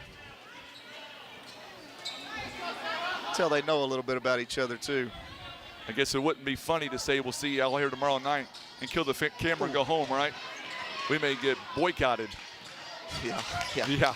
Internet goes out. Yeah, no doubt. Parker Ernst, nice shot. Pull-up jumper. That's a big shot for her. Her first bucket of the entire ball game, and it could not come a moment too soon. Might get her going. Good job by Couch, and there's a turnover by Doniphan. Some miscommunication there between Kirby and by Owen. And that'll be turnover number 18 for the Donettes. You know, Ernst has not been really looking towards the goal as much this half, but right there she caught that ball in a premier position, and she's got 6 rebounds. She needs to get going. She's got 6 rebounds. Oh, she's doing a great job defensively. Yes, she is. Couple of blocks, 4 blocks here in the ball game. Couch, a wide open lane. Man. Oh, what a dump off to Pressler and a foul. That was smart basketball by Addison Couch. This Couch girl. Addison Couch, only a junior, 5'6". Serious? Wow. And a foul going to be called. This one is going to be on Sarah Owen, her second. And now September Pressler on the free throw line, presented by First Choice Insurance. It's no good. Yeah, Neelyville's only got two seniors listed on the roster. So Maddie Reedus will take a seat, as will Sarah Owen. Doniphan only has 2 seniors as well. Goodness, that sounds like a nightmare for the conference. You're not kidding. They are a dangerously good team. Second free throw by Pressler, you betcha, knocks it down. Presented by First Choice Insurance. And now Couch will take a seat. By the way, these are 2 conference foes. That's why we're talking about them playing each other a lot. Good conference for girls basketball. Tracy Gore says, always love watching these 2 teams meet up. You better believe it. They bring out the best in each other, no doubt. Bring out the worst in some of these folks. And a foul. Oh, travel going to be called on Lowry. And that's a situation, Coach, where half the crowd loves it, the other half says no way. Yeah. Oh, I love it. 32-26. Great ball game in place. So glad you're tuning in tonight. Coach Epps is spinning down there. His head's spinning. McKinley Day now gets it to. Get frustrated and foul here. Dobbins outside to Pressler. Pressler now trying to get position. Parker Ernst. Good move up and over, a little bit short. And a foul going to be called. It's going to be on Neelyville, I believe. It's going to be on Gracie Green. Or is it going to be on Pressler? Wait a minute. Going to be on Pressler. Going to be her third. And we're going to walk the length. We should. And we should be shooting some free throws. My goodness, what a game. What a battle tonight. And this ain't even your championship game.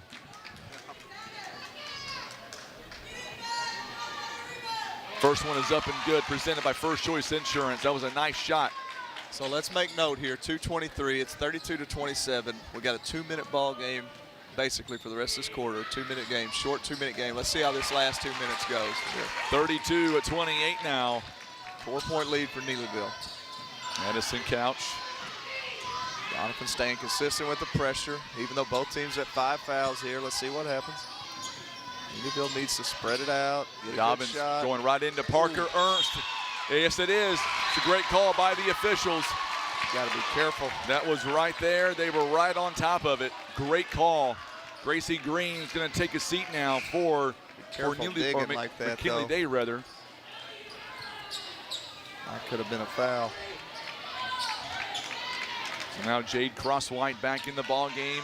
4-point game again. Dr. Wilson down in the doorway. Dr. Wilson, he may need to stick around. Yeah. Couch went for a steal. Reedus now. Outside to White. 3-point basket. It is no good. Boy, she's a natural-born shooter. What are you calling? Going to be a blocking foul on Doniphan, I believe. I believe it's going to be on Haygood, too. It is, and that is number 4 on Haygood. That's big. That is a big foul for Haygood. Owen's going to come back in for her. Carson Haygood, 12 points, 2 rebounds, 4 fouls in 19 minutes of work. Addison Couch. Free throws presented by First Choice Insurance. She is 0 of 2 tonight, Coach. She is 2 out of 5 for the tournament. Yeah, she'll make one of these at least. Probably both. First one is up. It's no good. You can send your displeasure about that free throw to Coach Seth McBroom at P.O. Box 4210. Second free throw coming up here, presented by First Choice Insurance. 1:51 to go in the third. Up, and it is no good as well. Sarah Owen making her presence felt. Oh, White wide open. Good move. Count it, and a bucket. Big basket right there. And a technical foul is going to be assessed as well. Oh, that's not good. That's Crosswhite with the personal and the technical. So that's going to put her at 3. So 3 fouls, and we're going to get 2 shots here. Well, 3 free throws coming up. Doniphan could wind up with a lead here, Coach. All right, what are we doing here, people? You got to shoot the foul shot first. Yep, the foul shot first. Ellie White will be at the free throw line. She will shoot the free throw, presented by First Choice Insurance. Money. All right, now she's shooting the technical. So with Haygood on the bench with foul trouble, where's Doniphan's points going to come from? Going to go inside, has to go inside. I would think so too, but you know, Ellie White has been making some nice moves, and she may get going as well. Ellie White's a player. So these are the 2 technical free throws. The thing about Ellie White and Carson Haygood is they both handle the ball with confidence, and you can see it when they touch it, you know. Allows them to make plays. So any youngsters out there, if you can handle the ball, you can usually find a way to play. We are tied, sir, 32-32.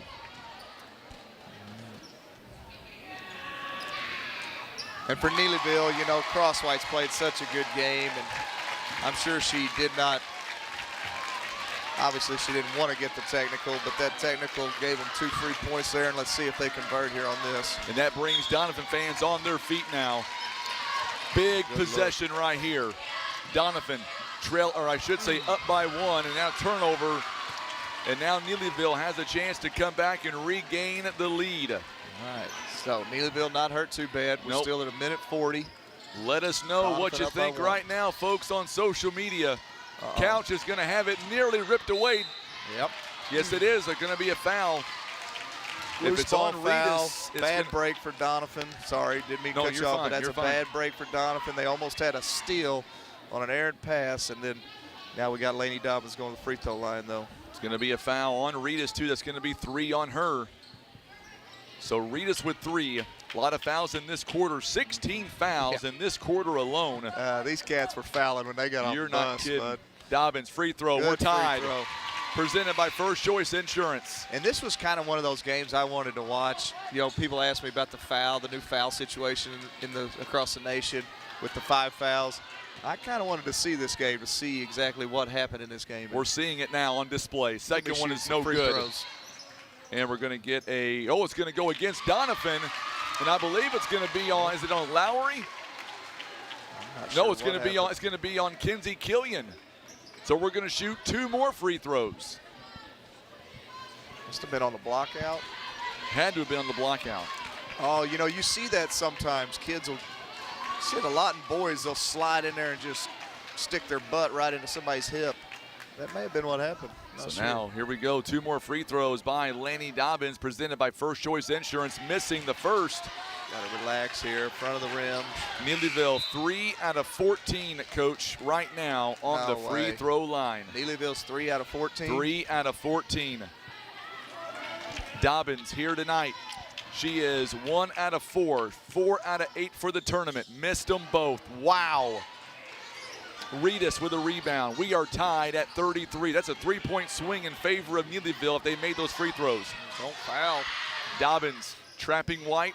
Going to go to Reedus. Reedus' shot is no good. And we're going to get a jump ball. It's going to go Neelyville's way. Man, what a great job there by Neelyville. That was going to be on September, Pressler and Shepard. And at 19, I wonder how many more possessions each team will get. At this rate, there's no telling. Yeah. So now Doniphan will get the next possession arrow. Both teams still pressing Addison hard. Couch crosses half court. Now they can run their half court set. Dobbins, she's got 10 here in the ball game.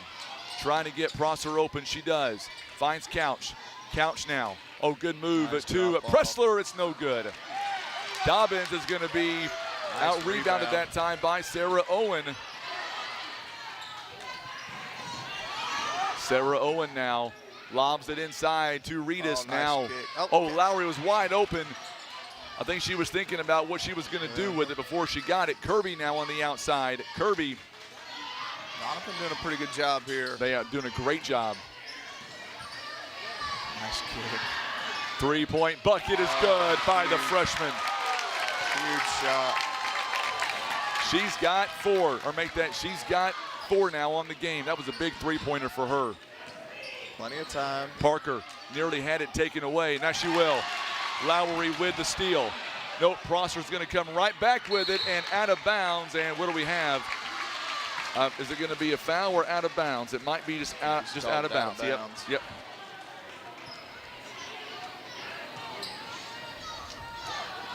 Could have been a big barn. Yes, for Doniphan there. 14 seconds. Couch breaks the double team. Gets it to Pressler, but she takes one too many steps, and there's a turnover. That is turnover number 21 in this ball game. Doniphan's got 20. All right, 9 seconds here. Neelyville's going to go to their 2-2-1. Let's see if Doniphan has a little something here. They lead by 3. Their first lead they might since have a little. The first quarter. All right, a lot of time. White got in trouble. Gets it to Lowry. And now don't foul. Just crosses half court, and that's not going to count anyway. It wouldn't have counted. Woo! We have played 3 full quarters, and Tim, if you don't mind, we'll bring that back up here. What a game, Coach. Wow. What an absolute barn burner here tonight. That last minute there, both teams had 3 possessions. Neelyville missed probably one they wish they had back, a nice little shot there at the basket, then had 2 turnovers. Doniphan hit the big 3, but then had a missed opportunity with a turnover there, and then, a desperation shot there at the end. But, wow. Yeah, it's rough. Lots of free throws being shot. Yep. Doniphan's missed 12 free throws in the ball game. They're 9 for 35, Coach, altogether. 26%, 3 out of 12 from behind the arc. Meanwhile, Neelyville, 3 out of 15 on the free throw line. That's your ball game. 21 turnovers. They are shooting 52%, and they're down by 3. Any thoughts on that? If you're Doniphan right now, you're feeling pretty good about that third quarter. I'll tell you what, it's a huge game. We appreciate all of our viewers here tonight. Our listeners, our viewers doing a phenomenal job here. We appreciate everything you guys are doing, saying, commenting. We still got one more ball game to go here tonight before we wrap it up. That's my computer doing that, by the way. Is it filming you drinking that green stuff right now? No. Is that on air? It's on air. It was on air. Okay. I'm okay with that. All right. People know me for the green drinks. Just trying to look out for your safety. That's right. All right. All right. Here we go. Fourth quarter is a coming. Doniphan with the ball. Here we go. They're up by 3. Doniphan now. Maddie Reedus. Sarah Owen in the ball game. Also Kinsey Reedus as well. And Ellie White. They lob it up to Reedus. Reedus now goes up. It is no good, but Sarah Owen, another big rebound. Well, it was a rebound taken away by Killian. And now White goes up. It's no good. Rebounded by Crosswhite. And going to be taken away again. Another big steal. And now Doniphan can reset their offense up by 3. White for 3. It's no good. Good job that time by Addison Couch on the rebound. Boy, you better believe that both of these teams, they want it bad. Good move by September Pressler. It's no good, and she's getting frustrated out there, missing that shot. On the other end, good job by Parker Ernst now over Killian. Throwing it inside to Reedus. Reedus there, bad position. Back out to Maddie Reedus, and we're going to get a whistle and a 3-second lane violation on Doniphan. Not sure. And now we're going to see Prince come back in the ball game, Coach. She's got 4 fouls. Yep. We may get a timeout. Nope. We're going to see another substitution. Ellie White will check out. So we went a minute without a foul. Yeah, Lowry. Yeah, literally, you're right. Somebody better check with the refs. 6:51. Had 16 Check of them on those last guys. quarter. Dobbins from behind the arc. It's off the mark. It's no good. Prince is going for it. What a save by Prince. Wow. Shot is no good by Parker Ernst. Oh, my goodness. And Bodies Couch everywhere. is, we've got Couch. We've got a couple down. players hurt now. Couch is hurt. Owens is hurt. Owens is hurt. Dobbins is hurt. I'm not sure what happened. I don't know if it's Couch's arm or if she just got the breath knocked out of her. Coach Sexton checking on her. It's going to bring out the trainer real quick. We'll back out here. That's going to bring Coach Hale out to check on Addison. Man, she's been getting banged around all game. She had some issues earlier on. She's not been feeling well. Well, you hope she's able to return. That's a big part of this game right now. She's a big part of the offense with 6:33 to go. Pan away from. Yeah, we'll pan away, yeah. Tim, if you don't mind, we'll bring it up here, bring it back to us while they attend to her. So while they attend to Addison Couch here, we'll bring it in. We'll talk about some of the stats here. Right now, Carson Haygood leads the way with Doniphan, 12 points, 2 rebounds here in the ball game. That's your leading scorer right now for Doniphan. On the other side, you also look at Jade Crosswhite. She's got 11 points right now, 3 rebounds, 2 assists. Also here tonight, 6 points by Addison Couch, and also 10, by the way, by Lanny Dobbins as well. Dobbins with 3 rebounds here in the ball game, but it's about the overall numbers. Doniphan right now shooting 24%, 9 out of 38. 21 turnovers by Doniphan. Neelyville 22 turnovers. They are 13 out of 28 rather, but free throw wise at 3 out of 15. 6:33 to go here in the ball game, and Couch is still on the floor right now. We don't want to show that. We want to keep it up here for the time being until she's able to get up on her own power. She's being helped by the coaching staff of Neelyville, the training staff as well. Also, it looks like McKinley Day and Laney Dobbins. The good news is she's being helped off the floor. I don't know if it was.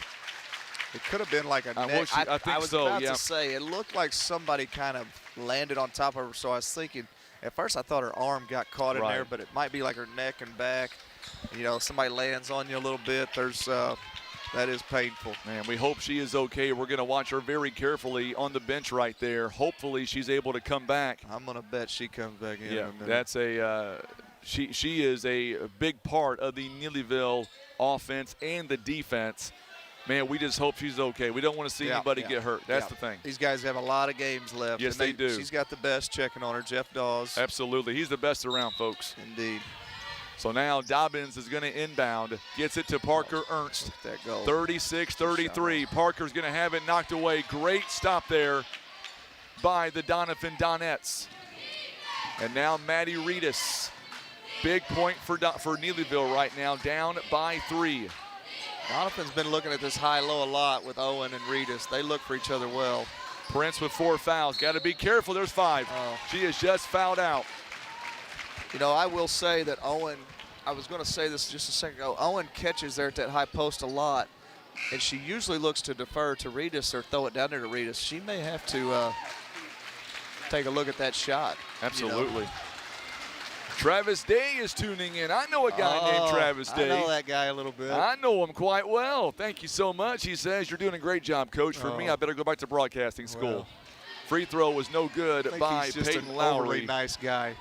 I like Travis. He's known him for years. He's the best. He is. Free throw is presented by First Choice Insurance.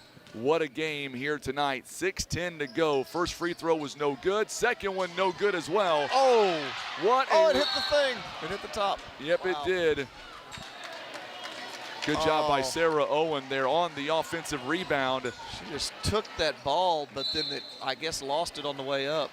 Not many can take it away from Parker Ernst. No, that's a Going to get a timeout called. And Coach Becky Hale is not happy with the way they're playing right now.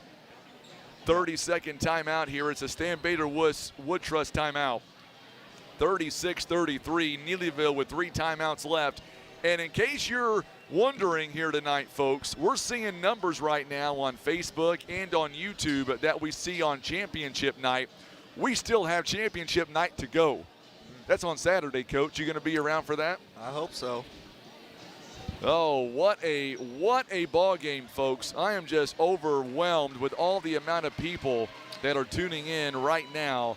Over 500 people right now watching high school basketball at its best.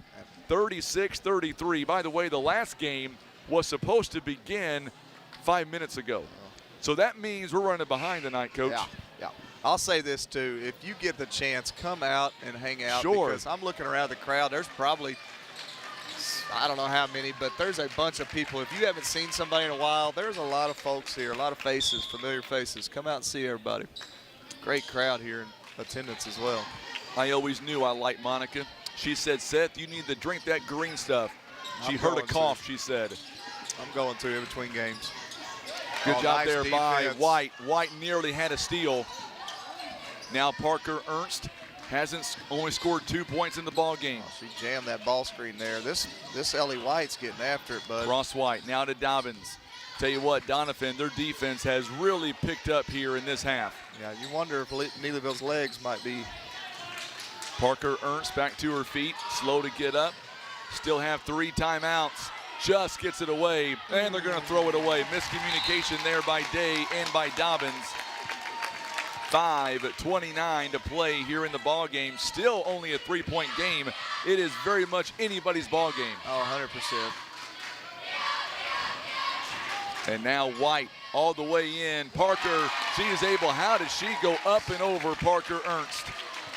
She's got 11, and now it is the biggest lead by Doniphan. Yeah. And we've got a foul on Ellie White. You know, I think everybody expects that Euro step or that Scandinavian step or whatever it's called, and I think they were waiting on Ellie White to make that move, and she just went in with a straight left-hand layup. Love it. Great. Ellie White's really playing some basketball right now. She absolutely is. Only a freshman, and that's scary.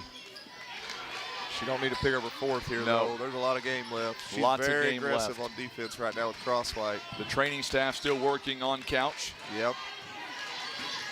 So They're now- basically face guarding Cross White. Yep. So now September Pressler over to Dobbins. Dobbins picked up by Maddie Reedus. Now Cross White with it. Day trying to get some separation there. Uh-oh. Oh, throws to the wrong player. Hustle back. So now White all the way in, and another block shot there, but the rebound by Killian is up and good, and now Doniphan starting to feel it a little bit. Another steal. Now Maddie Reedus goes up, and it's no good, but Kenzie Reedus with the rebound. She goes up and scores. Wow. And we're going to get a timeout called.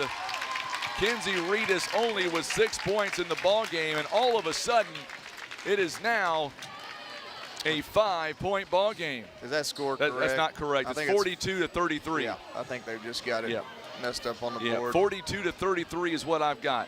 The scoreboard you see on the screen is correct. They're talking about Yeah, it. they're going to go over there and make sure they know. So the score on the screen is correct. Neelyville taking a 30-second timeout here. They've got 2 timeouts left. I've got 42-33. That's what I've got here in the booth, and I'm going to stick with that. Boy, Doniphan fans are roaring right here in front of us. By the way, make sure to hit that share button for us on social media, that subscribe button on YouTube. Also, comment in the comments section, Merry Christmas, and you'll be qualified to win a gift card coming up on Saturday night in the amount of $250, courtesy of Academy Sports and Outdoors. And I think I heard Coach McBroom say whoever wins, he'll buy a steak dinner as well. Yeah, what was that? What's that new restaurant? Big Whiskies? Yeah, I have no idea. I want to try it. 42-33 is the score. 4:19 to go. Couch has an ice pack on her neck over there. That tells Not a me good we may sign. not see her the rest of the game. I don't know for sure, but can't speculate. Ball's going to be taken away by Reedus. They're having a little trouble without her in there. Cross white. Going to see Dobbins coming right back in the game now. Kirby inside to Reedus. Now Maddie Reedus. Long pass over to Killian. Keep sharing it a little bit. Sarah Owen now. Owen trying to find Reedus. She does. It's a 9-point game right now. Doniphan has absolutely exploded here in this half. Kirby wide open. Misses the shot, but got her own rebound. And now Parker Ernst again with a block, rather. Ball's going to be on the floor. Nice timeout, Coach. Well done. And now Coach Epps will call a timeout. And they will have 3 timeouts left here in the ball game. Tell you what, both of these teams, they want it bad. They want it bad, no doubt about it. You got to really appreciate what Neelyville's doing there. They are playing hard still. I think it appears that that they're getting a little wore out, and without Couch out there, it's hurting their ball hand a little bit, but boy, they play hard. Look at them, they're still over there. I'm getting wore out just by watching it. And we still got a whole other game left. What a game, though, honestly. 3 timeouts left for Doniphan, 2 by Neelyville. It is a 9-point game. Doniphan weathered that storm. Yes, It they looked did. like that first half Neelyville was going to do some things, but they stayed the course, weathered the storm. Looks like Haygood's back in the game for the final 3:40. Ellie White's getting a quick break. So Parker Ernst, Laney Dobbins right now is out there. Good move inside, and we're going to get a jump ball. It's going to go to Neelyville now. Woo! I tell you what. Thought it was a foul at first, but substitution. So now we're going to see Killian Stoppage coming play, out. setting up the defense a So little now bit. Crosswhite will come in for Pressler. I don't think Couch is coming back in. No, I don't think so either, and I hate that for her. I do She is too. such a good kid. Hate that for her. Now Robbins Neelyville's got to handling a have little to Good cross. weather the storm now. Prosser back in as well, trying to find. Nope, going to be an overthrow, backcourt violation. Wasn't aware of the timing there.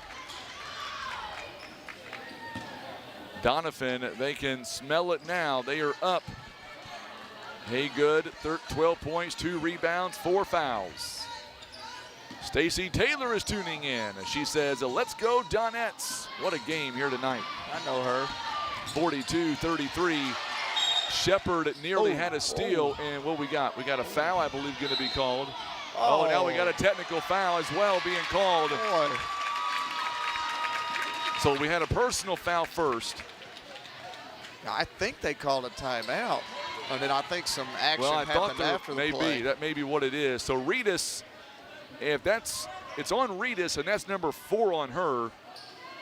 And Coach Epps is not happy at all down there. Oh man, I'm taking these headphones You know what? off. No, that was going to be. Is that? I think She did not foul. No, I she think did they not. called a time. I thought they called a timeout, but maybe not. So now we're going to have. They call it a technical foul. So now Parker Ernst on the free throw line misses the first one, and boy, free throws that is something that they're going to talk about for a long time. You're all right. Take your time. You got it. Still got some time left. 3:16 to go in the ball game. Makes the second one. So I think that's a smart move by Coach Hale. Parker may be their best free throw shooter, I don't know, but you got a scorer that they've been stuck to like glue. I think Coach just wants her to see one or two go in. Sure, maybe absolutely. Ernst can get going here. Only down 8, 3:15, a long time. So possession arrow goes to Doniphan, by the way, on that foul. Oh, break. Dobbins got to get it in. Just gets it in to Crosswhite now. This is where Neelyville has to get a bucket on this drive. Ooh. Nearly came back down for the three-point play. But Crosswhite is going to go shoot some free throws now, presented by First Choice Insurance. So 1 free throw on the technical. Let's see if we get 2 here. And then kind of chip away. It's going to be a foul on Reedus. And by the way, now, if you're Doniphan, you just got to make sure you block out. Sure. Crosswhite, 11 points in the ball game. She has not been there in the free throw line tonight. 1 of 2 in this tournament. Big free throws coming up now for Crosswhite. And misses that one. Neelyville tonight, 4 out of 18 on the free throw line, 22%. Second one is on the way. Makes that one, 1 out of 2. Presented by First Choice Insurance. Still a 7-point game. Yeah, Doniphan leads by a touchdown. And this one's an overthrow, but good job by Lowry to chase it down and throws it right to Parker Ernst. Boy, if Neelyville, here, if they can hit a shot here, it changes everything. Oh, Prosser trying to find somebody open. They give it to Crosswhite. Crosswhite 12 points in the ball game. Dobbins has 10. Good job there getting it to Parker. Ball's on the floor, going to be taken away by Doniphan. Timeout called. It will be a steal rather. And we're going to get a timeout called by the Donettes. It is a full timeout. They've got 2 left. Man, what a ball game, Coach. This one has been as good as advertised. Sloppy at times, low-scoring game, but all in all, as advertised. Yeah, 2 teams that know each other this well. It's going to get a little sloppy sometimes. I kind of liked what they were doing there. It looked like they was trying to pull Ernst out of the post a little bit, give her a little freedom, a little room. Just couldn't quite get her the ball. Might not be a bad idea. Give her a little room to operate, maybe. So it's been physical down there, for sure, for sure, for sure. If I can just say one thing, we appreciate all the viewers here tonight. Well over 500 folks watching us here tonight. Get close to 600. That is crazy to think that we have that many people that are watching. You get a better great girls tournament. If you got 600 people listening. We got to get somebody else up here, bud. It is amazing what we have out here tonight. We'll give all the credit to Tim Hicks. He's doing a phenomenal job. He is famous. He's over there hanging out with the crowd. He is. He has a statue in Greenville I heard about. Yeah, they unveiled it the other day. Yeah, Nathan Walk unveiled it. I get a hard bleacher. But I appreciate you and Kelly Westerfield, Coach Michael Snyder. You guys have been phenomenal this week, giving us the best seat in the house. Here we go, 2:30. So now White crosses half court. Golly, that girl can handle it. 7-point game right now. Good job. She kept her pivot. Shepard. And we're going to get a blocking foul. I believe it's going to be on Shepard. It is going to be on Shepard, and that's her first. And that is only team foul number 2 here in the quarter. 227 fouls last quarter, and now we've only had 2 or 3. Angie Morgan. Oh, what a steal. That's a big basket. And now goes up and scores. That is big right there. Prosser. See if Doniphan can keep their composure here. I think you still got to look to, And now it's going to be a backcourt violation, back-to-back turnovers. 5-point game at Maddie Reedus. I think Doniphan wants to control pace there, but both teams just pressure so much. It's a hard thing to do. So probably the right call, but might still have to look to attack the basket and get a few layups maybe. 2 minutes to go here in the ball game. Shepard gives it to Parker Ernst. Parker now looking for a big shot right now. One-on-one with Reedus. Goes up with the right hand. It's no good. I don't mind that shot. I think she has to look to shoot there. I think you're right. Absolutely. Haygood now. No look nice past the kick. white. Get it out of there. Now Haygood. Prosser again. Prosser a big steal. One-on-one. Oh, she lost it for a moment. She had Nice the pass. easy bucket. Ball is on the floor, and it's going to be out of bounds. And last touch by Sarah Owen. Woo-hoo-hoo-hoo-hoo. I'm telling you, we may never get to the last game of the night. This game may go on forever. Not my bedtime. It's way past my bedtime. Thank goodness I'm on vacation tomorrow. Go, girls. So now Dobbins got to get it in. 5 seconds coming, Timeout, and timeout. it is 5-second violation. 1:28 to go. By the way, Doniphan has the possession arrow in their favor. Coming up next, it is Kennett, and it is East Carter. Can that game be just as entertaining? I think it can be. I think it can be as well. Oh, good move by Owen. Keep it in. Smart by Owen to just back out. Uh-oh. And now we've got going to be a turnover. It's only a 5-point game. I mean, this. And now we're going to get a timeout here by Neelyville. 1 timeout left. So let's set it up here. If Neelyville coming out of the timeout and they get a bucket here, that changes everything because now you're down to a 1-possession game again. So it'll be interesting to see if Doniphan stays up in this pressure or if they sag it back a little bit to 3/4, half court. Because, you know, if they stay full court, you might have a little quick hitter in your back pocket, a little press breaker, so to speak. Sure. Get you a great look at a layup or possibility of getting fouled. I mean, you know, if you're Neelyville, you're wanting a great shot here, but you kind of got to go as well. You know, a great shot, one you can make, one you can get fouled on, or one you can get the rebound of. But it'll be interesting to see how Doniphan comes out here. So if you're Neelyville, you're not going to have Addison Couch. More than Yeah. likely, she's not coming back in the game today. Parker has struggled underneath one-on-one with Reedus. Who's your go-to person right now? For Neelyville? For Neelyville. Oh, I'm probably clearing out and getting it to Crosswhite or Dobbins and letting them try to create, maybe catch Ernst on some type of screening action or handoff action, something where she can get downhill maybe. By the way, Doniphan Doniphan fans, just needs this clock to disappear. yes, they do. Doniphan fans, they've won boy. 2 consecutive Christmas There you tournaments go. here. He's scooting them back just a hair. He's scooting that one back a hair. So now Crosswhite Which gonna he can inbound. foul here too. Yeah, absolutely. Got I one might to give. foul. You got one to give. Oh, This never one's mind. in the way. Never mind. Good, Tip. what a good job there. Good Ooh. job, Dobbin. Oh, it's going to be a jump ball. It is Doniphan's ball anyway. So Doniphan will get the jump ball. So now Doniphan needs to spread it out. Boy, Neelyville's going to have to go steal or foul here Yeah. probably. Minute 7. Still got to foul 3 more times. Yeah, they're in them. They're in them. They're in their jerseys. Right now, Donna, Get she's up. got the ice pack next to her, my dear. I'll go It's- for a steal there, bud. Oh, an illegal screen. no. Yep, it's going to be on Peyton Lowry, I believe. I think that's right, a good call, actually. I think right he got in it front right. of us. Yep, it's going to be on Lowry. That was a huge call there. That happened right in front of us. And she's got her second personal foul. That was her foul to give. And now Neelyville, new life with 1:04 to go in the ball game. It's a bad break. They've got to get a score here. They've got to get a Towards the bucket. basket, something towards the basket. Dobbins now. A lot of time. You don't need a 3. Good Dobbins take. sees that, goes up. It's no good. Dobbins rebounded by Haygood. And now Neelyville just has to cross half court, and they do. Going to get a foul on Shepard.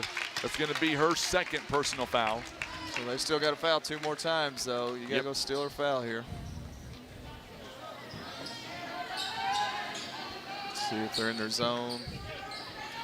No. Yeah, they're matched up out of their zone. Get it out. And now they're going to throw it out. boy. Prosser had it again, and I believe it's going to go out of bounds. Last touch by Neelyville. Good job by Prosser on defensive. She's been great Getting all after second it. half.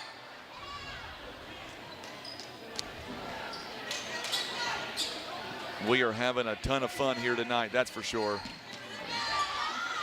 You got a foul, guys. 42 seconds. White going to go in. No call. It's going to go out of bounds. Good job there. They chose not to foul there. And now Neelyville gets some new life with 38 seconds. Oh, and there it is, another screen, another illegal screen. It's going to be on Prosser. That's going to be her second. They're down by 5 points. Doniphan, they have missed 14 free throws tonight. And Neelyville has also missed 14 free throws. 28 between the two of them. there you go. 35 seconds and counting. Reedus now, long pass, and this one's going to go right over toward Coach Adam Epps. Another these turnover. Coaches are both probably frustrated right now, but you're talking a game on December, whatever today is, 20th. You know, it's a good game for them later down the road, both teams. Late game situations. So now Prosser goes up, offensive foul. Oh boy. That is number 4 on her. What I was going to say was, how often, that is her 5th personal foul, not 3, it's number 5. So Prosser has fouled out. And now Shepard stays in, also September Pressler as well. 24 seconds left. How many times have you known of a Doniphan team to have 30 turnovers in a game? Very rare. Very rare. 14 seconds. We've got one more ball game to come up, folks. Now Doniphan really. Neelyville is going to move over to the 3rd place game Saturday afternoon at 3:30. They did a good job controlling the ball there for They sure. did. Oh, what a game here tonight. Doniphan, whoever they face, whether it is East Carter, whether it's Kennett, they're going to have their work cut out for them on Saturday. Free throw is up, and it is no good by Ellie Interesting, White. though, concept, they're not playing the champ. You know, we had to space this thing out with all the schools still being in school, and it's been a, well, we can talk about that later, but they do get a day They do get a day to rest. to prep. Second one is up and good. 43-37 now. Just don't touch anybody. Yep, you got the win. I'll tell you what, hard-fought game by both teams. They're exhausted. We have loved bringing it to you. Doniphan, again, 8-game winning streak over Neelyville. They win tonight, 43-37, and now, Donette fans, they look to make it 3 tournament victories in a row. That's impressive. That is quite a feat. When you can come in to this kind of atmosphere and win 2, let alone maybe 3, you're doing something right. Donette fans, let's hear you on social media. Your team deserves it. Hey, Neelyville had a great ball game as well. We've got one more to go. We're going to go to a timeout. We're going to come back, and we're going to get set for the last game of the night. We'll be right back. Doniphan gets the win, 43-37. You're watching live coverage. It is the 26th annual Lady Royals Christmas Classic Tournament. It is presented by Southern Care and Comfort.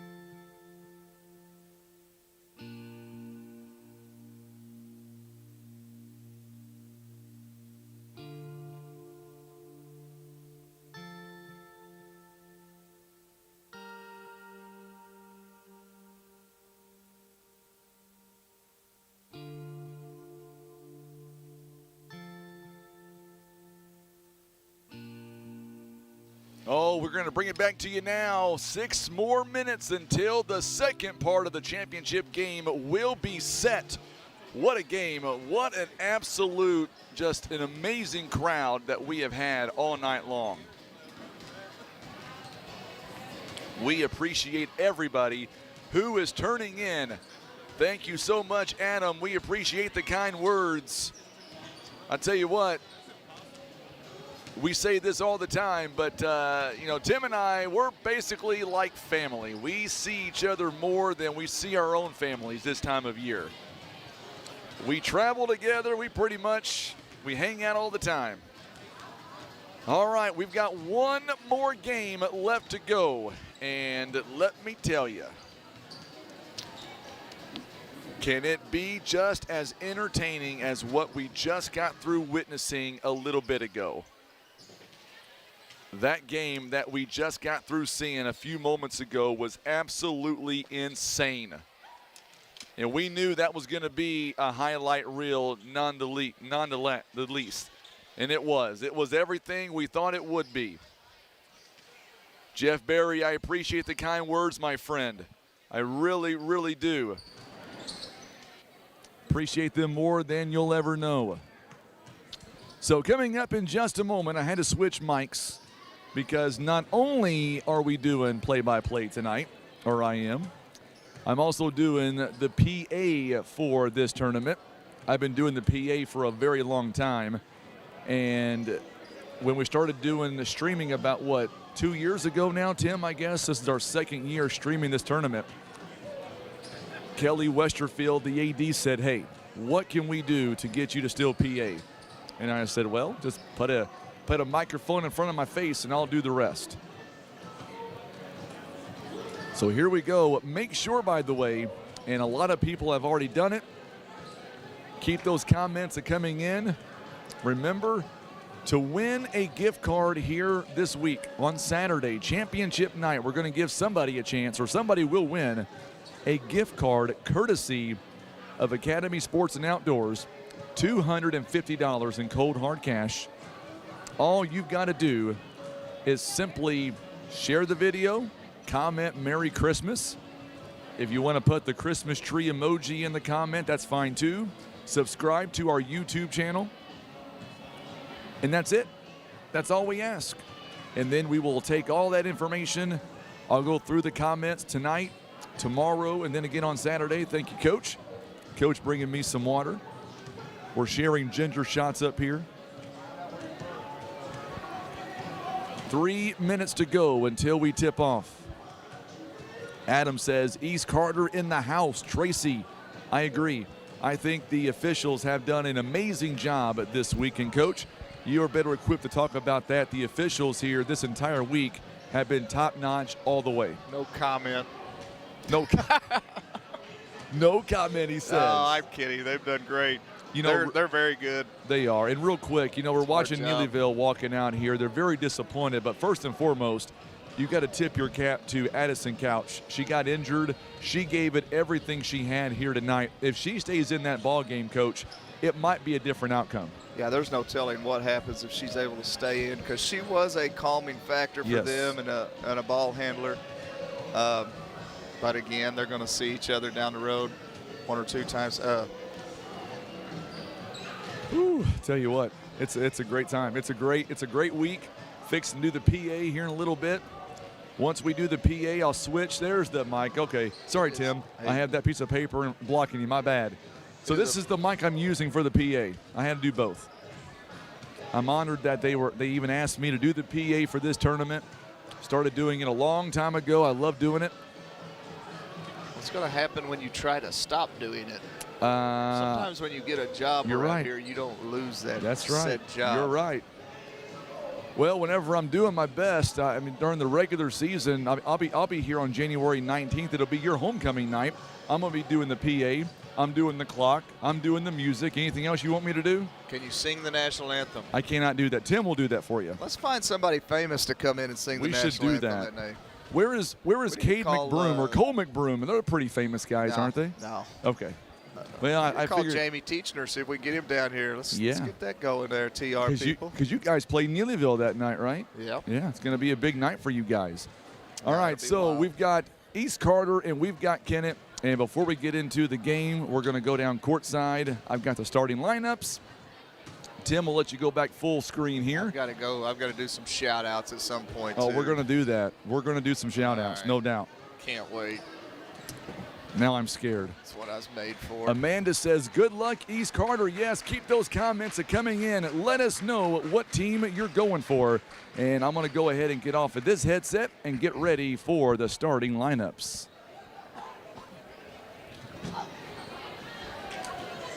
Just waiting for the signal by Amanda here. Once she gives me the green light, we will go.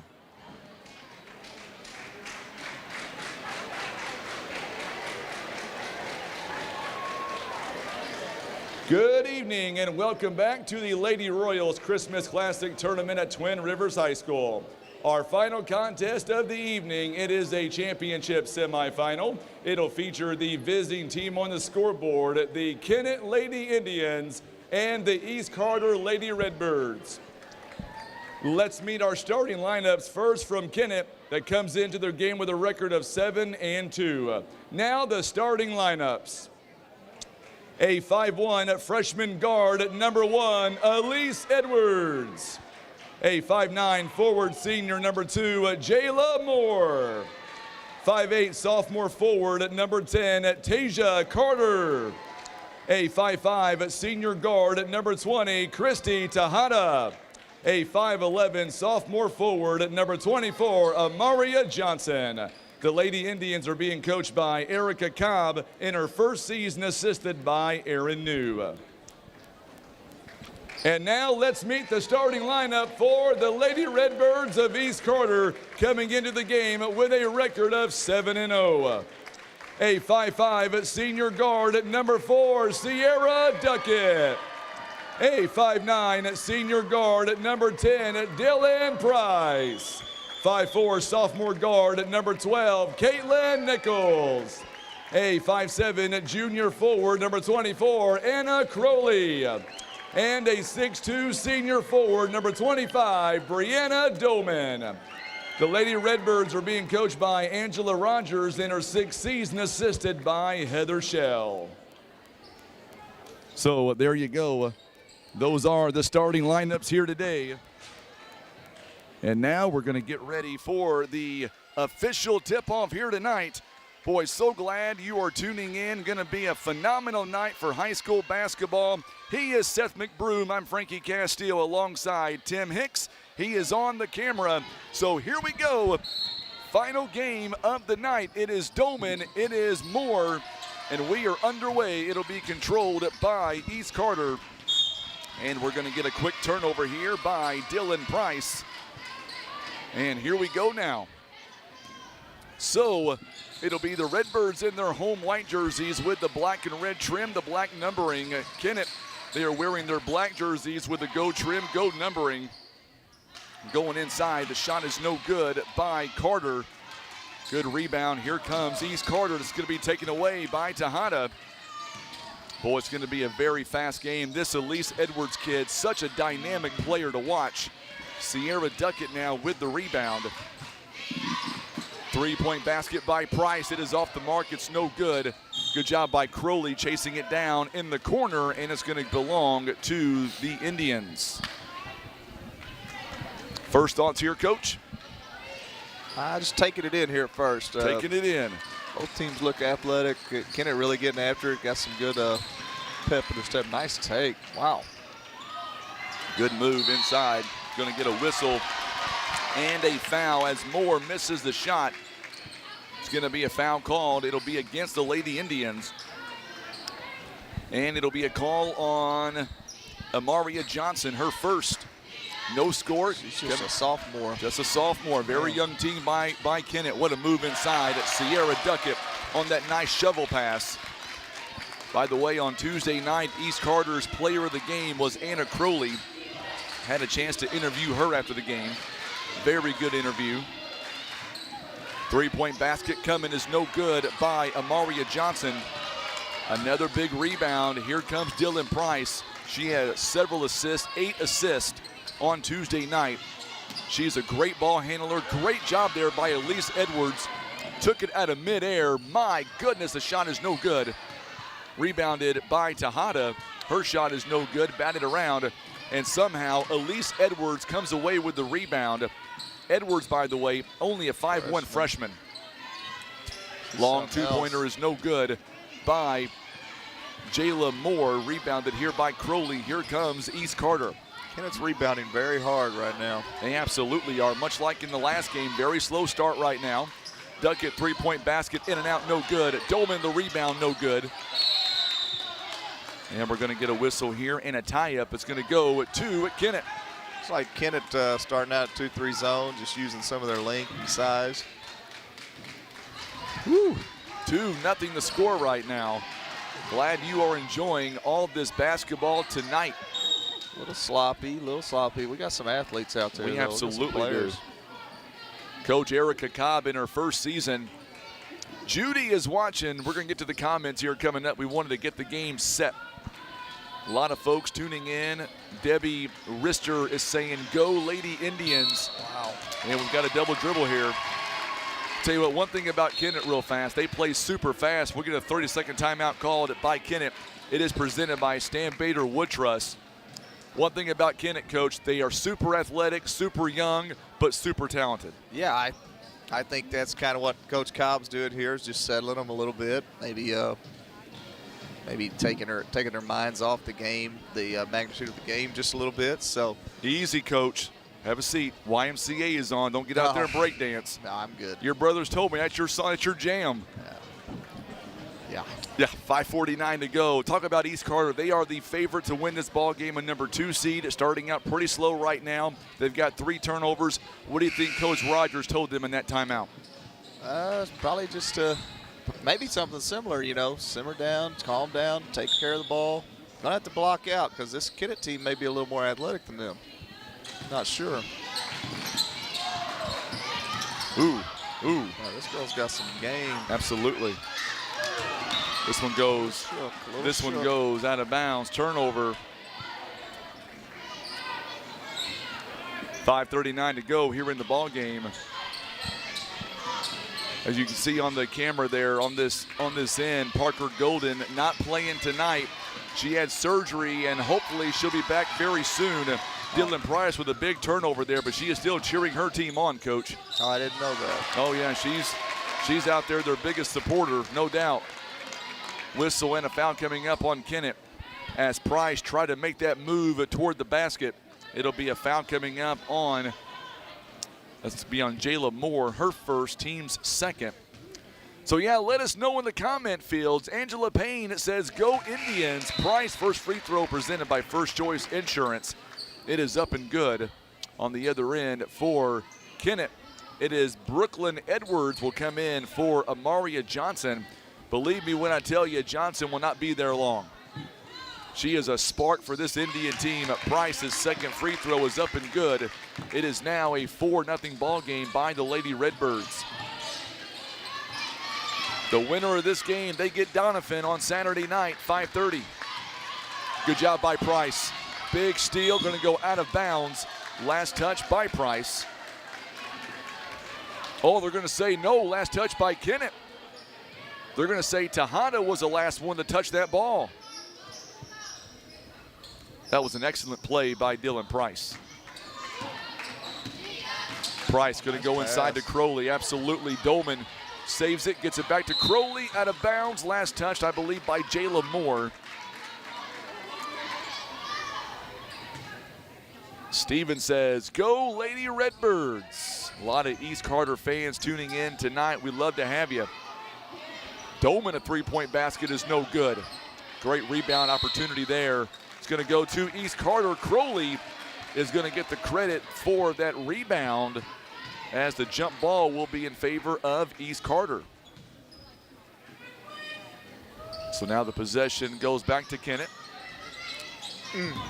Nearly a good job there. Nichols for three. It's in and out, no good. Dolman again, another offensive rebound. And that's going to be tight the rest of the way. Dolman doing her thing inside the paint. She's got 3. her first bucket. It is now 6-0. Here comes Elise Edwards. Edwards going down the lane. My goodness, she can fly. She can fly. Big basket for Kennett. Uh-oh. Dolman misses the shot. Rebounded by Crowley, and she draws the contact. By the way, I was going to tell you, East Carter, they're ranked number 3 right now in Class 2. By the way, East Carter coming in the ball game. We got a foul called on Jayla Moore. It's her second. Going to inbound to Dolman, and we're going to get a travel called on Dolman. I was going to say East Carter coming in, averaging 53 points on offense, giving up around 33. Meanwhile, Kennett, they're scoring 61 points on offense and giving up 38 so far. I'd say with East Carter, they're going to be tough to score against. They got some size. They're playing some man-to-man here. Boy, good job there by Dolman at knocking it out of bounds. I think we're in for a dandy here tonight, too. So. First one was super intense. Super intense. Can you imagine what Twin Rivers High School will be like coming up on Saturday? Elise Edwards getting it inside to Tejada, no good. Dolman thought she had the rebound there. We'll have to keep an eye on offensive boards for both teams. You know, I'd say both teams hang their head on crashing the glass and controlling the boards. That'll be an interesting stat. Check at halftime. Absolutely. Right now, where we sit right now, East Carter 4 offensive rebounds, at Kennett with 3. How's that for some stats for you on the fly? You're the man. Carter rather, now to Elise Carter, or Elise Edwards. Edwards runs into a brick wall, but somehow a foul going to be called on Price. Great job by Tasia Carter rather. Sorry, a lot of names here this week. Got my little sidekick. I was going to say, I'm watching number 1, Coach. I'm watching. My girl Lila over here. She'd be watching some of these guys. So Dylan Price with a foul. First free throw by Tasia Carter is no good. And we're going to see coming in for Kennett something we have not seen a lot of. Bella Wilson going to come in. We haven't seen much of her in this tournament. Also coming in, Ella Fuller as well. She'll check in for Crowley. Second free throw is no good. Another rebound by Dolman. And that's something we'll be watching all night long as the free throws. They've been a big factor in 3 of our 4 games so far tonight. Dolman's shot is no good. We're going to get a whistle here and a jump ball. Boy. It's going to stay with Kennett. Good job there by good hustle by Tasia Carter there.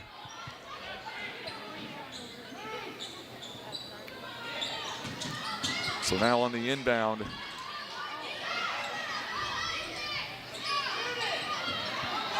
Ooh, ball goes on the floor. Bodies flying everywhere. You're not kidding. Just like in the last game, a turnover there by Dylan Price. 3:31 to go here in the first. East Carter applying some pressure. They sure are. Elise Edwards now going up top, and what a move. Wow. That girl is so special to watch. 6-4. It's hard to stay in front of. 5'1" freshman. Good job there by Tasia Carter, just knocking it out of bounds. Somebody about lost some nachos down there. I'm not sure who that is standing there. They've got Neelyville colors on, that's for sure. Crowley going to come in. She will replace Caitlin Nichols.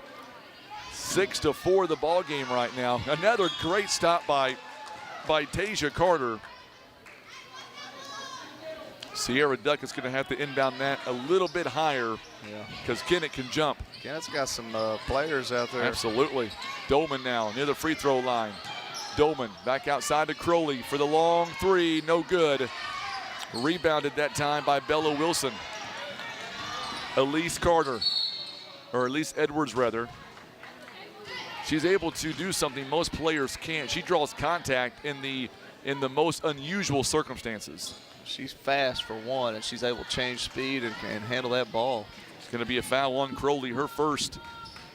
You can handle the ball. That just opens up a whole new world for you. Could you handle the ball like she can when you were in school? No. I stood somewhere and waited for somebody to pass it to me. There you go. Elise Edwards now. Her sister plays on the team as well. Duckett went for a steal. Matter of fact, speaking of her, she's coming in here in just in a minute. Dolman with a big block and a foul going to be called. Woo-hoo-hoo. East Carter didn't like that No, call. they did not. I can read some lips all the way up here. I can read. You read at a high level. I eh? sure did. So now going to the free throw line at Tasia Carter.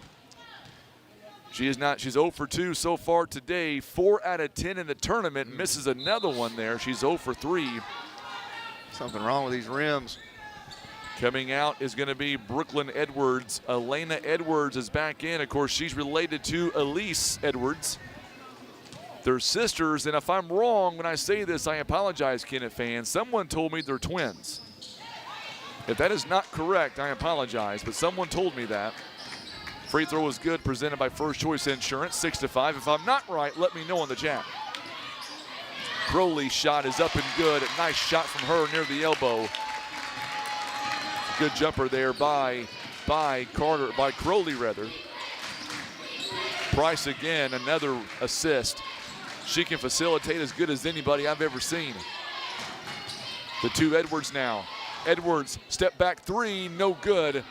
This shot going to be rebounded by Dolman. She has a really pretty shot release.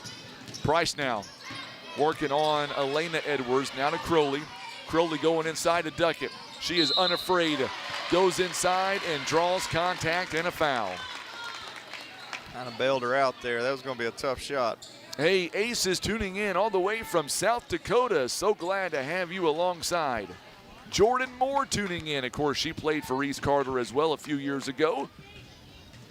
Kind of that start of this program really taking off and excelling. What's she doing now? I don't know. What are you doing, Jordan? Let me know. First free throw is no good. Dolman will take a seat. Coming in is Caitlin Nichols. That last foul, by the way, was on Tasia Carter. Is she playing softball somewhere? I think she was playing at Three Rivers at one point. I thought she was too. Jordan, if you're still there, let us know. Second free throw is no good. Yeah. Duckett was frustrated on that. You could tell by her reaction.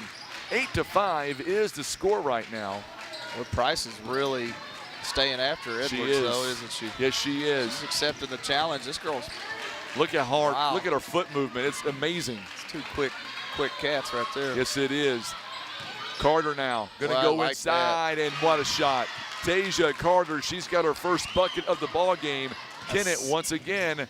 I wonder if that's by design. That cleared out there at the high post for. Going to be a foul on Christy Tejada. Great move inside by Anna Crowley. This kid can play the game. You can hear some of the crowd. Coming up on 9 o'clock. First free throw is no good. I'll tell you what, we might need to invest in new rims here at Twin Rivers. What do you think? I don't think anybody can make a free throw. Going to get a timeout called here. This one's going to be by Coach Angela Rogers. It'll be a 30-second timeout here. They've got 4 timeouts left. So, Coach, what do you think so far? First quarter, 1:25 to go, and it's been a very low-scoring game as well, 8-7 in favor of East Carter. Just another slugfest, basically. Both teams having a hard time putting it in the hole. But playing hard, you got to love the effort for sure. Absolutely. Both teams getting after it, playing hard. So let's talk about your team for just a moment. And I think a lot of folks want to know, in your estimation, how far can Twin Rivers go in the upcoming Christmas tournament for Bloomfield? Well, I mean, you know, Are they going to win it all? I mean, they getting dressed up for nothing, you know. So That's I mean, right. let's go do our best. We have a tough round that first round too, but just go try to win every game we can. Keep playing every night. Crowley misses the free throw. It goes out of bounds. Last touch by East Carter. Thank you so much, Ricky. So they're not twins. They are sisters. They're not twins. Okay. Elise and Elena Edwards, thank you so much. And Jordan says she is still playing softball at Three Rivers. Thank you so much, Jordan. Great ball player there at East Carter, basketball and softball. She was hard to get a hit off of in softball. My daughter played against her many, many years, and she always struck her out all the time. She may get mad at me for saying that, but that's the truth. It's what happened. Stuff happens. She was a great athlete, no doubt about it. Foul going to be called on Ella Fuller, by the way. It was on the floor. So now no more fouls to give in the first quarter. Oh, we're going to get another foul. This is going to be against Kennett. I believe it's going to be on Tasia Carter. I think it's on Tasia. It is going to be on Carter, her second. It's a big foul. That is a big foul. Number 10, that's a nice move she made. Coach Rogers says, Coach Rogers is wanting the free throws, but it's offensive. There you go. She's like, okay, I got you. Hey, she tried. You got to give her credit. Just checking. You know, Absolutely. double checking everybody. She's always keeping those officials on their feet.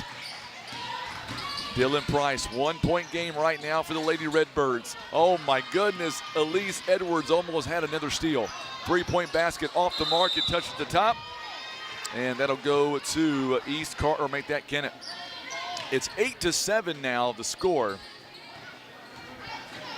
What a night here tonight. Under a minute to go. We still have 3 more quarters to play. So now Edwards back to Elise Edwards, Elena and Elise. Still there by Duckett. Here comes Sierra Duckett now. Throwing it inside. Oh my goodness, a collision in that. Oh, that did not look good. A collision between Price and Elena Edwards. Inadvertent contact. You hate to see that. They called a foul, by the way, on Dylan Price. Yep. And we will walk the length of the floor and shoot 2 free throws. It's 2 on her, isn't it? Yep, that's 2 fouls on Price. The important thing is, forget about the fouls. I'm just glad everybody's okay, because that was a hard foul. That was inadvertent contact, and that could have been very, very bad. So Elena Edwards now going to the free throw line. She will shoot 2 free throws presented by First Choice Insurance. Kennett so far on free throws, 1 out of 4. Make that 1 out of 5. And now Price will come out of the ball game as a game changer right there. Yeah, it is. Addie Kirby comes in. Second free throw coming up here for Edwards. It is up and good. We have a tie ball game here as we get ready for the end of 1 quarter. It is 8-all here in the first. So now Kirby works it around. Sierra Duckett throws it up. That's a good move by Fuller. Good move by Fuller. Duckett could not get that shot to go down. Ball is on the floor. It's going to be a jump ball, I believe. Possession Kennett. Or make that, yep, going to be on Kennett. It'll be their ball. Kellyanne tagging Anna Crowley and saying, let's go. So now East Carter will get the next possession. Oh, Edwards out in space. Whoa, good job there by Ella Fuller. Takes it away from Edwards. Crowley now with 3 seconds. And it'll be ripped away. Wow. Edwards at the buzzer. It's no good. Just the fact that she knew the time, that was impressive. This lady is only a freshman, and she is mind-boggling to watch. I mean, she's good. She is absolutely amazing. We're going to come right back. We're going to take a quick timeout. Don't go anywhere. Tie ball game at the end of 1 at the Lady Royals Christmas Classic Tournament. It is presented by Southern Care and Comfort.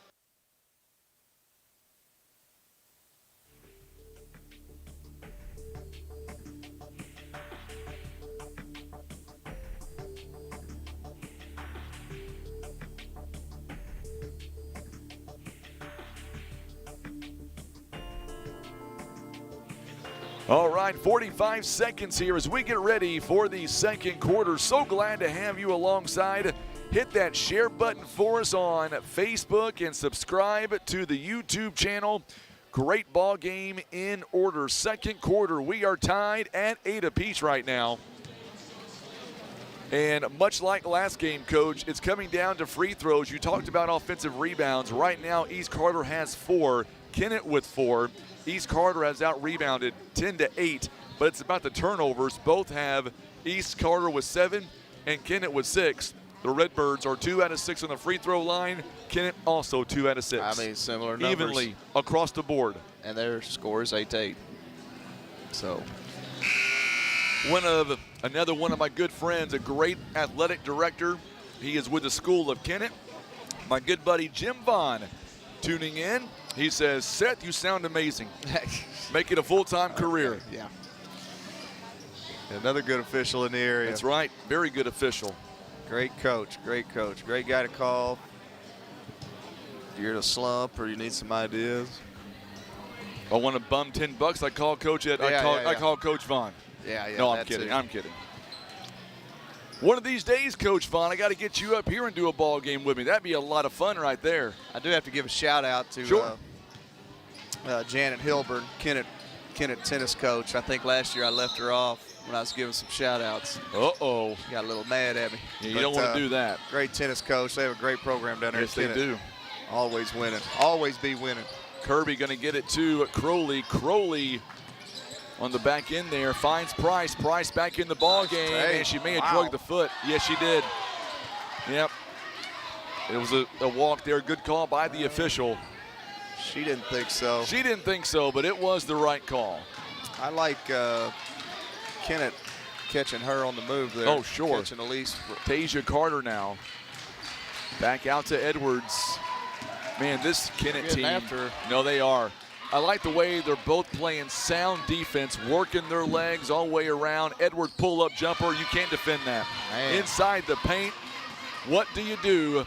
She's got 6 of the team's 10. I don't know what. They might have to run somebody at her. Might have to run a second person at her. Dylan Price now in the corner. Good job there by Bella Wilson. It's going to be batted around. Crowley is going to come away. Nope, it's going to be a jump ball. It's going to be Kennett basketball. That was good by Elena Edwards there. Tell you what, when it comes to hustle right now, I think you would agree with me. Kennett right now, at least in my estimation, are out hustling East Carter's a little bit. I don't know. Yeah, I don't know if they're out hustling, but it seems like they're getting some of those 50-50 balls. Man, it looks like East Carter's playing hard, too. They're playing hard, don't get me wrong.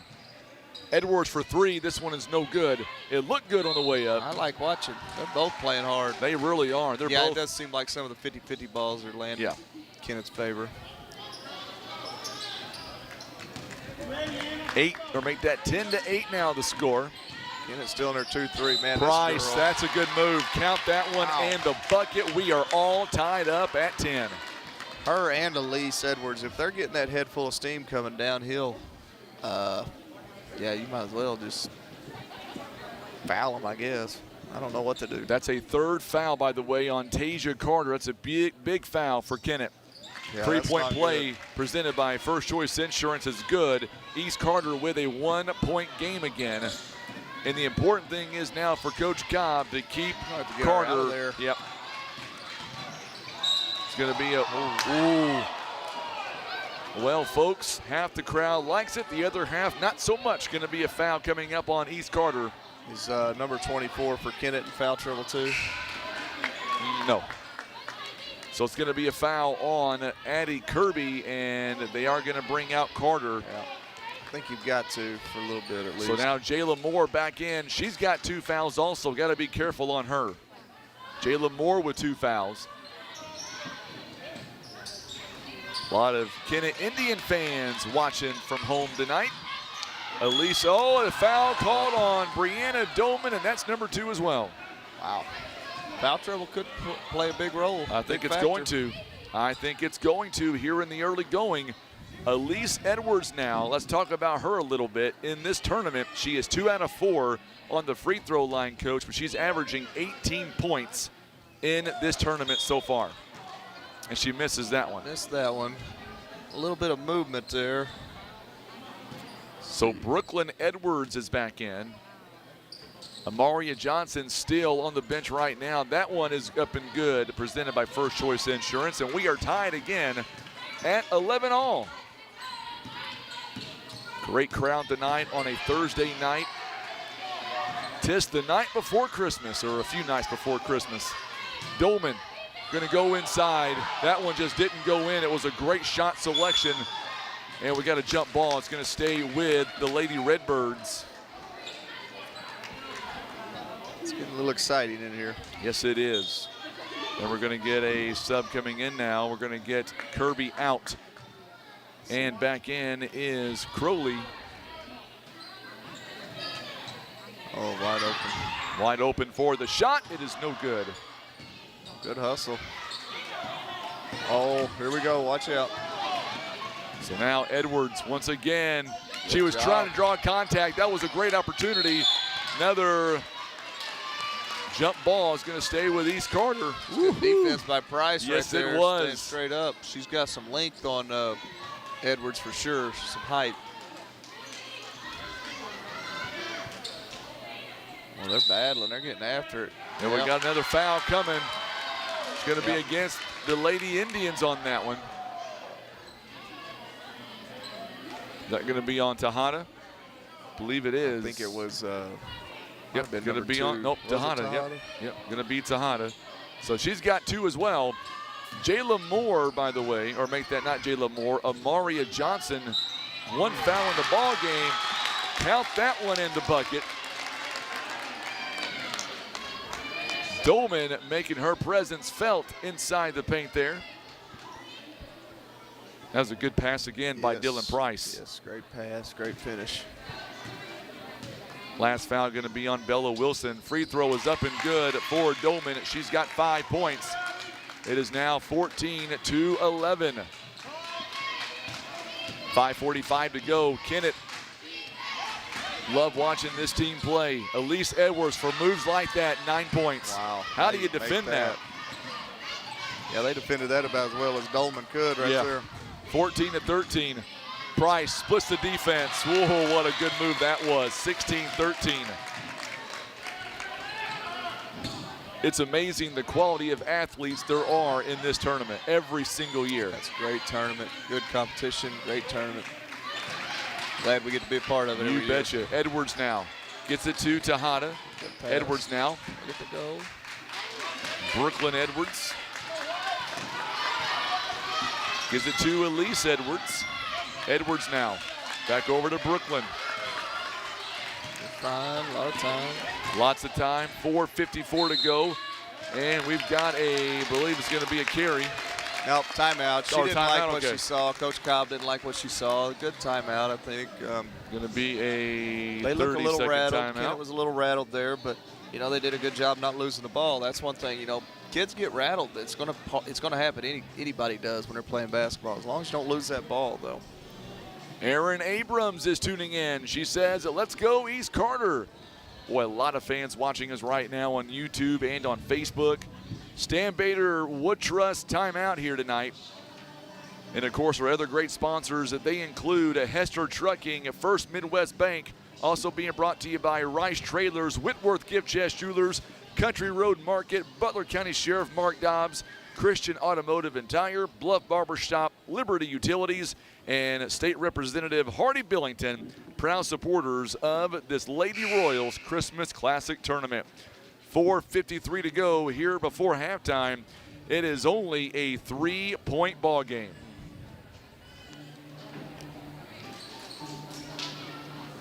I'm getting some hate mail now, some hate text now. What'd you do? Something I said? No, I'm getting hammered by a couple buddies. Okay. I have to pay attention. I have to get my game going here. Uh-oh. Now, that's a big game changer right there. Amaria Johnson, you asked about her earlier. She is back in the ball game now. She will replace Brooklyn Edwards. We'll see her size is a good match for Brianna Dolman. Yep. Tejada gets it inside to Moore. Good steal. Good steal. And it's going to be taken out of bounds. Last touch by the Lady Indians. Pressure there by East Carter, giving Kennett some fits. David Wheeler says, "Let's go Kennett." He is tuning in on YouTube tonight. So glad to have you alongside. Crowley going to go baseline. Yep. Turnover on Anna Crowley there. It's amazing that these two semifinal games are very low-scoring games, and we have that here tonight as well. 4:39, Tejada. Championships are on Saturday. Nearly another turnover. It might end up being one. And we've got a whistle here and a timeout call. So Dolman doing what she needs to do for the steal. And we get a timeout called by the Lady Redbirds. It is a 30-second timeout. So each team now with 3 timeouts left in the ball game. Dolman's making some things happen. She really is. We've said her name a lot. So the Redbirds are 4 out of 8 so far on the free throw line, 35% shooting overall, 6 of 17, 0 for 6 on the behind the three-point arc, only 3 first-half assists, 10 turnovers, 6 steals. On the other side, the Indians are 5 of 17. They are 29%. Also 0 of 3 from behind the arc and 3 of 8 on the free throw line. 8 rebounds in total, 1 assist, 4 steals, 9 turnovers so far. Lee Wallace is tuning in. Yes, sir. We'll see you on Saturday, my friend. He is tuning in from Evansville, Indiana. 4.5 minutes to play here in the first half. Very good ball game, low-scoring game. Price inside the paint. Yes, it was. Very nice move. Caitlin Nichols with the assist. And now it's a 5-point game. Amaria Johnson, this one's going to go out of bounds. The last touch by Johnson. Kennett struggling a little bit here, finding their way on offense a little. It's only a 5-point game. Hanging in there, though. Price up and oh, what a move. She's got 11 now. And now East Carter slowly starting to drift away. It's a 7-point lead right now. Johnson gets around the defenders, dumps it off inside to Wilson. Her shot rattles out, no good. Another rebound by Dolman. 3:41 to go here in the first half. Price dumps it off, no good. She'll reset, give it to Dolman. Dolman now inside the paint, taken away. Good job there by Jayla Moore. Oh, we got some numbers. Oh. This one's going to be last touch by Price, I believe. Yes, it is. So Elise Edwards back in the ball game now. Also, Jayla Ellis in the ball game as well. And, of course, looking over on the other end, it looks like Jayla Moore will come back in the ball game. Amaria Johnson going to take a seat for the time being. 24 looked like she's limping a little bit. That's what I'm thinking too.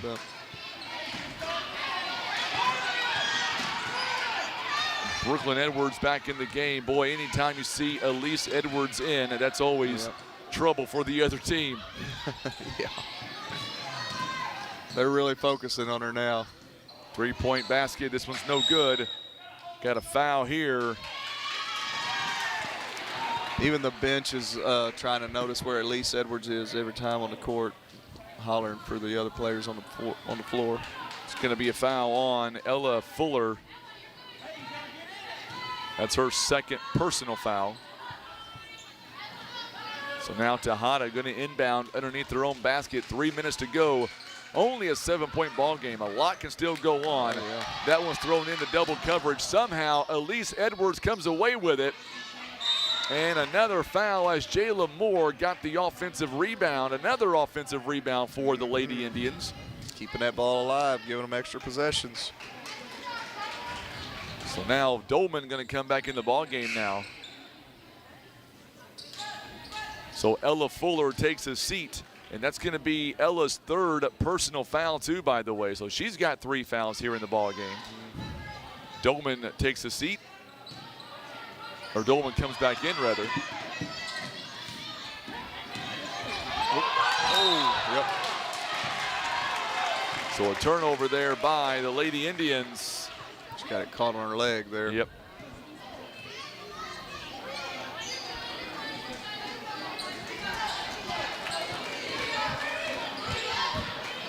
Seven-point game right now. The Lady Indians trail.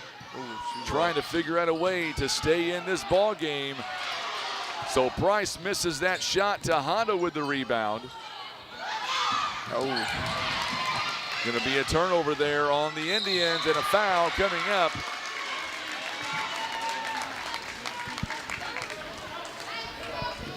Pressure's really bothering Kennett a little bit. I'm not sure how many turnovers they have, but Kennett's got here tonight so far. The Lady Redbirds have 11. Kennett has 12. It'll be a foul on Brooklyn Edwards. Going to the free throw line is Sierra Duckett. Her shot is up and it's good, presented by First Choice Insurance. Duckett with 3 points here in the ball game. What we haven't seen a whole lot of by any team is Kennett being pushed to the limit here by East Carter. No doubt about it. Jeff Berry giving you a compliment, Coach. They're really staying after Edwards here.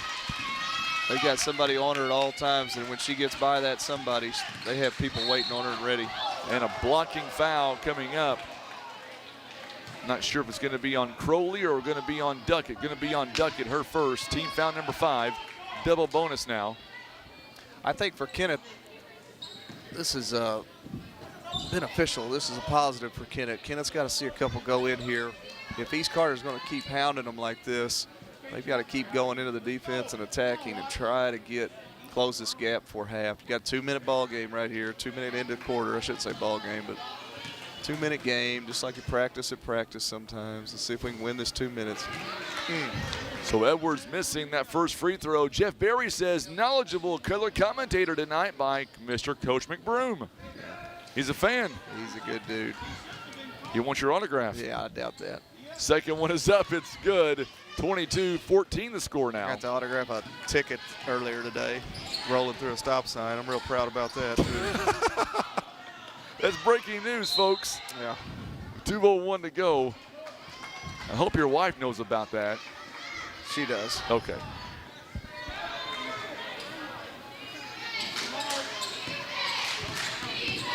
Oh, what a good move there by Kirby.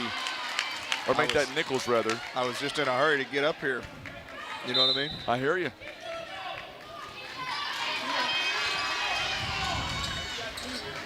So now Edwards will take a seat for Kennett.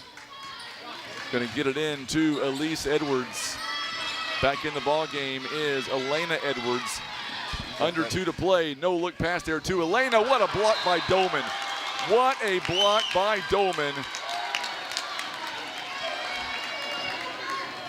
Whew. They might have to set her some ball screens or something just to free her up a little bit. This number 12 is just all over her. Yep, Caitlin Nichols doing a phenomenal job on Elise Edwards. That one's a little bit short. Good job there by Crowley tracking down the loose ball rebound. Dylan Price somehow finds Nichols for 3. It's good. Big shot. Almost a steal, and then somehow ends up with Nichols. 25-14 now. Kennett trying to hang in this game. Boy, this last minute's going to be critical. Yeah, it is. As Tejada nearly gets it taken away. Somehow dribbles out. Price is saying double dribble. Did not get the call. Edwards for the shot is good. She's got 11. Bad break. Good deal for Kennett. 25-16 the score now. Price outside to Crowley. Going inside again, taken away.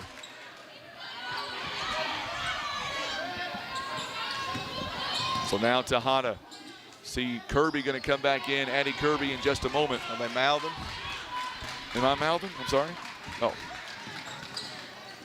Elise Edwards from the jumper, 12 feet away, no good. Ball batted around and saved by Crowley. Crowley now out ahead to Duckett. Duckett goes up, it's no good. Great offensive rebound by Dylan Price. Price skirmishes on, taken away somehow, some way. A little rough out there. Ooh, wow. Edwards on the jumper there in the wing. She's got 13 points. Go, 8 seconds. 25-18, 5 seconds. Price, long three-pointer. It is no good. Looked good, didn't it? Yes, it did. Good job there on the other end. We've got ourselves a ball game, 7-point game right now. Let's go to a quick break. We're going to come back and we'll reset it for the second half. It is 25-18. East Carter leads by 7 going into halftime. Come right back. You're watching live coverage of the 26th Annual Lady Royals Christmas Classic Tournament. It is presented by Southern Care and Comfort.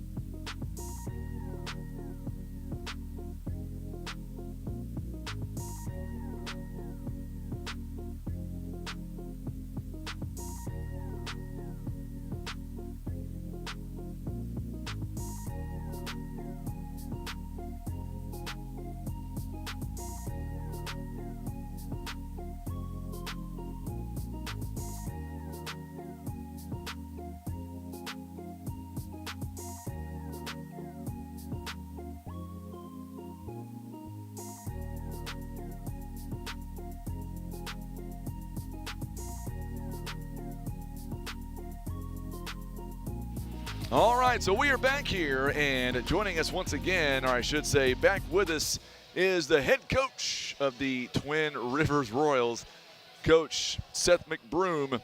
Appreciate that, Tim. Tim Hager on the video chat here tonight. Appreciate the compliment, my friend. You got to go back and watch some of this earlier highlights. I had Coach Alex Wiggs on during the first 2 games of the broadcast. It's always been my goal to get him to do a ball game with me, and he did 2 of them, and now I got Coach McBroom that is taking his place. Yeah, he's actually got talent, probably. Which one? Wiggs. Oh, well, no, He's I think you're good doing at a great job. You're doing a phenomenal job.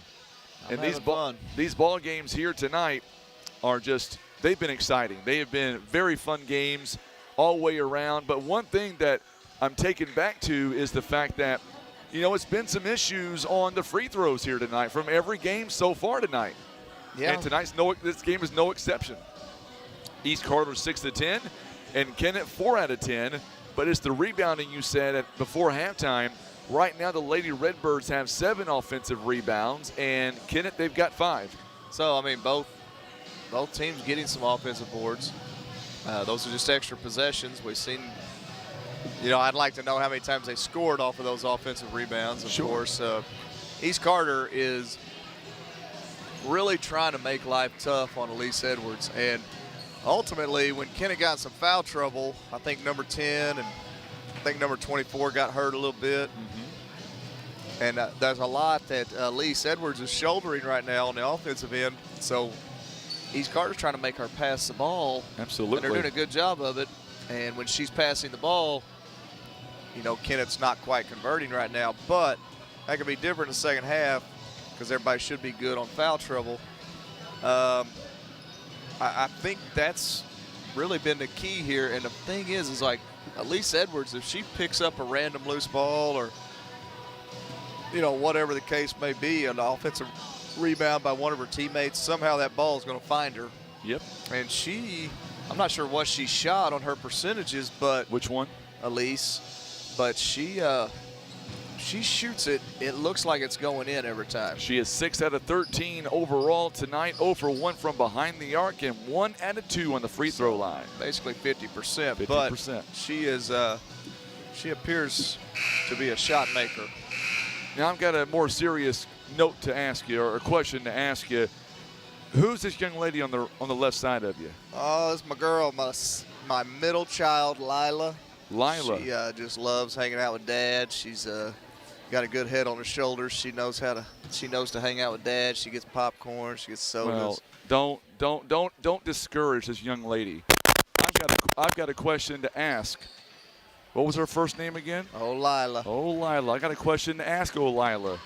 He's asking you a question. Pay attention. I'm going to ask Lila a question. So, Lila, have you told Dad what you want for Christmas yet? Yes. Okay, tell me what it is. I want a Kendra Scott, a Stanley, and if I can get I can't even say it. If I can get Lulu leggings, that's what I want. Ooh, it sounds like you need a third job, Coach. Yeah, sounds like, well, I better not say what I want to say on air. Sounds like you could wish in one hand. And Oh, okay, I see got what you. happens Okay. in the other. So, do you like basketball? Yes. So, are you going to be just as good as your dad was when he was in high school? Yes. Okay. Well, you want to come over here and be in the camera shot with me? Come on over here. She's a pretty I good can scoot girl. She over. might get some of that stuff on her Christmas list. I was just kind of kidding. So, what grade are you in? What? What grade are you in? I'm in 5th. In 5th grade. What's your favorite subject in school? And don't say lunch or recess like your dad. Probably ELA. I'm sorry?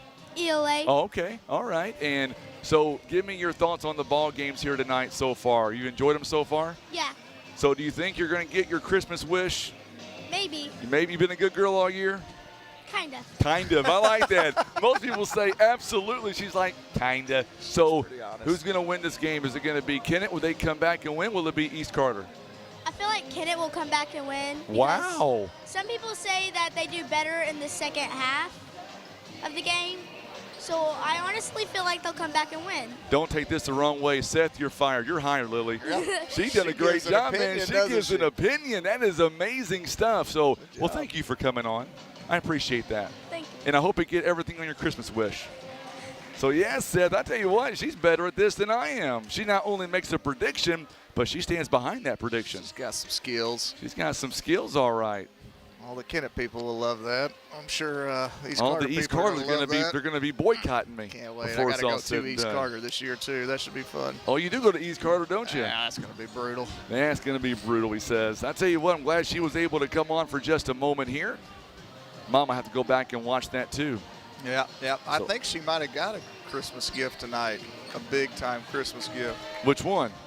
Your daughter? Yeah. I just don't know if she knows it yet. Oh, okay. Well, we're going to get ready for the third quarter now. So here we go, 25-18. And for the Lady Redbirds, we're going to go back, and it'll be the same starting five as it was once we left. Kennett's extended their zone. Nice contest there. Absolutely. Nice On the board. Here other we go. end, Here we go. Carter back in the ball game. That's is a great start. Oh, It's a missed it. big game changer there. Rebounded by Crowley. Good hustle. Very Oh. good hustle. Oh, man. Dolman, good sportsmanship there by Elise Edwards. And that's what I love about these teams.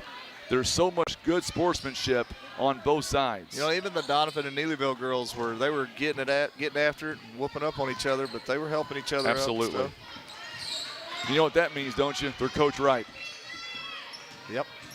So Tasia Carter back in the ball game. Elise Edwards shot a little bit short. Rebounded by Dolman. And my wife sent me a text and said, I got to go to bed. She's got to go to work in the morning. She's done. That's awful. It is terrible.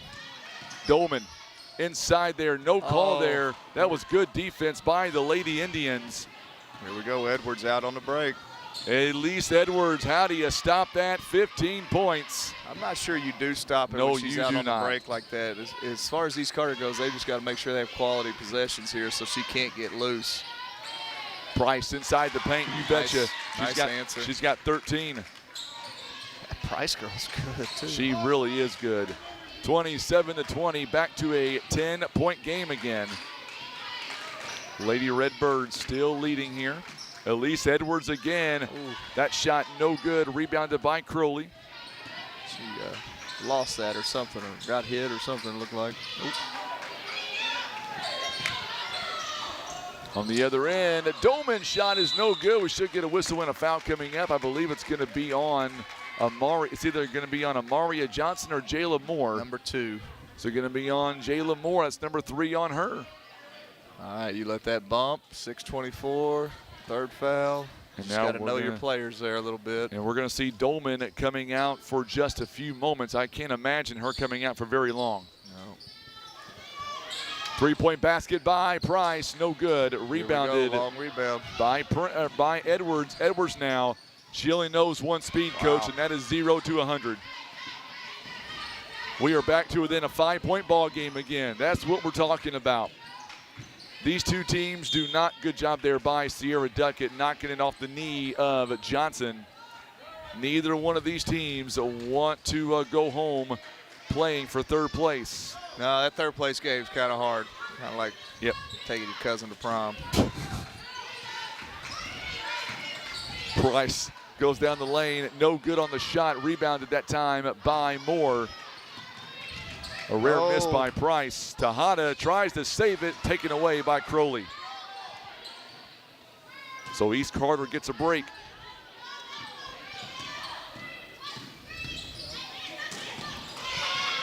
So now Johnson Look at out in this. front. All by herself, goes in and scores. Her first bucket of the ball game. It is a 3-point game again. Sure. I think this pace is favoring Kennett right now. It's giving them some good looks at the basket, not allowing East Carter to set up their defense. 3-point basket by Crowley is no good. Rebounded that time by There's another one. Carter. Oh.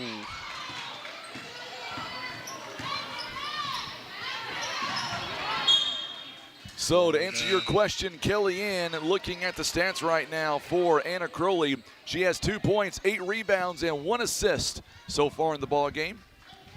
Crowley will take a seat for a brief breather, I would imagine. Not going to be for very long. Dolman is back in. She has 5 points, 8 rebounds. Jim Vaughn says, you speak from experience, Seth. No.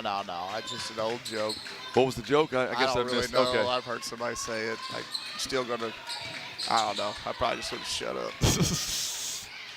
You're fine. So now Is anybody Edwards now. listening? No one's listening. They're all going to bed. we can speak freely here. We're amongst friends. That third place game, sometimes people just don't want to. It's hard to get up for that one and get into. Oh, at least Edwards, it rattles out on her. Everybody wants to play for first. Price now guarded by Edwards.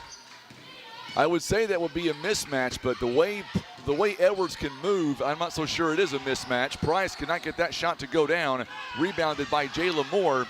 And here comes Johnson on the other end. It's no good. Oh, good job there by Duckett, though, to get that block from behind. Uh-oh. Uh-oh. Here we go. And now Elise Edwards is going to make that. Tejada, rather, will go to the free throw line. She will shoot some free throws now, presented by First Choice Insurance. I think Kennett's got to really like the way this first half of this third quarter started. That's the third foul, by the way, on Dylan Price. That's big. Carter looks like they're maybe a little winded. Tejada goes to the free throw line. 3-point game. It is up, and it is no good. And Kennett's had 2 or 3 little chip-in layups there that they didn't convert on.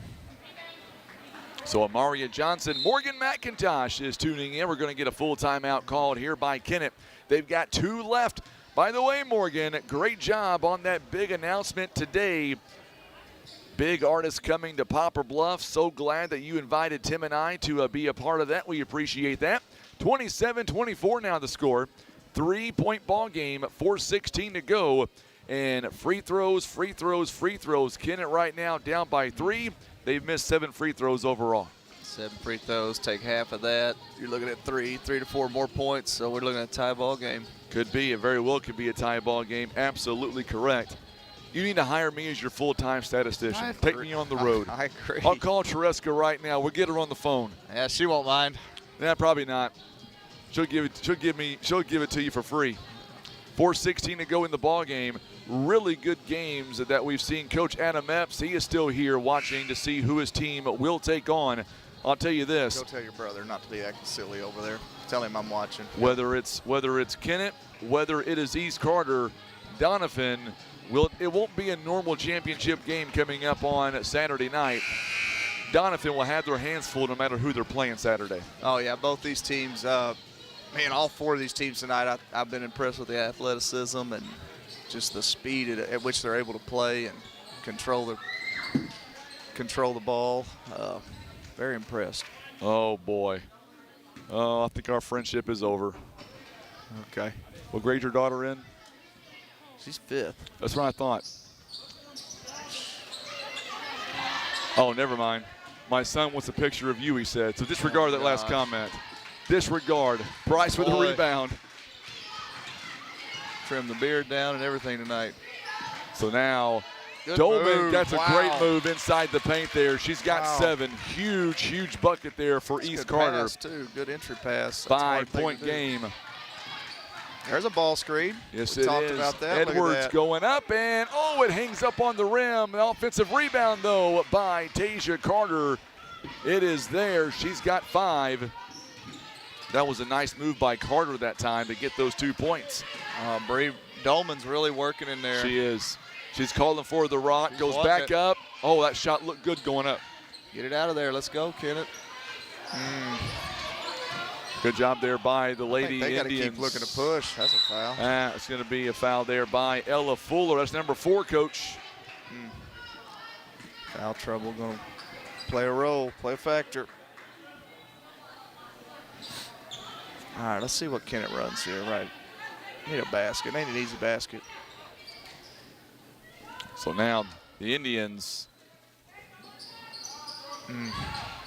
Broken play. Tejada gets it over to Edwards. She's got 17 of their 26. She's something. She is something special, no doubt about it. She's on my all-tournament team, I'll tell you that. I'll be the first to admit it to you. Carter throws it into Edwards. Edwards' shot is no good, and we're going to get a tie-up, and it's going to stay with Kennett. Number 2, keeping the ball alive, keeping things happening, making things happen with the offensive boards. Telling you. Going to be an offensive, or I should say offensive rebound once again by the Lady Indians here. So we got Edwards inbound in here. Let's see what this is. Bet it's going back to her. 9:30 at night, and we've got a ton of people watching us right now on social media. It's amazing. Only thing to be watching. That's oh, right. nice Good pass. move, and that falls. That was a great cut, a great move there by Amaria Johnson.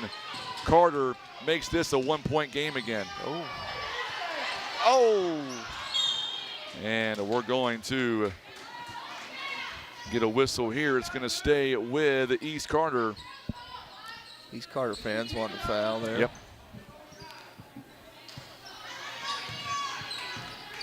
We've almost completed 3 quarters here. Going inside the Doman, and Doman draws the contact, and that's what she wanted to do there. That's exactly what she wanted to do, drawing the contact. And now she'll shoot 2 free throws coming up, presented by First Choice Insurance, where she is 1 of 1 tonight, and she is 5 of 7 in the tournament. And that is number 4 on Jayla Moore also. So her and Ella Fuller each with 2 fouls. Free throw is up and good by Dolman. She's got 8 points. And now we're going to see Jayla Moore out back in the ball game for Kennett. It'll be Brooklyn Edwards. Tejada still in the ball game as well. Second one is up, and it's good as well. She's got 9. Amaria Johnson inside. It's up, and it's no good.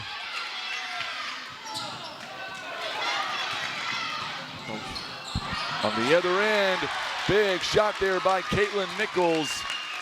She's got 5, and all of a sudden, East Carter again up by 5. We get a whistle here and a foul coming up. And they're working that ball screen right now with Darian Combs is watching on social media. Boy, he was a great athlete for Poplar Bluff. My guy. Glad to see you're watching some high school basketball. How's life treating you, Darian? Sure miss you at Poplar Bluff. Johnson, oh my goodness, nice she was pass. taking, yes it was. We're gonna get a whistle here and a foul, or I'm sorry, it's gonna be a whistle, injured player. Great no call there. There was inadvertent contact. She ran into a brick wall, talking about Amaria Johnson. 33-30, we got us a game. We do. It's gonna be tight, just like it's been all night. I would agree with that statement 100%. Oh, lost her glasses. Yep.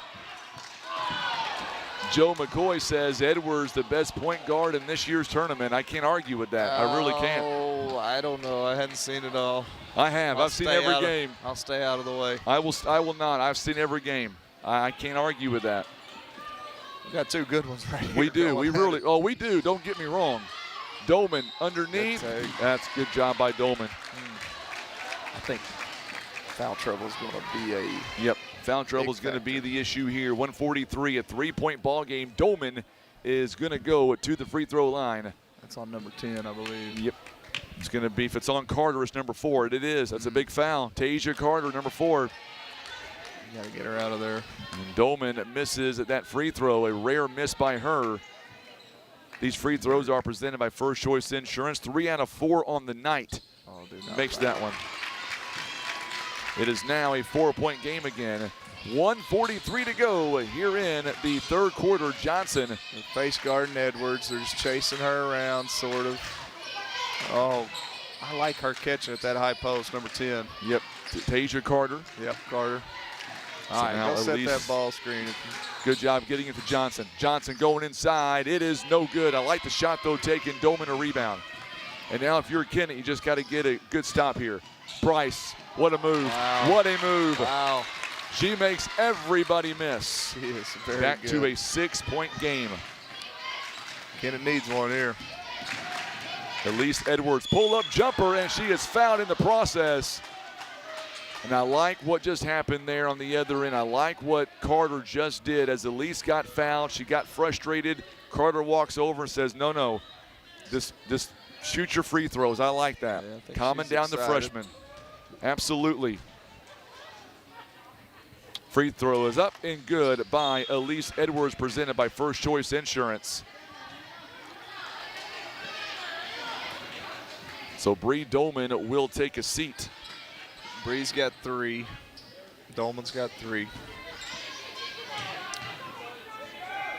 Second one is up, and it is no good, and we got a foul right there. We saw that in the last game. Yes, we did. I think we did anyway. Rylan Bowman, who checks in. She smoked her on that Number ball. 21. Oh, that's 2 free throws, though. That's 5th foul. You do not, you don't want that. Now this girl's seeing them go in. Elise Edwards seeing a shot go in now. Yes, she is. She's got 19. Make it 20. She just makes 2 free throws there. Under a minute to go. So Rylan Bowman, who just checks in, gets a foul. And now Price, 3-point game again. Back to Crowley. Boy, Crowley, she has been a huge asset for Coach Rogers. And there is a turnover there. Elise Edwards misses a rare shot there inside the paint. Great job there by Anna Crowley. She doesn't miss many. No, she does not. 36.9 seconds. I'm telling you, we're going to mess around tonight and go to overtime, Seth. I'm ready. I'm ready. I've got plenty of drink on standby. Elise Edwards now. Picked up by Nichols. Elise Edwards inside the paint. My goodness, 22 points. And folks, we got a 1-point ball game again. They're going to have to guard that differently. Yes, they are. Look at the intensity right now by Edwards. Nearly a steal. It might wind up and be a steal. Good job there by Price. Crowley going in the lane. It's going to rim out on her. Johnson with the rebound, and we got a jump ball. It's going to go to Kennett. So Kennett has 2.9 seconds here. Doesn't know. Yep, they're going to go ahead and let it go. Woohoo! What a game so far tonight. I really like how they inbounded somebody else and then Edwards takes off. Pretty sharp. All right, Darian, you're going to be at the Popper Bluff Showdown. You got to come by and say hi to me, Darian. Love to have you on commentary for a little bit. So fourth quarter is about to begin for this game, and we have been treated to 2 really good semifinal games. East Carter shooting 38%, 13 out of 34. Kennett right now, 14 out of 43 at 33%. Looking at the numbers, Brianna Dolman right now, she's got 10 points, but she's outscored by Dylan Price, 15 points, 25 of their 36 between 2 players, 4 by Sierra Duckett. Also 2 points by Anna Crowley, but 9 rebounds, and 5 points by Caitlin Nichols. On the other side, Elise Edwards, 22 of their 35, 1 assist, 2 rebounds, 9 by Tasia Carter. Oh, by the way, 4 fouls. And then from there, it is 2 points by Amaria Johnson, 1 point by Elena Edwards and by Brooklyn Edwards, and that is it on the scoring column for both teams. Amaria Johnson's had some balls, the shots just rim out, some layups, some good looks. So I'd look for her to do something this half, this quarter. What's East Carter going to do with Edwards? That'll be the interesting. Absolutely. It might be time to double her on that ball screen. I don't know, but she might just dribble out of the double. Got 2 good guards here going at it. So back in the ball game, by the way, for East Carter, it is Addie Kirby, number 5. She is down there. 3-point basket by Crowley is good. Shot. Wow.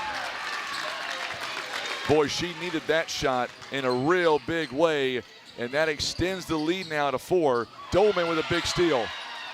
A rare turnover by Elise Edwards, and Crowley, boy, she's feeling it now. Got herself under the basket. Going to be a jump ball. It's going to stay with Kennett. Got herself under the basket there, didn't she? Yes, she did.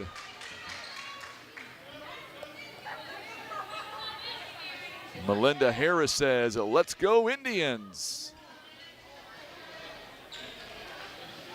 Boy, I love to see all the Lady Indian fans, the Lady Redbird fans.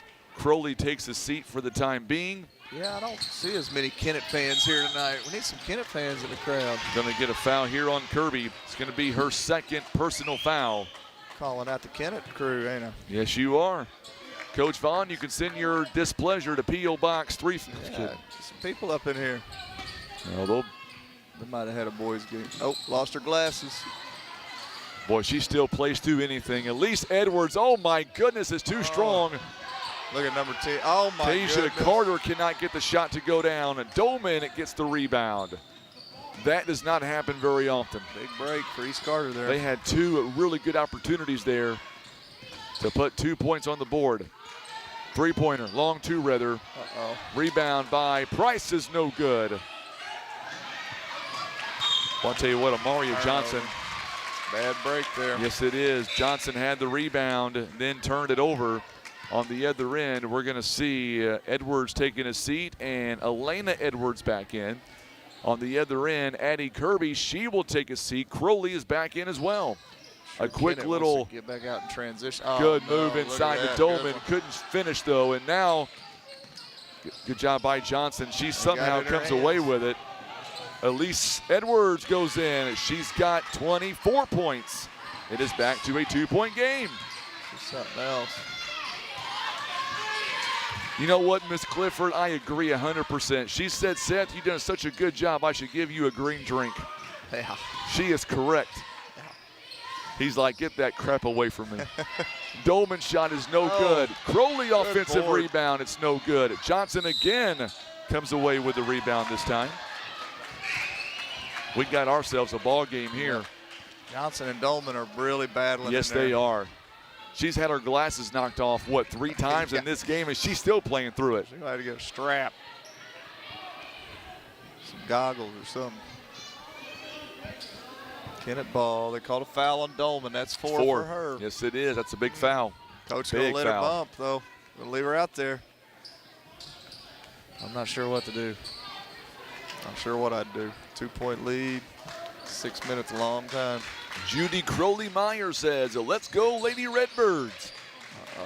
So now Elise Edwards, she breaks the defense, throws that inside, going to be turnover. She's frustrated on the pass. 39-37 the score. Very low-scoring semifinal games. Anna Wheeler is tuning in. She is watching for the Lady Indians all the way in St. Louis. Glad to have you alongside tonight. Good move by Price. Dolman counted and the rebound and the foul. A big rebound. Put She's back. got 12. Called it on number 2. Uh-oh. It's 5. That's 5 on her. Yep. She is gone. Jayla Moore has just fouled out with 5. No points in the ball game. Ricky Thompson says, let's go Indians.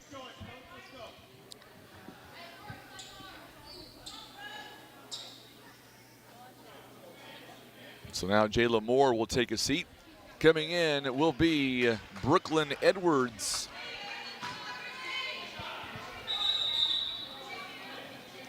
One basket. Yep, she made it. Yep. She made the shot. So now, this is a big free throw coming up here for Brianna Dolman. She does not miss much.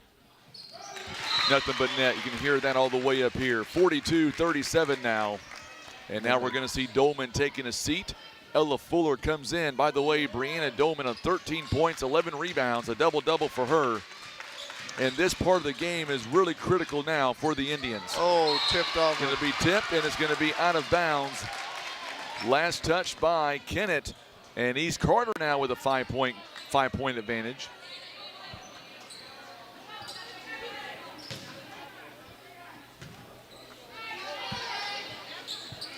So Price, East Carter has Sierra Duckett, Dylan Price, Caitlin Nichols, Anna Crowley, Ella Fuller, Kennett, Elise Edwards, Tasia Carter, Christy Tejada, Amaria Johnson, Brooklyn Edwards.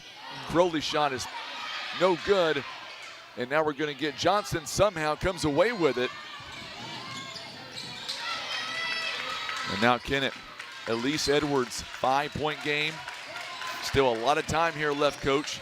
She puts that head down, goes up. It's no good. No good on the rebound. Crowley comes away with another big rebound for her, and that'll be rebound number 12 for Miss Crowley. Price making a miss, kicks it outside the Duckett. And she's going to carry that, so it's going to be a turnover on the Lady Redbirds, and that'll be turnover number 19. Kennett, by the way, has got 17 turnovers. Edwards has had a couple rim out here recently. You know, it could be from all the, I mean, they're just constantly applying pressure to her. Yes, they are. Johnson works it over to Tejada. Tejada now back to Elise Edwards. And by the way, Miss Kristen Penn says if your daughter's prediction comes true, she needs to be grounded. Just joking, she said. Yeah. Going to be a turnover there by the Lady Indians. Yeah. Somebody else sent me that she's got nice taste. I said, yeah, probably expensive taste. 4:49, we got a timeout called. This one's going to be by the Lady Indians. It'll be a full timeout, one timeout left. Tell you what, Coach, 4:49 to go, a 5-point ball game, still anybody's game right here, right now. A lot of time to go. Kennett has had someone foul out, number 2, Moore. Yep, Jayla Moore. They've had a couple baskets rim in and out. You know, Kennett got a nice push there in the third quarter with that transition. You know, can they get it out and look to push? They've gotten it out and pushed some with number 24 getting the big rebounds and either kicking to Edwards or taking it herself. It's just they've had a couple, like I said, balls just didn't fall in. And then, you know, East Carter's still doing their thing. They're trying to control the pace a little bit. They were working it into Dolman real well, but they're kind of protecting her on the bench right now. She has 4. If you're East Carter, you got to love the fact that you've got a 5-point lead with Dolman out right now. Sure. So, man, 4:49, that's a long time, though. That's a lot of possession still. A lot of possession, no doubt about it. 4:49 to go, 5-point ball game. Hey, by the way, on a side note, don't forget, tomorrow we're back on the air at 4:15. It'll be the Consolation semifinal and the 5th place semifinals. We'll have some really good games on that side, too. Yep. Portageville and Poplar Bluff. Oh. And there's another team I'm thinking of. There's going to be Dexter, and who else am I thinking of? Big TR, Lady Big Royals. TR, Lady Royals are going to be in that. And then Saturday, it'll be packed out for sure. Dexter, Twin Rivers, that's always fun. I feel bad for Tim Hicks. He's got to travel an hour and a half to get home. I've got a long journey myself to go home as well tonight. I got about 6 miles. You do? Yeah, that's not too bad. I've got about 2. Sorry, Tim. Bryce now, 4:40 or 4.5 to go. Duckett thought about taking that 3-pointer, 5-point game. This possession very critical now. Price sees an opening, goes in, and we're going to get a carry on Price. Well, she can manipulate that ball she can. So well. She's a player. She is a great player, no doubt about it. East Carter is so lucky to have a player like that, no doubt about it. Amaria Johnson back in the ball game. Brooklyn Edwards is going to take a seat. Bella Wilson also in the ball game. Big possession here. And we got a foul on Price, and that is number 4 on her, Coach.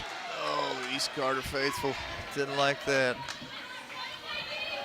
Okay, so this is interesting. They've got number 10, Price, who's a good defender, on 24, who's a taller player for Kennett, but probably their secondary ball handler. And right now, Elise is being guarded by Crowley. Remember, Dolman and Price both have 4 fouls right now. And if you're Kennett, you got to score. I think that's a good option right there, number 10, though. Ball's going to go out of bounds. Ball, last touch. Oh, they're going to say last touch by, I believe it's going to be on Duckett. It will be on Duckett. So let's reset the fouls here. Jayla Moore's already fouled out for Kennett. Tasia Carter's got 4. Brianna Dolman and Dylan Price for East Carter each have 4 as well. Oh, no. Price wide open to the lane. Wow. She won't miss that. 3-point game. She's got 26 points. 26 points. Fastest kids I've seen in a while. Absolutely. 3-point basket by Crowley is no good. Johnson fighting for the rebound. She comes down with it. Johnson shovel pass inside to Tasia Carter. And don't look now, folks. Yep. It's a 1-point game again. They got Dolman trying to get checked back in here. East Carter's got 3 timeouts. Boy, what a game. Price going to go inside, and a foul on the floor is going to be called. All right, so Dolman's checking back in, 3:20. She's got 4 fouls. Who'd they call that foul on? Haven't seen the, it's going to be on Bella Wilson. Be her second personal foul.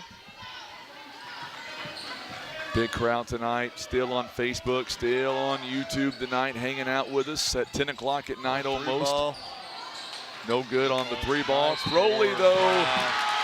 Crowley with an offensive rebound, and then she draws contact, maybe one of the biggest shots all night long for her. That was huge. Great job. Boy, she's a hustler. She is. Great ball player. Yep. I know Miss, I'm sure Judy Crowley Myers is proud of that shot. I'm sure she's still tuning in tonight. 3:15 to go. Free throw is good. That's a big one. She's got 8 points, presented by First Choice Insurance. And now it's a 4-point game again. Elise Edwards splits the defense and goes up. Is too strong. Rebounded that time by the Lady Redbirds. Here comes Price. Nice pass. Oh, a travel called. And the fans for East Carter not happy with that. Far away from the basket, I couldn't see it. 3 minutes, Elena, or make that Elise Edwards rather. Edwards now, 26 points here tonight, Coach. Man. Inside the paint with that right-hand finish is amazing, 28 points. She scored 33 points on Saturday, the first round. Her hesitation is unreal. Oh, yeah. Somebody gone. Uh-oh. I believe Seth is going to get thrown out here, folks. I think we got a fan getting escorted if you got to out. go, I understand. No, I think we're good. Okay. I think they've got an administrator here. Okay.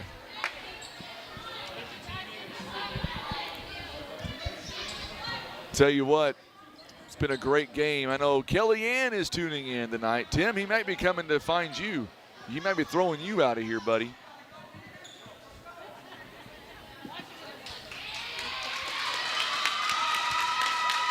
Wow. It's not very often something like that happens. You get a standing ovation. Yeah, he went well.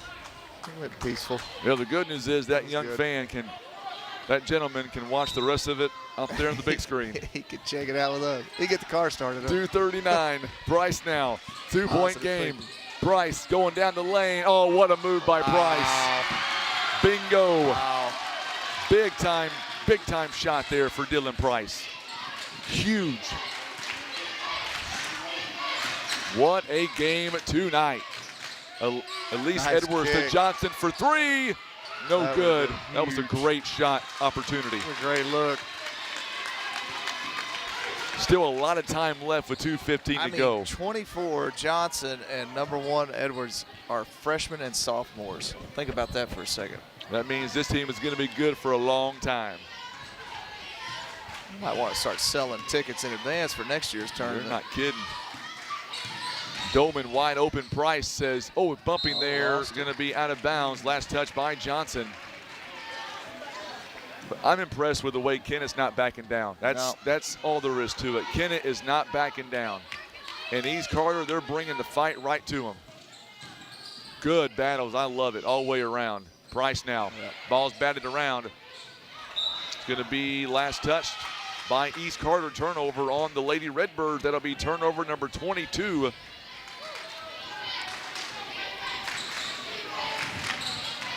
Price cannot foul No, here. she's got getting 4. aggressive. No. Elise I don't Edwards think now. so.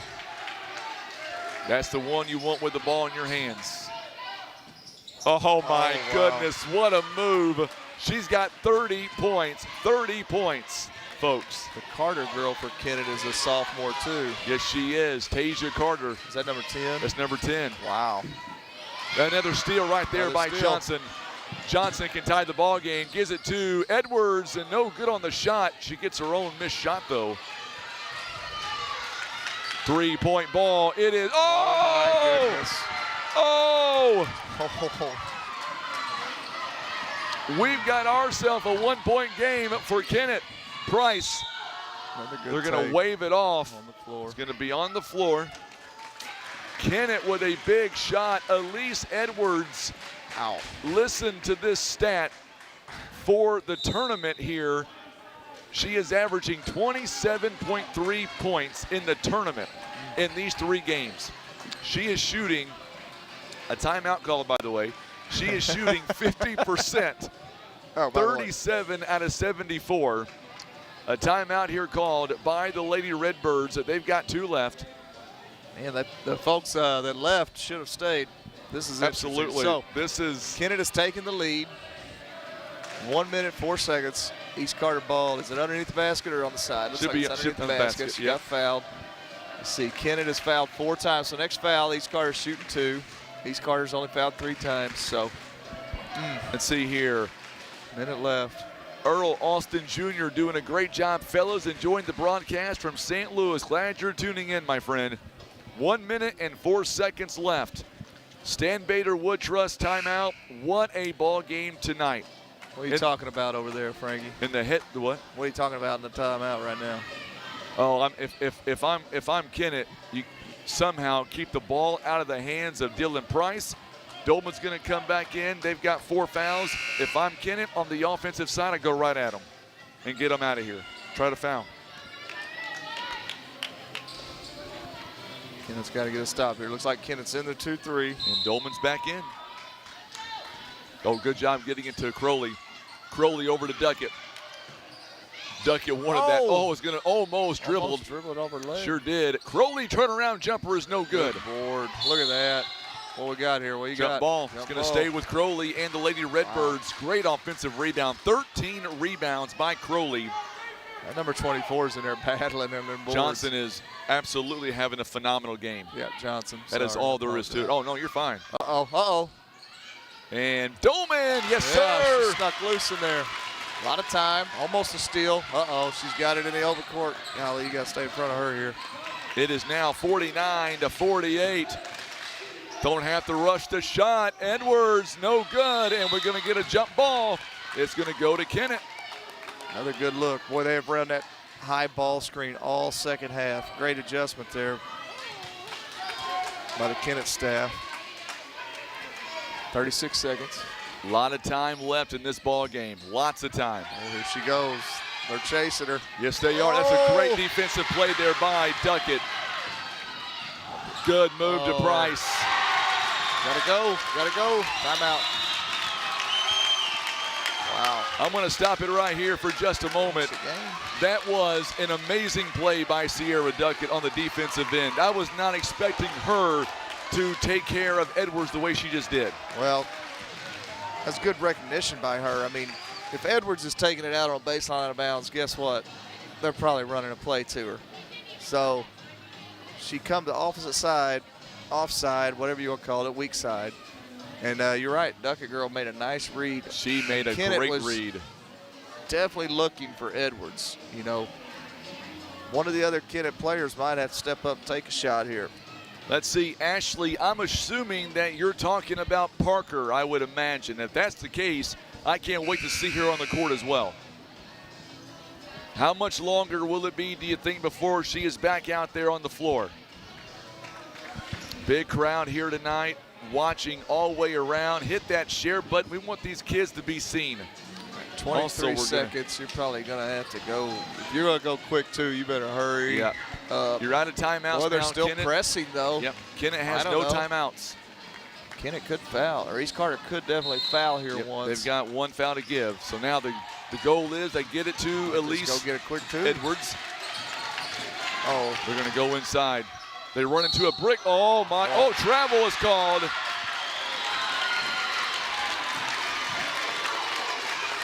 By the way, coming up after this, we're going to be joined by the winning coach and a player for our players of the game. And who do you pick? I mean, this has good been luck. That's on you, bud. It's not on me. It's on the coaches. I quit. I'm done. That's good, Ashley. I can't wait to see her back in action. Great kid, by the way. What are we calling there? Ooh. But we got a foul on Elise. That's okay. That's her first one, I believe. For a girl of her caliber to only have 1 foul in the ball game, Coach, that's incredible. She plays hard. Yeah. Yeah, One foul. She's so fast. She moves her feet so well. We are going to walk the length of the floor, and we are shooting some free throws. Amanda Crowley. Boy, we're setting up for a fantastic championship night on Saturday. That's all there is to it. We are setting up for a phenomenal Coach Adam Epps. He's like, I've maybe seen enough. Price with 20 points.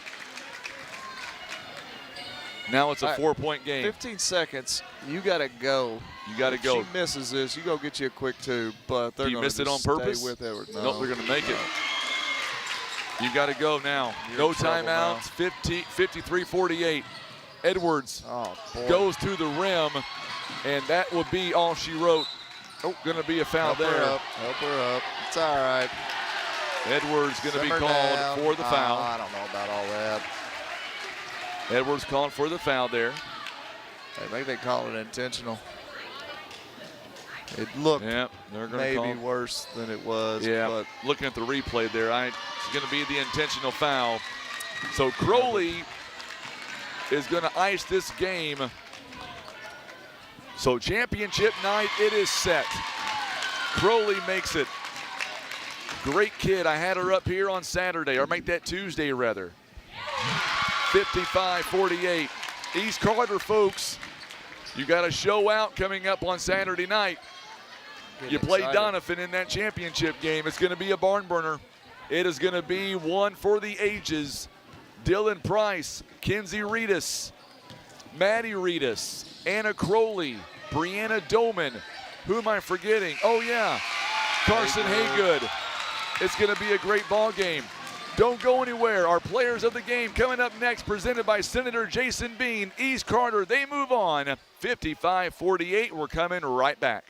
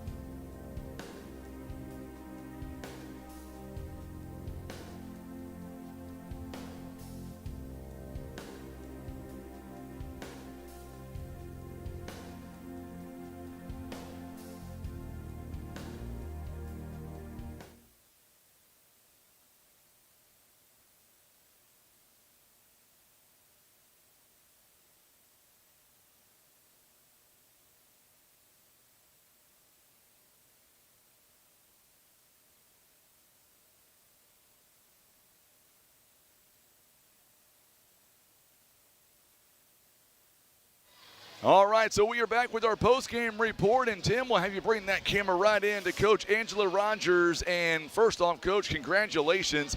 The folks who were in attendance and watched this online, there was a bunch of them too. Awesome. They saw an instant classic. Walk us through the game. Big win, 7 points. We came out cold that third quarter. We started turning it up in the second quarter, but we held on to it. Kennett's a great team, and props to them. They kept us trying to pull away, and they really stopped us from doing that tonight. But I'll say it again. I think I've said it before. We've got some older girls who've got experience and tough situations, and we're really just holding our own when it comes to that. And I'm very proud of them. Just the maturity I'm seeing. I'm going to move some cords around here. We're going to get Dylan Price on as well, so bear with me 1 second. Live TV at its best. There we go. Continue on. I'm sorry, Coach. Want to make sure we get her on camera. I'm proud of them for just holding their head high and being mature in some situations and not letting calls or the crowd or other players affect them. And that's just just a sign of being seasoned, and I'm very proud of them for doing that. You guys shot 37% overall, and then when Dylan Price and Brianna Dolman got their 4th foul, what was it like over there on the sideline, there on the bench? Always a little tense. Usually I'll look at Dylan, I'm like, can I leave you in? And she's like, yeah, you can leave me in. You don't have to take me out.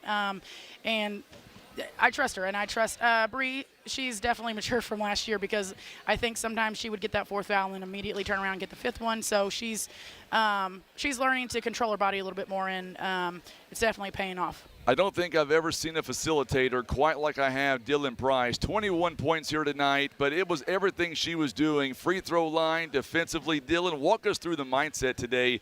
Kennett brought it to you guys, and you guys would not quit. Walk us through the game and how intense it was. It's probably the first super intense game we've had this year, and I think we handled it really well. We held ourselves in our head, and we brought fire. And I think all of us think we're not selfish. We think to make the right basketball play, and it works out for us really well in the end. Whenever you guys went back and forth second half, Coach Rogers called a timeout, but then you guys would come out, scored 5 unanswered in that 4th quarter. Walk us through the timeout. What was said during that timeout? We're not keep our heads, calm down, slow down before you make a decision. Yeah, passes. Look before you pass. And what's amazing is this is considered a neutral site, but when I look out tonight, all I saw was a lot of red and black. And what did that mean to you personally to see all that? This is my first year here. I love the community. They're all so supportive. The home games, they're full. We always have a student section. The boys team do a great job with that, and it's just nice to have someone behind you that you know has your back. Coach, you're going to have, it's kind of weird because we've been doing this now a long time in these tournaments, and typically on a normal tournament schedule, you guys are back tomorrow for the championship, but you got 1 day off to rest. So what will you guys do tomorrow to get ready for a critical matchup coming up against a really good team in the Donettes of Doniphan? I mean, that's a team that we talk about all year long. It's not like this is anything new. Even if we weren't playing them tomorrow, we play them in a couple of weeks. So we are always preparing, we're always watching, and they're a tough team. I thought Neelyville did a great job tonight with them. And last year, I think this was the same matchup. We came and we battled, and it was a low-scoring game, and we lost by 2 at the end. And hopefully we can take what we've been doing so far this season into that game, and I think we're very capable, but you can never overlook Doniphan. They always bring their A game. One thing I wanted to ask Dylan is, toward the end of the game, and I thought Crowley, she had a phenomenal ball game all night long, didn't shoot a whole lot. She ended up with 10 points, but 15 rebounds, 6 offensive rebounds. When she was shooting those free throws at the very end, I saw the look on your face, Dylan. What went through your mind? I said, I know she's going to make these. I have full confidence in her. And talking about her rebounds, when I shoot a shot, I know I have someone there to pick up my miss if I miss it. I know she's always there. Is it safe to say that this team, and Coach, you can chime in too, but it seems like that all you guys are really gelling together, and the season really isn't, in full swing just yet, in my mind? At first, it was rough. I'm not going to lie. We didn't have chemistry. I've played against them my entire life, and it was definitely a different game to play with them, but I love it. I think we go together really well, and we're starting to learn each other, and if I look at someone, I know what they're going to do now. I can read them now. Let's talk about the negative. If there's one area that you guys want to clean up before Saturday night, what area would that be? Definitely movement without the ball. We do struggle with that. Like if somebody has the ball, we are spectators sometimes on the floor, and we are just standing and watching what that person's going to do. Well, we have to become a part of that. Doniphan's defense is tough. We're not going to be able to just stand, or we're never going to get to the goal. So definitely I would say weakness would be our offense for sure. And I'll make this real quick. I know you guys want to get out of here. So Dylan, we'll start with you. A lot of fans watching you tonight. Look in that camera, and what do you want to tell those folks back at home that watched you guys make a big run tonight and going to play for that championship on Saturday night? Did I look there? No, right there. Here? Okay. Thank you guys for watching. There you go. Thank you guys for watching. It's nice to have supporters on and off the site. So So thank you. And, Coach, one thing I wanted to tell to you, seriously, I appreciate everything you do because anytime I need something, a roster, stats, whatever the case is, you're always so helpful to get those to me. Same question to you, Coach. Look in that camera. Talk to your people back home. Thank you so much, and let's pack the stands on Saturday night. I know it's the holidays, but honestly, that would be the best Christmas present I could ever want. And every time we come here, that's what I always ask the girls when they ask me what I want. I said I want to win this tournament, and I really think they might deliver this year. So. Well, Coach, congratulations. Dylan, congratulations. Brianna Dolman, all the team worked so hard. Go enjoy the victory, not too much though, and come back Saturday ready for a fight. Yes, sir. Thank you so much. All right, you're joining us. Thank you so much. Joining us here tonight, our player of the game, Miss Dylan Price, presented by Senator Jason Bean. Also, Coach Angela Rogers as well, the head coach of the Lady Redbirds. They do a phenomenal job. We appreciate them as much as anything because they've always been so wonderful to work with over the years, so we appreciate them. And now we just digress for just 1 minute. Tim, you can bring that camera back for just a moment, and we're going to wrap it up. We're going to get out of here. Thank you again to everybody who tuned in tonight. These numbers here tonight were just amazing. The crowd was amazing. The fans tuning in here and abroad, amazing. And we've still got 2 more days to go. Tomorrow, another big night, Friday night, and then on Saturday, championship night. We now know third-place games will be a barn burner. It'll be Kennett. It'll be Neelyville. That's going to be a phenomenal game. Championship, it is now set. It is Doniphan. It is East Carter. And that is going to tear the roof down. And if I've not said this yet, Tim and I don't care who wins. All we want to see is a tremendous, tremendous ball game. And don't forget, coming up on Saturday, we're also going to give away that gift card courtesy of Academy Sports and Outdoors. It is good for $250. We'll have more details on that tomorrow as we begin our broadcast coming up at 4:15. First games are at 4:30. It'll be Holcomb. It'll be Piggott, Arkansas, and then in the 5th place semifinals, it is Portageville, Poplar Bluff, and then, of course, Dexter and Twin Rivers, and we'll be here to cover that game in its entirety. So once again, thank you so much for tuning in, and let's thank our sponsors one more time, and then we'll get out of here for the night, and we'll come back and do it again tomorrow at 4:15. They include Hester Trucking, First Midwest Bank, also being brought to you by Rice Trailers, Whitworth Gift Chest Jewelers, also Country Road Market, Sheriff Mark Dobbs, Christian Automotive and Tire, Southern Care and Comfort, also Senator Jason Bean, First Choice Insurance, Stan Bader Wood Trust, Scott Law Group LLC, Barker's Towing and Automotive, J.W. Walker and Sons Recycling, also being brought to you by Fox Agency, Bluff Barbershop, Liberty Utilities, State Representative Hardy Billington, Rushton's Towing, Baker Implement, and Farm Bureau Insurance, Keith Parker. Thank you so much again for tuning in. As always, a big shout out to Coach Alex Wiggs, also Coach Seth McBroom. For Tim Hicks on the camera all night long. Come back tomorrow for the 5th place semifinals and consolation semifinal.